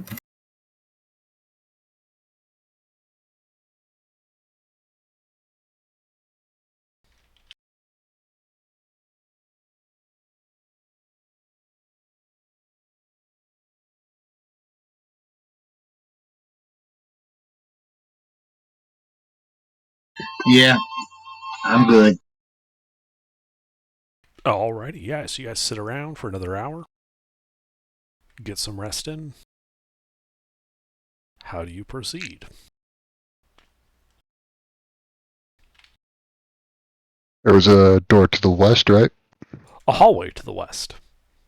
I will just make my way down there, take the dagger out as there's stuff to check for anything hidden. Alright, yeah.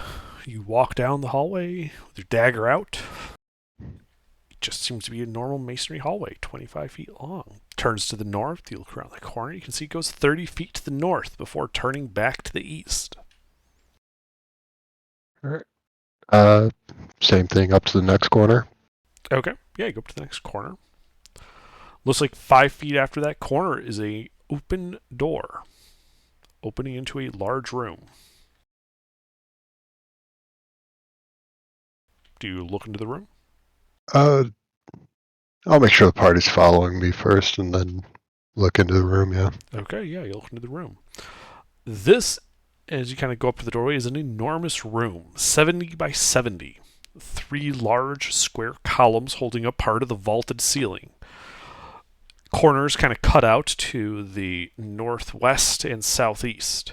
A closed stone door rests, or sorry, a closed iron door rests in the middle of the north wall. There's a slight depression in the center of the room, like the masonry is like steps down. Hovering over that depression, you see a creature floating there. This is a huge creature, maybe 15 feet wide and 30 feet tall. The vaulted ceiling, by the way, is about 40 feet from the floor. And one of the eyes kind of looks right at you, and you hear in your head, Arkellis, that it must grow. But where is the source? This is not right. It must grow. bask in our energies. Just repeating itself. Yeah, I'm just looking for the bathroom. If you could point me in the right direction, that would be great, and I'll get out of your way. You speak, and all of the eyes focus on you, and it goes still. And you hear in your head, "You are not one. You should be one. Join us. Join us. There is no choice." And then we are rolling initiative. Rush with their pants. Come on, man. You got to stop this fucking with shit. I don't think that's going to work on these. Goulash, get their pants. I don't want to have another plan. I'm gonna try disconnecting and reconnecting because all the shit's fucky. Okay.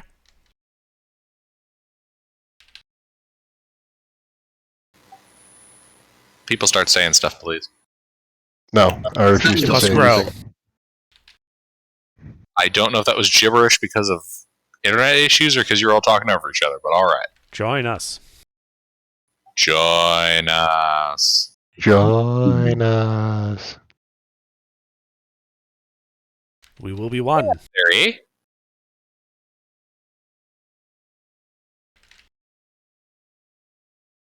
Oh, hello there. It's just your friendly neighborhood Eldritch Abomination. See, have you ever given thought to being one there? It's real nice and cozy. Oh, yeah. You should join the hive mind there, eh? You should join our Lord and Savior.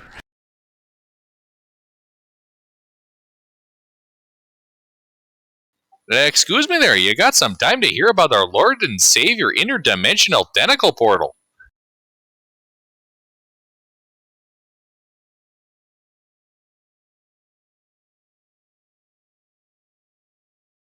All right, well. Goulash. Goulash, get their pants. I don't see any pants, so I'm going to have to improvise. And then he turns into the, half troglodyte thing. And there's just the one of those, right? Yeah, just this one big thing floating in the center of this room. Oh, I didn't post the map yet. That might help. Yeah, it's floating over that area in the middle that's set like 5 feet lower than everything else. The one that says 1? Yep, that dashed line Right. area says 1. It's floating over that. Okay. Would I have to go into that to get within 5 feet of it? Without a fly speed, you can't get into within 5 feet of it. It's not that close to the ground. Oh.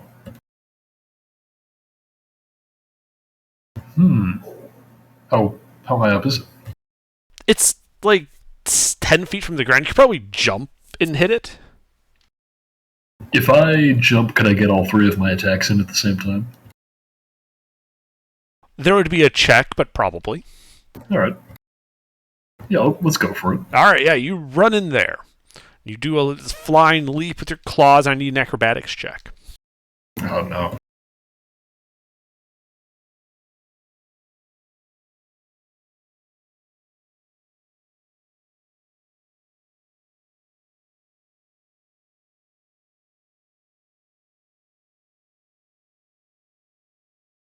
All right, yeah, you just kind of like rotate yourself doing this flip in air, and as you go ahead and make your attacks.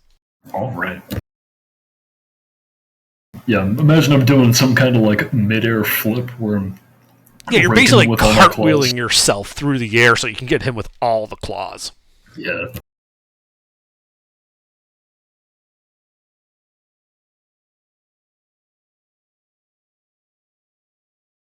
And what the hell, let's make this reckless. Since it was already reckless anyway. Okay.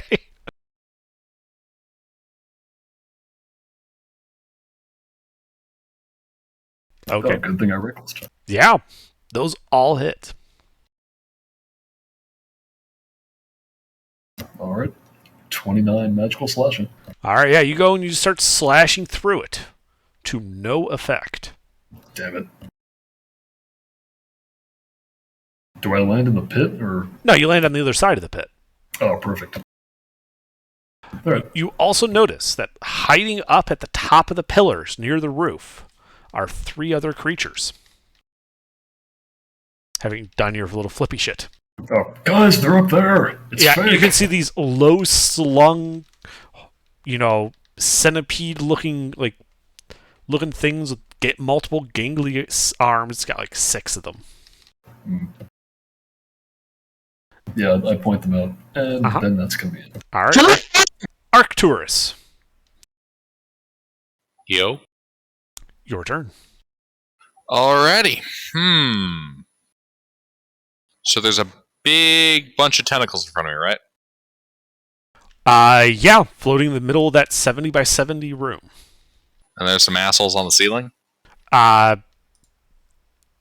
Goulash not see pointed them? them out, but you can't see them from your current position. Okie dokie. Okie dokie. So, I shall step into the room. Okay. And then I shall cast a spell. Uh-huh. There's no counterspell here. Cool. So one of those guys up on the roof. Uh-huh. The closest one, I assume. It's like 15 feet away and then 40 feet up. Yep. I am telling him to get out of here. He's not welcome. I need a charisma saving throw. Yeah, he disappears.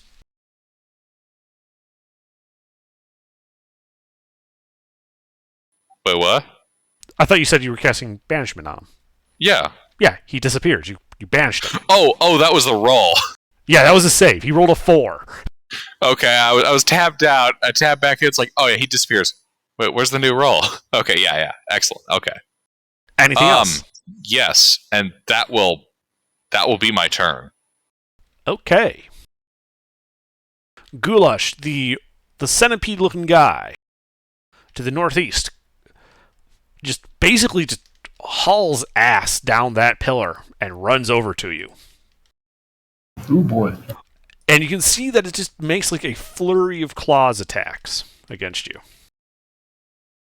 Well, it has advantage. Indeed. Jeez. As I it think makes all of those hit. Oof. Okay. Let me figure out the dice rolls here. Death is death. Do not worry. Vader will bring you back to Not life. necessarily. I don't know how much damage it does. He's a Okay, so raging first the physical barbarian. damage. Yes. Does 67 slashing damage. Okay, let's see. That's 66, 33. And then 49 psychic damage as well. Oh, that's not so bad.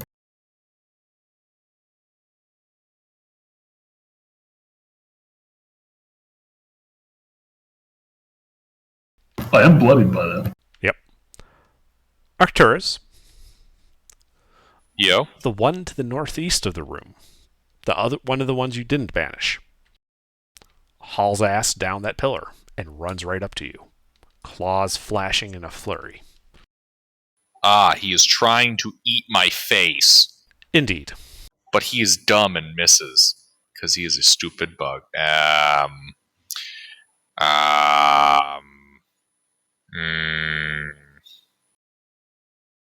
Yep. God. Yep. I'm going to use my reaction to cast shield so that I only get hit 4 times instead of 5. Okay. Wow. Dealing a total of 39 slashing damage. Oh my god, my organs! No, my God, you idiots. I believe you have to make 4 concentration saves. Hot damn. I really want that guy to stay gone. I'm sure you do right now because you just realized that then they would have had 12 attacks. Arcellus. Oh, okay. Things are not looking great already. I'm going to. Okay, I'm going to cast slow on both of them. On the two in the center of the room? The two that were not banished, yes. There's 3 enemies total. There is one of the centipede guys over by Arcturus, near the front of the room. Then about 40 feet away is the big guy with the tentacles and the eyes, and another centipede guy over by Goulash. Yep. I believe that you only have the AoE to hit one of those groups. 120-foot range, 40-foot cube within that range. Right, so you have to pick. Do you want to hit the one by Arcturus or the one by Goulash that would also catch the big guy? I'll hit the one by Goulash then. Okay. And the big guy.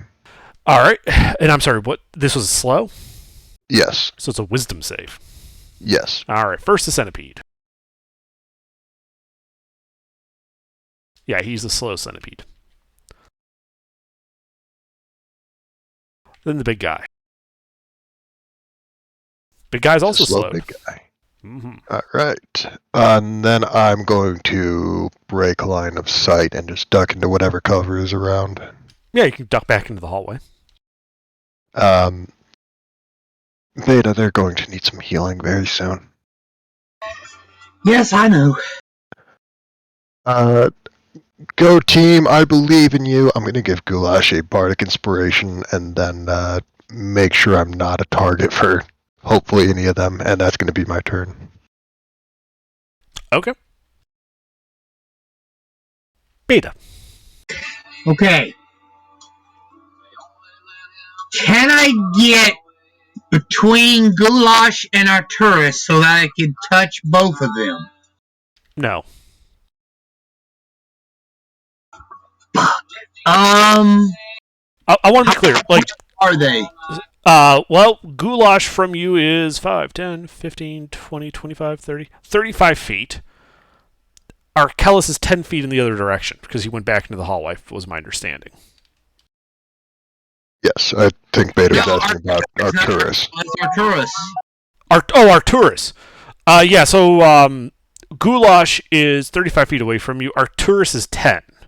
There is 25 feet of space between the two people.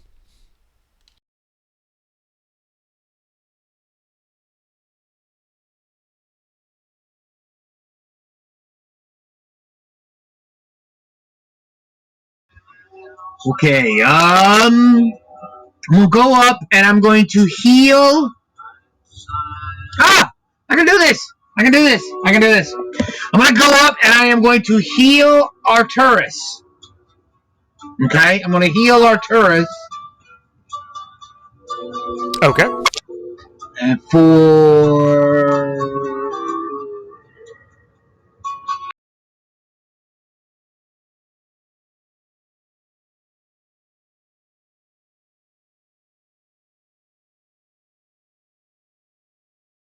for 24, I'm You cut off, Beta. What are you doing?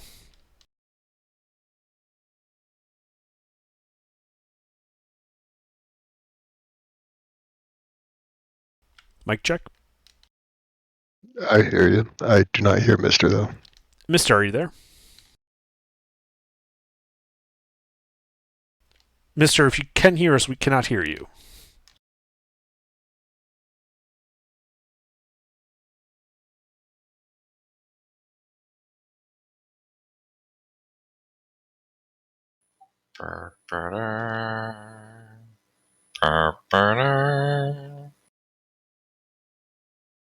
He might have lost his internet again. We'll come back to him then. Which is really unfortunate for you guys.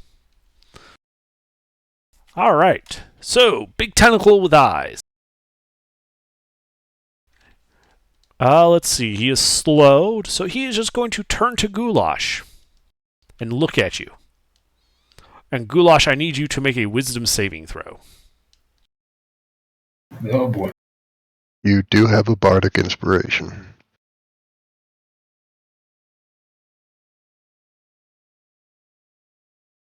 Ooh, this might actually matter. Yeah, I'm going to use it on that. Okay. Alright, and Goulash, you heal for 24 before you do this. Just so you know. You And also I think get 7 temp HP.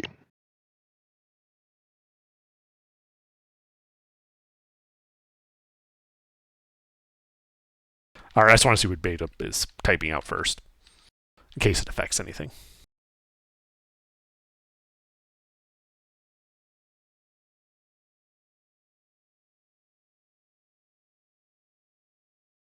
Okay, well, that fails. And you disappear from sight. Cool. From your perspective, you are blinded and restrained. I think I see what's going on here. In fact, this is not the first time this has happened to Goulash. Isn't it? Everyone sees on the face of this character, instead of the eyes, you see this almost fragmented caricature of Goulash's face. Oh no, it's the face stealer. Hey, mister, you back with us? Yeah, I think so. All right. I'm not sure. Well, I hear you. Is there anything else that you were doing on your turn besides healing those two guys? No, that's all I could do. Okay. All right, yeah, so Goulash, on its turn, it does its thing. You disappear. It is then going to end its turn, and I believe it gets another wisdom save against Slow. It does. 19 succeeds. Yeah, it's no longer slow. All right, Goulash, you are currently blinded and restrained. It is your turn. Okay. Do I get an escape check from this restraint? That's what I'm looking at, and no. Yeah, you I don't. figured. So I don't like. There's nothing that prevents you from taking action. So if you have something that can affect yourself, there's no you're just blinded and restrained. But there's no way for you to get out of being restrained. Yeah. I've been banished before. Does this feel like being banished? It feels similar. This is more. It's kind of like a sister to being banished. All right. I've been exiled. Yeah. Yeah. No, I guess I don't do anything. Okay. Arcturus. There's a centipede in melee with you, and you see this caricature of Goulash's face appear on this eldritch abomination in the center of the room. Goulash is nowhere to be seen. All right, important question. Is this face a targetable entity? It is the monster's face. It has changed to look like a caricature of Goulash. Ah, okay. Yeah, but can I lock onto it? Yes, but you're locking onto the enemy is what I mean. It's not a separate thing. Had to check, because I know sometimes there's that. Yep. You choose two targets on the same entity. All right. So there's the big tentacles. There's the centipede trying to eat my face. There's the one I banished. And there's two more centipedes. No, there's one more centipede. It was all over by Goulash, but Goulash is no longer there. Okay. So in that case, I'm going to fire a lightning bolt right down the centipede in front of me. Actually, am I able to rotate around this thing to get an angle on more enemies? Yes. If you were to step to the left and forward a little bit, you wouldn't leave this guy's area of attack that you know of. But you could line all three enemies up. All right. I pivot around it and send a lightning bolt through them. Imagine the wizard being useful. I am going to The kill you at centipede's some dex point. save. Both fail. Yeah. And this guy. His dex save. He passes.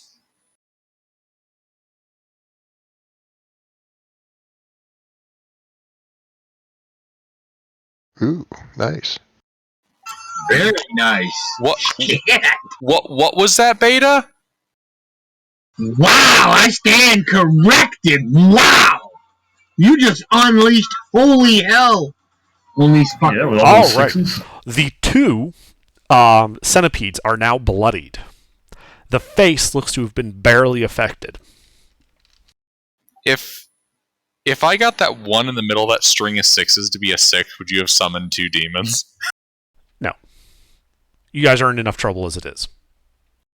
Oh man. Okay. If we get a crazy enough demon that just kills whatever's closest and is spawned on the other side of the room, that would actually probably help. Alrighty. Yeah, that'll be my turn.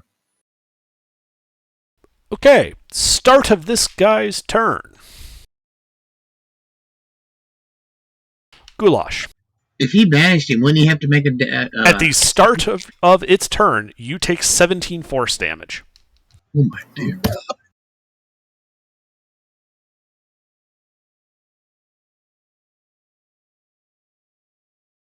Okay. All right. It is then going to start floating over towards Arcturus.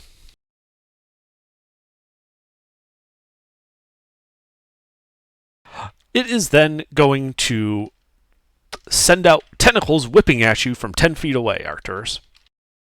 He's a stinky butt and can't target. Holy fucking balls. I can actually do a little something about that. Reaction shield. Okay. Do any of them hit? The 21 and the 23, but I saved myself from the 17. Okay. At this point, I'm trying to reduce the ass whooping. Yeah. So it is a total of 26 slashing damage.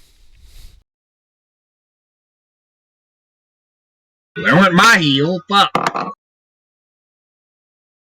I believe that's 2 passes? That is 2 passes, yes. The DC was still 10, because that was 2 attacks, so... The DC was 10 for both. All right. Yeah, you just hear in your head that just as like this fading, warbling voice, somewhat like Goulash is, and it's simply, you will join us. It is commanded. All will join us.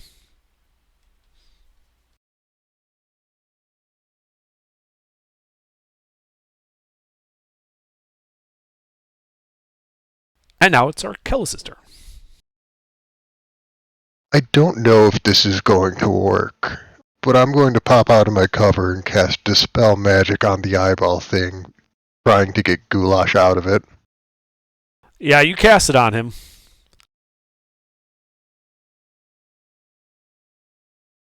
No effect? It has no effect. It's like trying to dispel magic on Banish. Yeah. Yeah, well, it was worth trying. What can I do?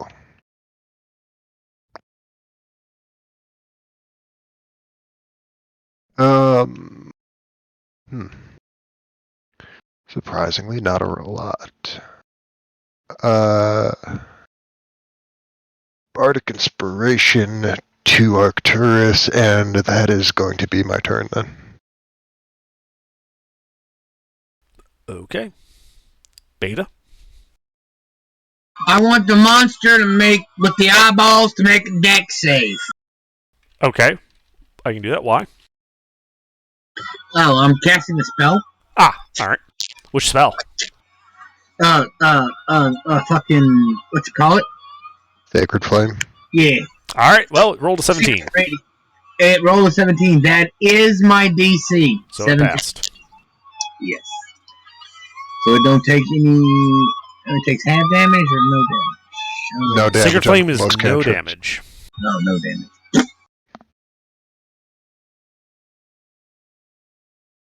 Alright, so I am bonus action. I am going to heal. Healing word. Arcturus. Okay. Yeah, Arcturus. Yeah, for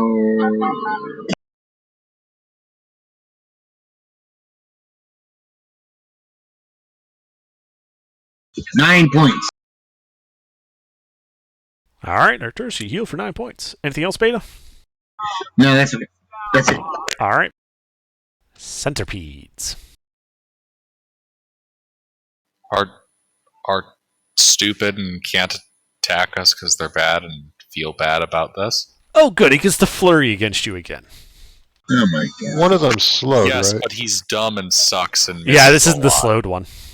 You're dead again. Wow, he is. Hey, he got a nat 1. He's dumb and sucks. But yeah, those all hit.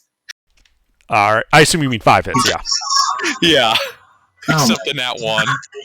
Oh my god, these people just beat the hell out of you! Yeah. He just walks up and just beats you for 46 slashing damage. He tears you. Oh god, my organs! I need those to live. Are you still up? Fucking barely. All right. Well, 5 Constitution saving throws. DC is 10 for all of them.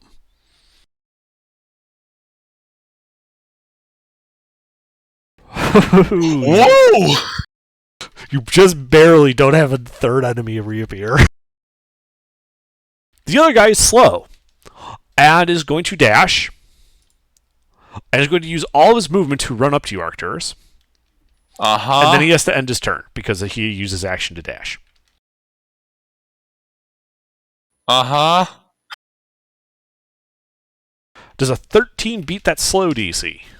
No. Yeah, he's still slow. Goulash, I'm afraid you're still blind and restrained. Just a little worse off now. Mm. Anything? No. I mean, I've been biting my lip every round to keep rage up. Okay, that works. Arcturus. Oh, I don't take any more psychic damage or force damage? No, that's at the start of the enemy's turn. Okay. All right. Try that. I'm going to rotate around the non-slowed one, because I know the slowed guy can't get reactions on me. Okay. And I'm going to try to turn them into dust with another bolt of lightning. Okay, you cast a bolt of lightning. Let's see, they both need to make dex save. Come on, you little fuckers. First guy, which is the non-slowed one. Passes. As slow as Half. just a... Is it disadvantage or -2? -2. And the second one. Fails. All right, well, roll that damage. All right, the second one looks to be on the verge of death. The slowed one. The fast one is badly bloodied, but still looks a little better than the other one.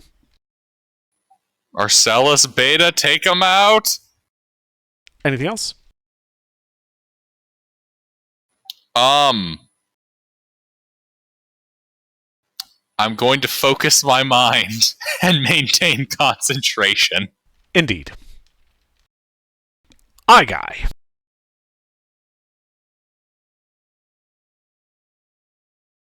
It's going to move a little bit, and I'll whip you at 10 feet away. Actually, sorry, no, it's going to back up a little bit. It's going to whip you from 15 feet away. It has a 15-foot reach. That's Arcturus' kink, and he feels uncomfortable about it.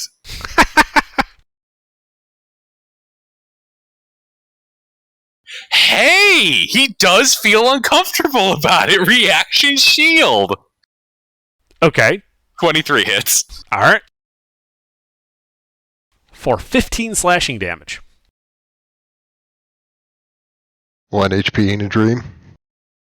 Yep. Yeah! Looks like 1 HP in a grudge, actually. Yeah, it's 1 HP and a grudge at this point. Okay. God damn, Arcturus is pulling on some luck I haven't had since FFAM. Oh, don't count your survival before you're done. Arcellus. I can fit these guys in a 20-foot radius, right? Without hitting Arcturus. Yes, you could. Intelligence saves all around. I'm casting Synaptic Static. Okay. Eye guy.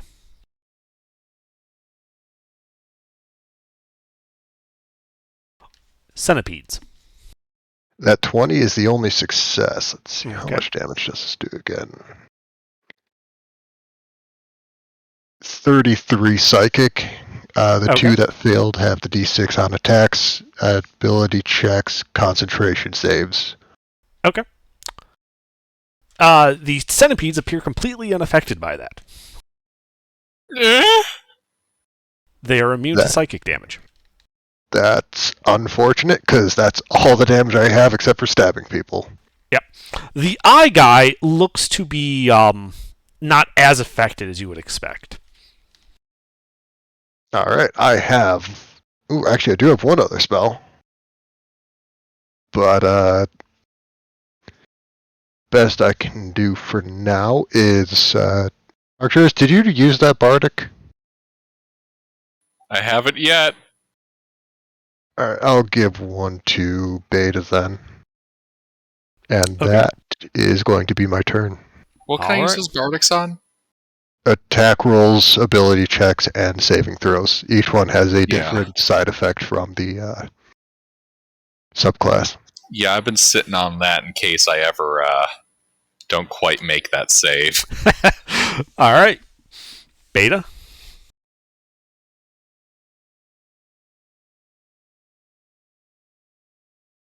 Mister?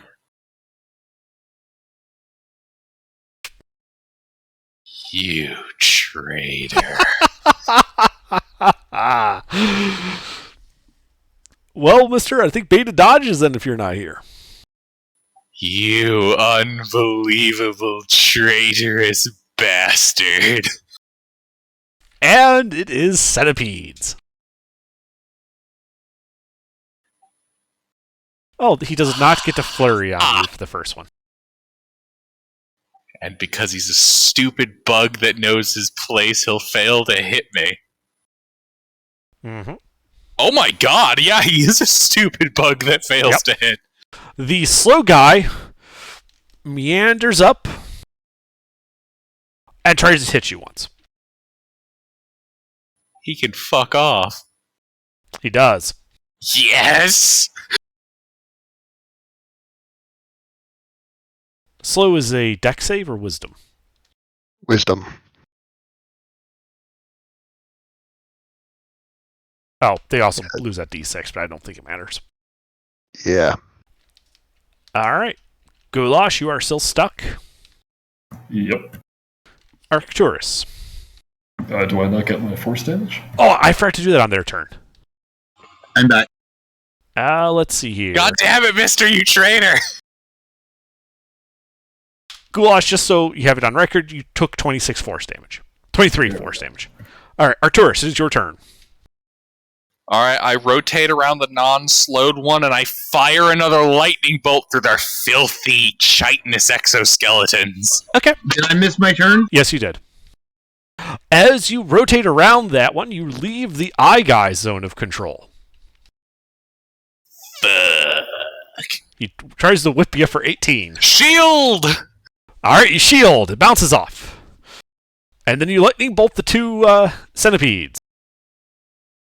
Wait, was it possible to get all three? No. Ah, never mind. They form a triangle. Ah. Did the eye guy have synaptic on that? He did, but he missed anyway. Well, it could save Gilbert the shield. It's a minus d6, right? Yeah, the d6 would mean potentially. No, I still shield. Unfortunate. Yeah, if he got a 2 or higher on that d6, I wouldn't have had a shield. They beat the DM. They tried to beat the DM. DM was like, nope. All right, that's a success for half. Yeah. No, And, then, Mister. and it's actually supposed to be minus 2 on that one, so that'd be 15. He fails Okay. for full. Yep. Roll damage. Mister, the problem is that was a 5th level spell. 2 were immune and 1 was resistant. I'm trying to get some use out of it. Do I kill them under? Do they turn to ash before my wizarding The might? one that saved is still alive. The other, the slow one, is ashed. But as the ash falls to the ground, you notice that it sparkles in the light like it's made out of tiny crystals.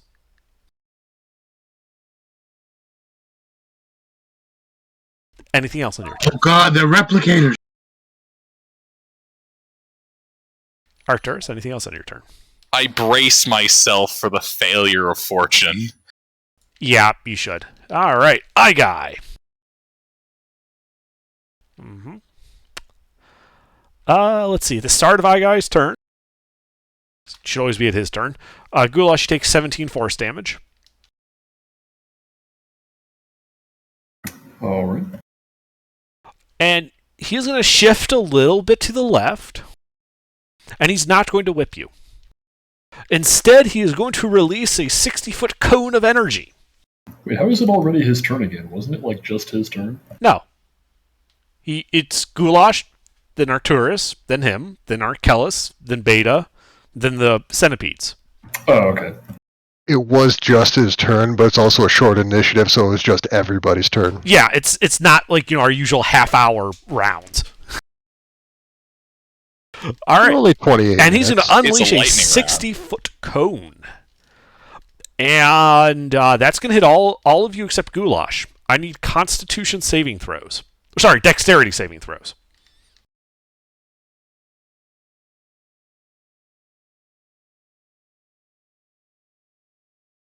Looks like your luck's running out, Arcturus. Beta, Dexterity saving throw. Oh, the luck is definitely Mister, are run you here? out. Mister? Traitor. He fails as well. So you all failed. And take 30 points of psychic damage. Yabba do, yabba die. I'm gonna be bleeding out here on the floor as the centipede comes back. Yep, it reappears. All right. But that's all it does on its turn. Arkellis, it is your turn. I'm going to cast... What was this thing called? Fancy new spell. Rolathim's Psychic Lance. On the eye guy. It needs an intelligence saving throw. Oh, glorious Bang Bot, bless us. It is... with Sorry, it's inferior intelligence saving roll. throw? Yes. Okay.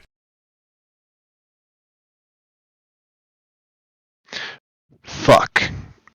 Never mind. This Okay. This is not going to be as effective as I thought. But it's all that I have at this point. So, yeah, fuck it, why not? That fails. It takes 29 psychic damage and is incapacitated until the start of my next turn. Okay, yeah, it's not very effective. But it does seem to have incapacitated him. Yeah, I thought that did force damage. And What else do I have? Beta's already got a Bardic. Gilbert's unconscious. That's gonna be it. Okay. Beta? Are you here? Yep, it is here. Alright, make a dex save. Okay. There was an area of attack that hit you, but you weren't here to roll. Traitor. Yeah, that fails. You take 30 psychic damage. And it's your turn.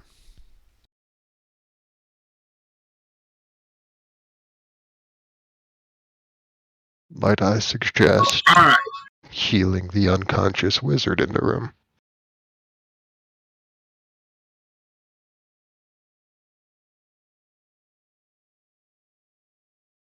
Fine. How far is Arcturus from me? 10 feet. I'm gonna throw a healing at him. Okay. Sure, you don't want to heal the centipede next to him. It's looking pretty rough.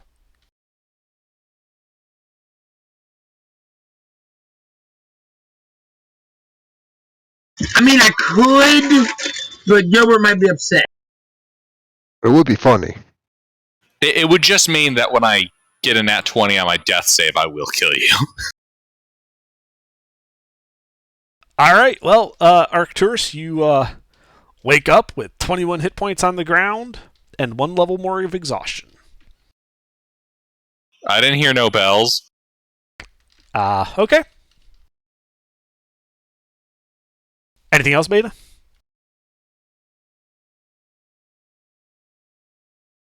No, I think all my I can't cast another spell, so no. Okay. Centipedes. Let's see. Well, he doesn't get to flurry on you. They're dumb, and they fail So to it hit walks up me. to your prone body and tries to hit you. Come at me, you dumb bugs! Yeah. Yes. Alright, and it hits you for 18 slashing and psychic damage. Get you, shield, because I can't bring you back again. Damn! I'm a fucking wizard. How high do you want my armor class to be? I mean, Blade Singer's got if you do them right, they got a natural 20. Mister, I'm not a blade singer. Why not? You're a useless wizard anyway. It then uses its second attack. Does a 14 hit you? No, I block it with my mage armor. Alright. The centipede at the top of the pillar sprints down the pillar and across the floor, ignoring the downed wizard, and setting up right in front of Beta and Arkellis.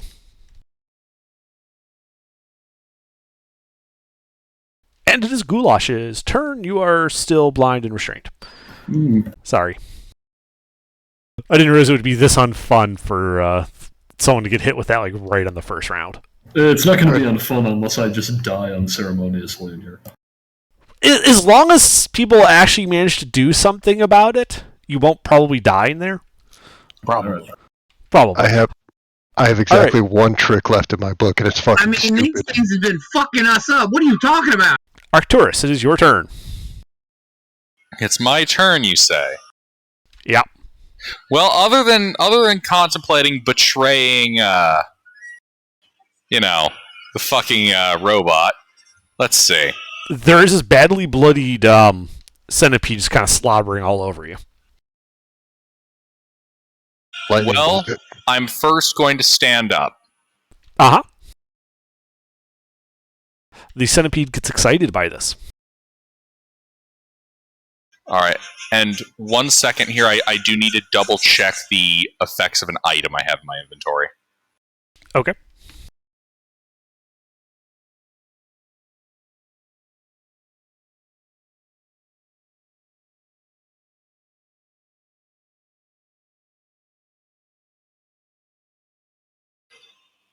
Alrighty. So, where perchance is the healthy centipede?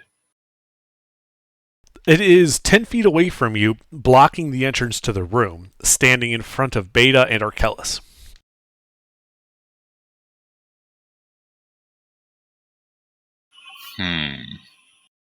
It is between you and the rest of the party.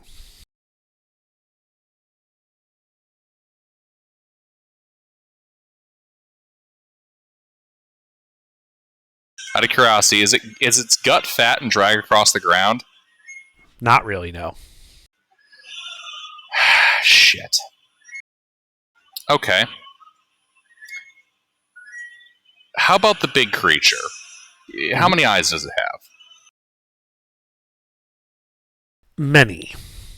There, new eyes occasionally appear, and others just kind of like close up, and then others kind of float around like it's a changing amount of eyes. So this thing is weirdly amorphous. Yeah, didn't you see the picture of it?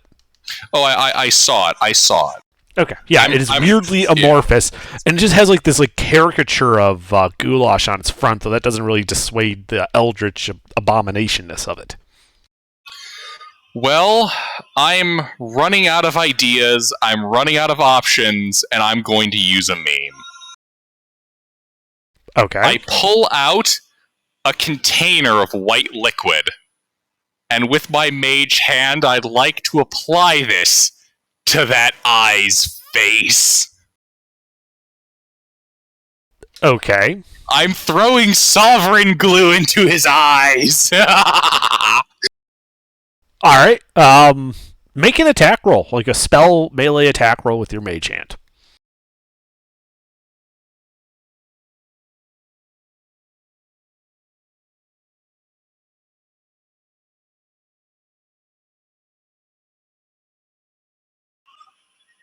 Alright, Yes. yeah, your mage hand grabs it and starts slathering it all over the front, the eyes getting sealed it looks like you're like areas what you slather with the glue just don't get new eyes. Eventually, you spend your whole action doing that, and you're pretty sure that if it uses its eyes to see, which isn't a guarantee, you've pretty much blinded it.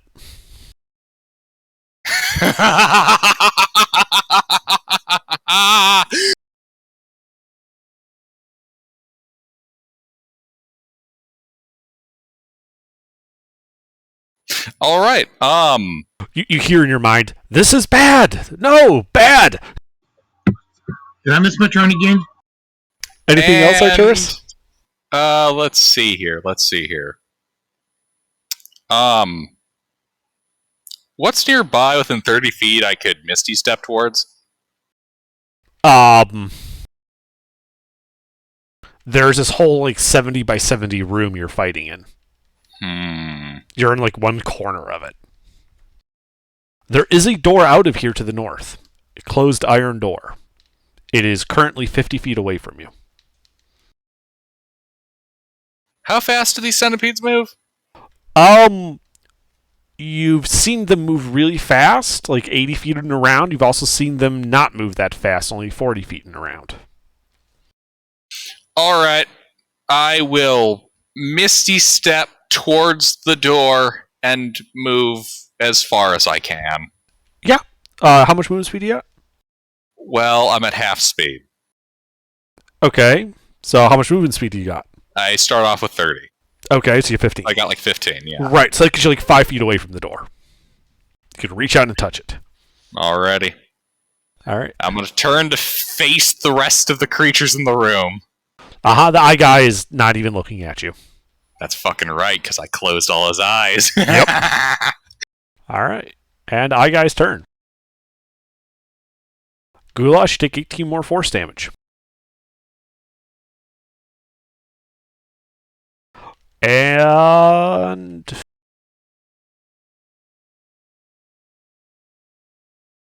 neither of those recharge. That's because of the glue. Ask. Yeah.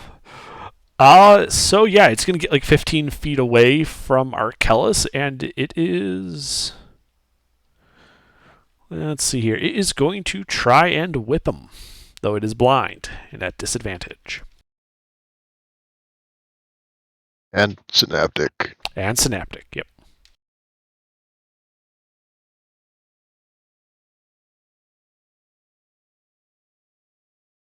Does a 16 hit you?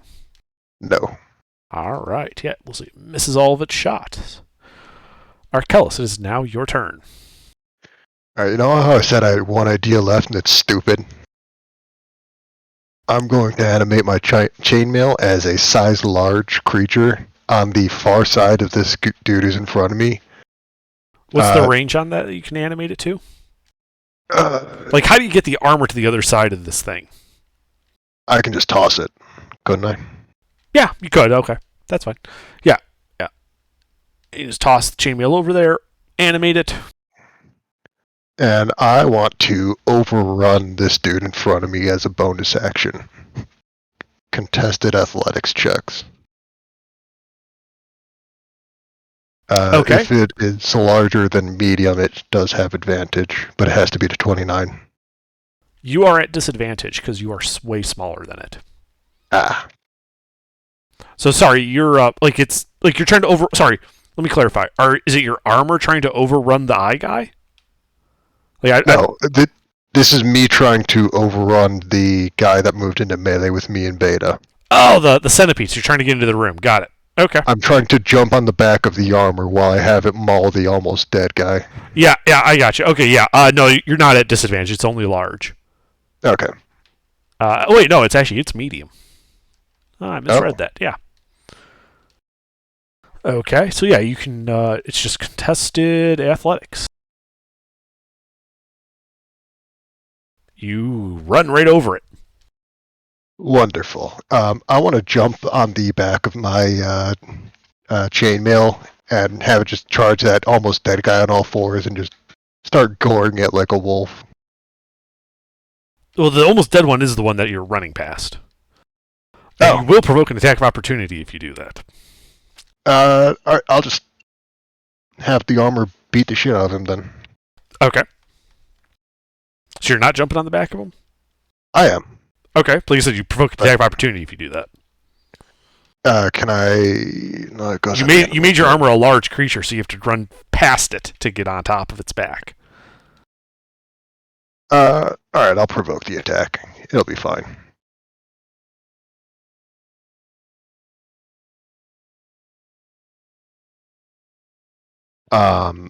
It might not be as fun as I was planning. That a nat 20 does hit, surprisingly enough. Yep. So you run past him, take your 13 slashing damage. Oh, that's it. Yep. Okay. And then your armor hits him, and that hits.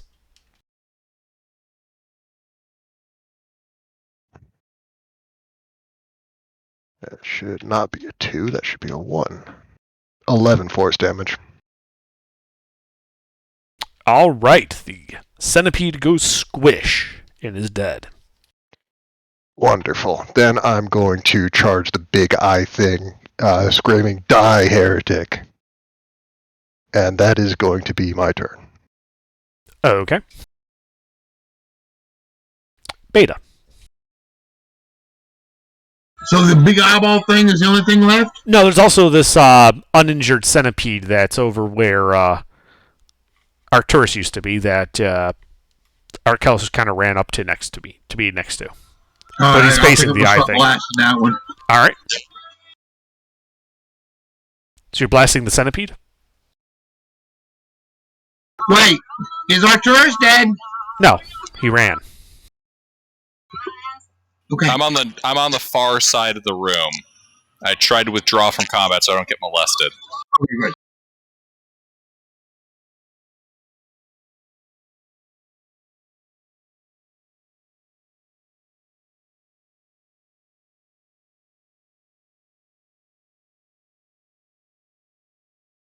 You need a space between the 3 and the D. And sorry, just to clarify, are you attacking the centipede or the eye guy? The centipede. Okay.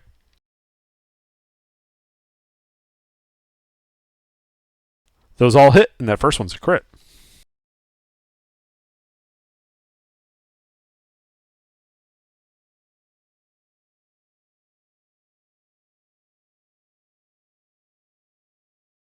Okay. Yeah, you blast away at him, severely injuring him, but not yet bloodying. Anything else?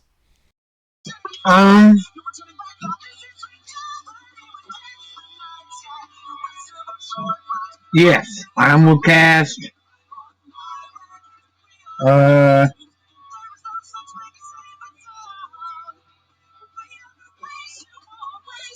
Shield of Faith on myself. Okay. All right. Well, a centipede.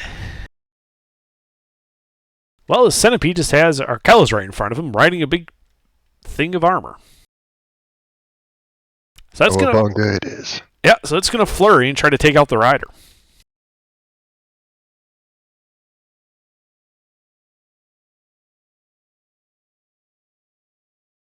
That nat 20 is going to be the only thing that hits. Okay. As it slashes you for 8 slashing damage. I am not even bloodied yet. Good. Goulash, sorry, but you're still stuck there. And then Arcturus. You are at that door in the north. All right. What are the distances between the 2 remaining foes? 10 feet. I mean, like, between me and them. Oh, you to the eye guy is 45 feet. You to the mangler is 55 feet. The centipede is the mangler. Sorry. I'm sorry, you broke up there. Distance to centipede? Distance to centipede, 5 feet. 5 feet. Understood. All right. I'm going to pull out a bag of ball bearings. Okay. I will hurl them as far as I can. Okay, what's your strength score?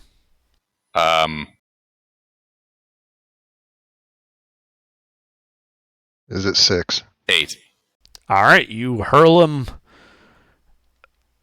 I'm going to call that to be 16 feet for a rather light bag of ball bearings. All right. And then I call my little friends forth. Uh-huh.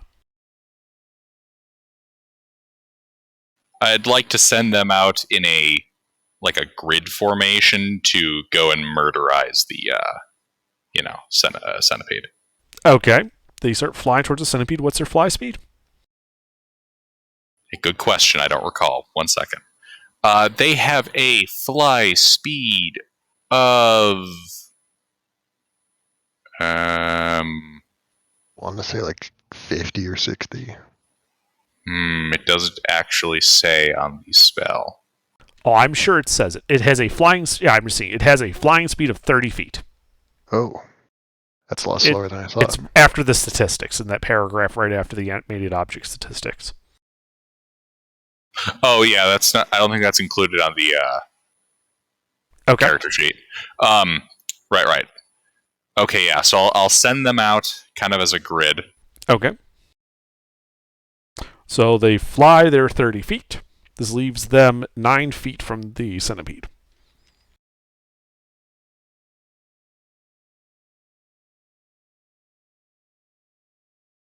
Could they have hit the eyeball? They could. Oh, they could hit eyeball? Yeah, the eyeball's 45 feet away from you. Ah. Centipede was 55. Okay. I don't know what they're going to do to the little eyeball. cross there.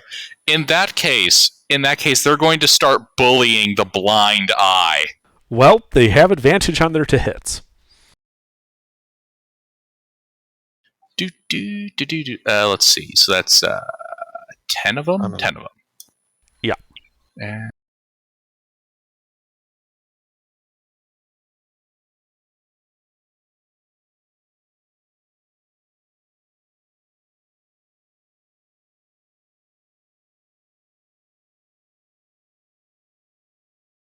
7 hits, one of which is a crit.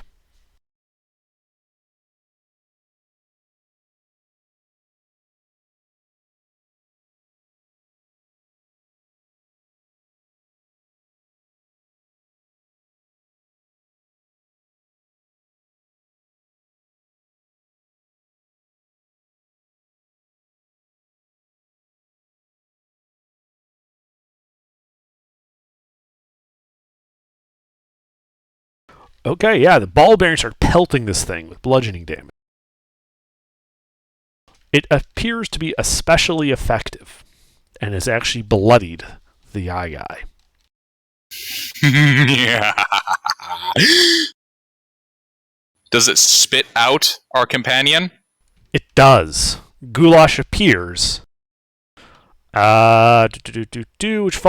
falls prone, kind of in the space between the eye guy and the centipede. Is he dead? No, but he is bloodied. Oh, cool. He is bloody. Oh, sorry, I thought you meant the creature. Yeah, his goulash is bloodied as well, yeah?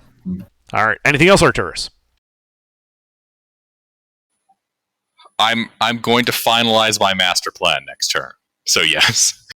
Okay. His turn. Let's see. That does not recharge. That does recharge. And it's going to look right at Arkellis. And Arkellis, I need you to make a wisdom saving throw. How can he look? His eyes are glued shut. Yep. All right, he turns and faces Arkellis. Arkellis, you need to make a wisdom saving throw. But his face is glued shut. Yes, his face is glued shut. You disappeared and are blinded and restrained. Oh, sorry, did you have something else you were going to add to that? I don't think so, actually. I'm just going to quickly double check. No, I got nothing. Unless this is a magic. It would be magic, I would say. Mage Slayer would give me advantage. Well, then you have advantage. You're being like pushed around. This is definitely magic. That's better. Maybe not enough, but better. It is better. In fact, you don't disappear. Ah, wonderful. Yep. So instead, he's going to whip you. I got some use out of that feat. Yeah.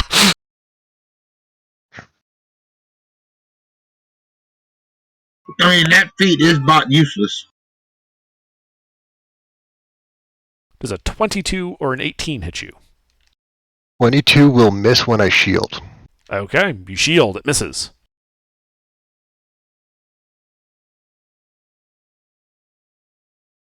All right. All right. And Arkellis, it is now your turn. Wonderful. I'm going to smack it.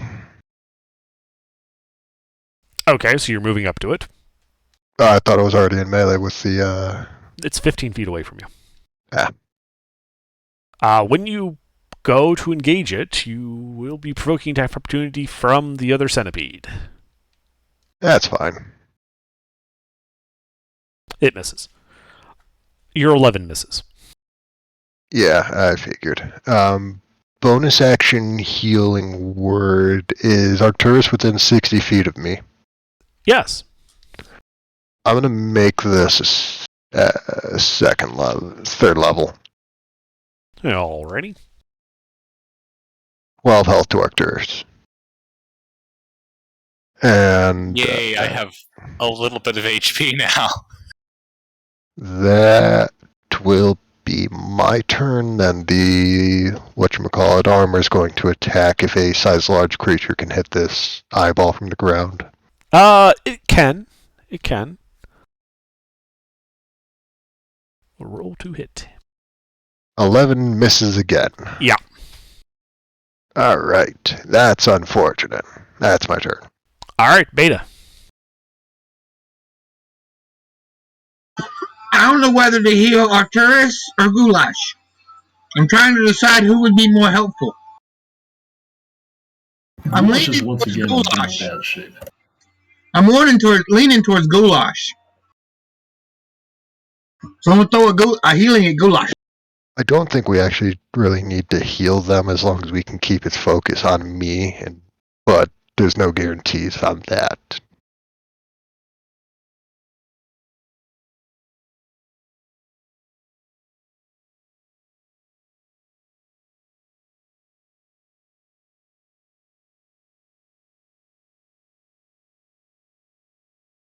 Well, looks like Goulash gets healed for 13 then. All right. Anything else from you, Beta? No. Alright. Centipede.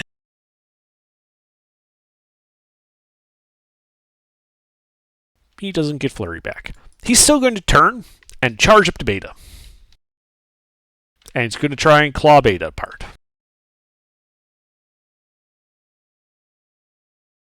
Does a 21 hit Beta? You know, it would if I didn't shield. Like everyone in this fucking party is shield. Alright, yeah, you shield. Of course I have shield. I like living. I'm just funny because I think Goulash is like the only party member who doesn't have shield right now. I mean, if you're a magic user, you I got also it. don't have a shield either. That's right, you also lost your physical one. Yeah. Alright. Well, that's all it can do.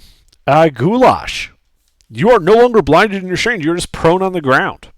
All right. I'm going to use half my movement to get up. 10 feet away from you is the eye guy. 10 feet, you say? I do say. All right. I'm going to run 10 feet to get a run up and do another jumping attack, but this time I'm just going to punch him and maybe kick him. Alright, yeah, you leap towards him. With your flying, kicks at him.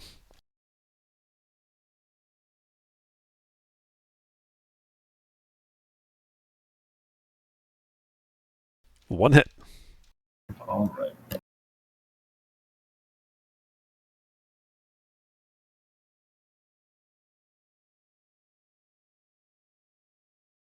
Well, that's 8 bludgeoning.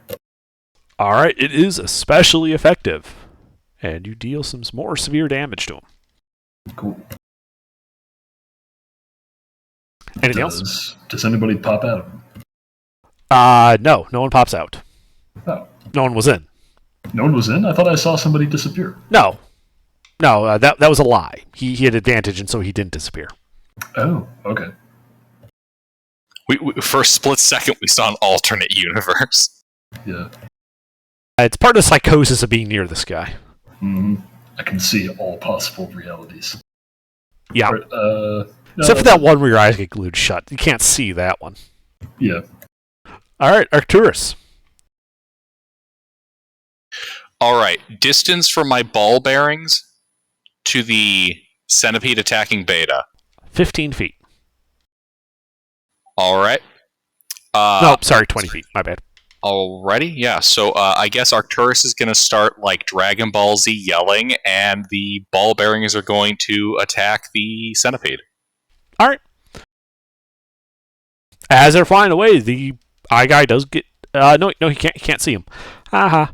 Yee. Yep, they fly over to the centipede. Centipede can see them.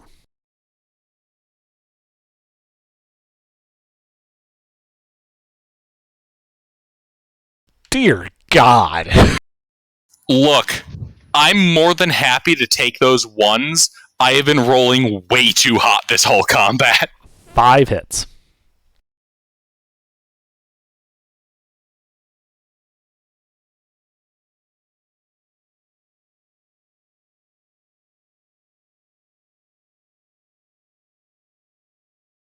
All right, that centipede is now badly bloodied on the verge of death. All right, and you remember how I said I was Dragon Ball Z yelling? Uh-huh. Yeah, I shoot a fucking magic laser beam at the giant eye. I need a dex save. Okie dokie.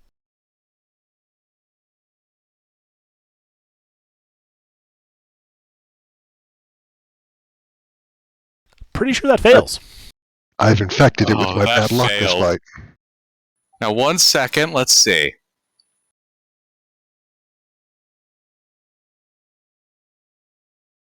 All right. What did you cast? 1 second. A really, really neat spell. I call it Disintegrate.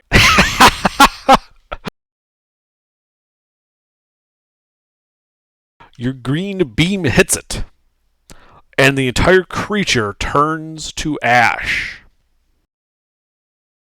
Whoa!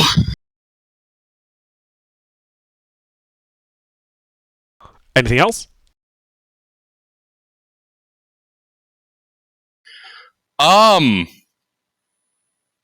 No, I'm feeling pretty confident right now. All right. Arkellis. The thing I was fighting just got turned into ash, so I'm gonna. It's raining about down. face. It's all in your hair. All right. And I'm going to run down that other thing. Yep. Yeah, it's like 20 feet away. Can reach it easily.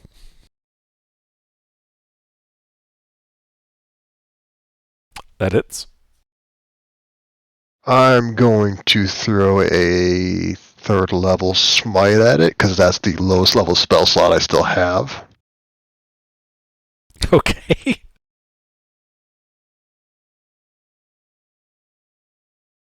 That is 11 radiant and 6 magical bludgeoning. All right. That is sufficient. The bug is squashed. Bug guts kind of spraying all over Beta in the back wall. They're all dead. Why me? You guys are out of initiative. Wait, what about the Fuck yeah! other thing? What other thing? The eyeball monster. It got turned to Gilbert ash. disintegrated it. Oh, that's what he disintegrated shot with. him. I thought he was shooting the bug with it. Mm-hmm. And What was that about the wizard being useless? oh, those are gross. And as you guys take a breath after killing the monster, you feel a large rumbling, like an earthquake off in the Oh, distance. fuck. It lasts for a few seconds and goes still. And that is where we will call it for the evening. That can't be good. I have not had that much fun with a combat since. Fuck, that was great. Glad you had fun. Sorry, Goulash, I didn't. No, it's okay.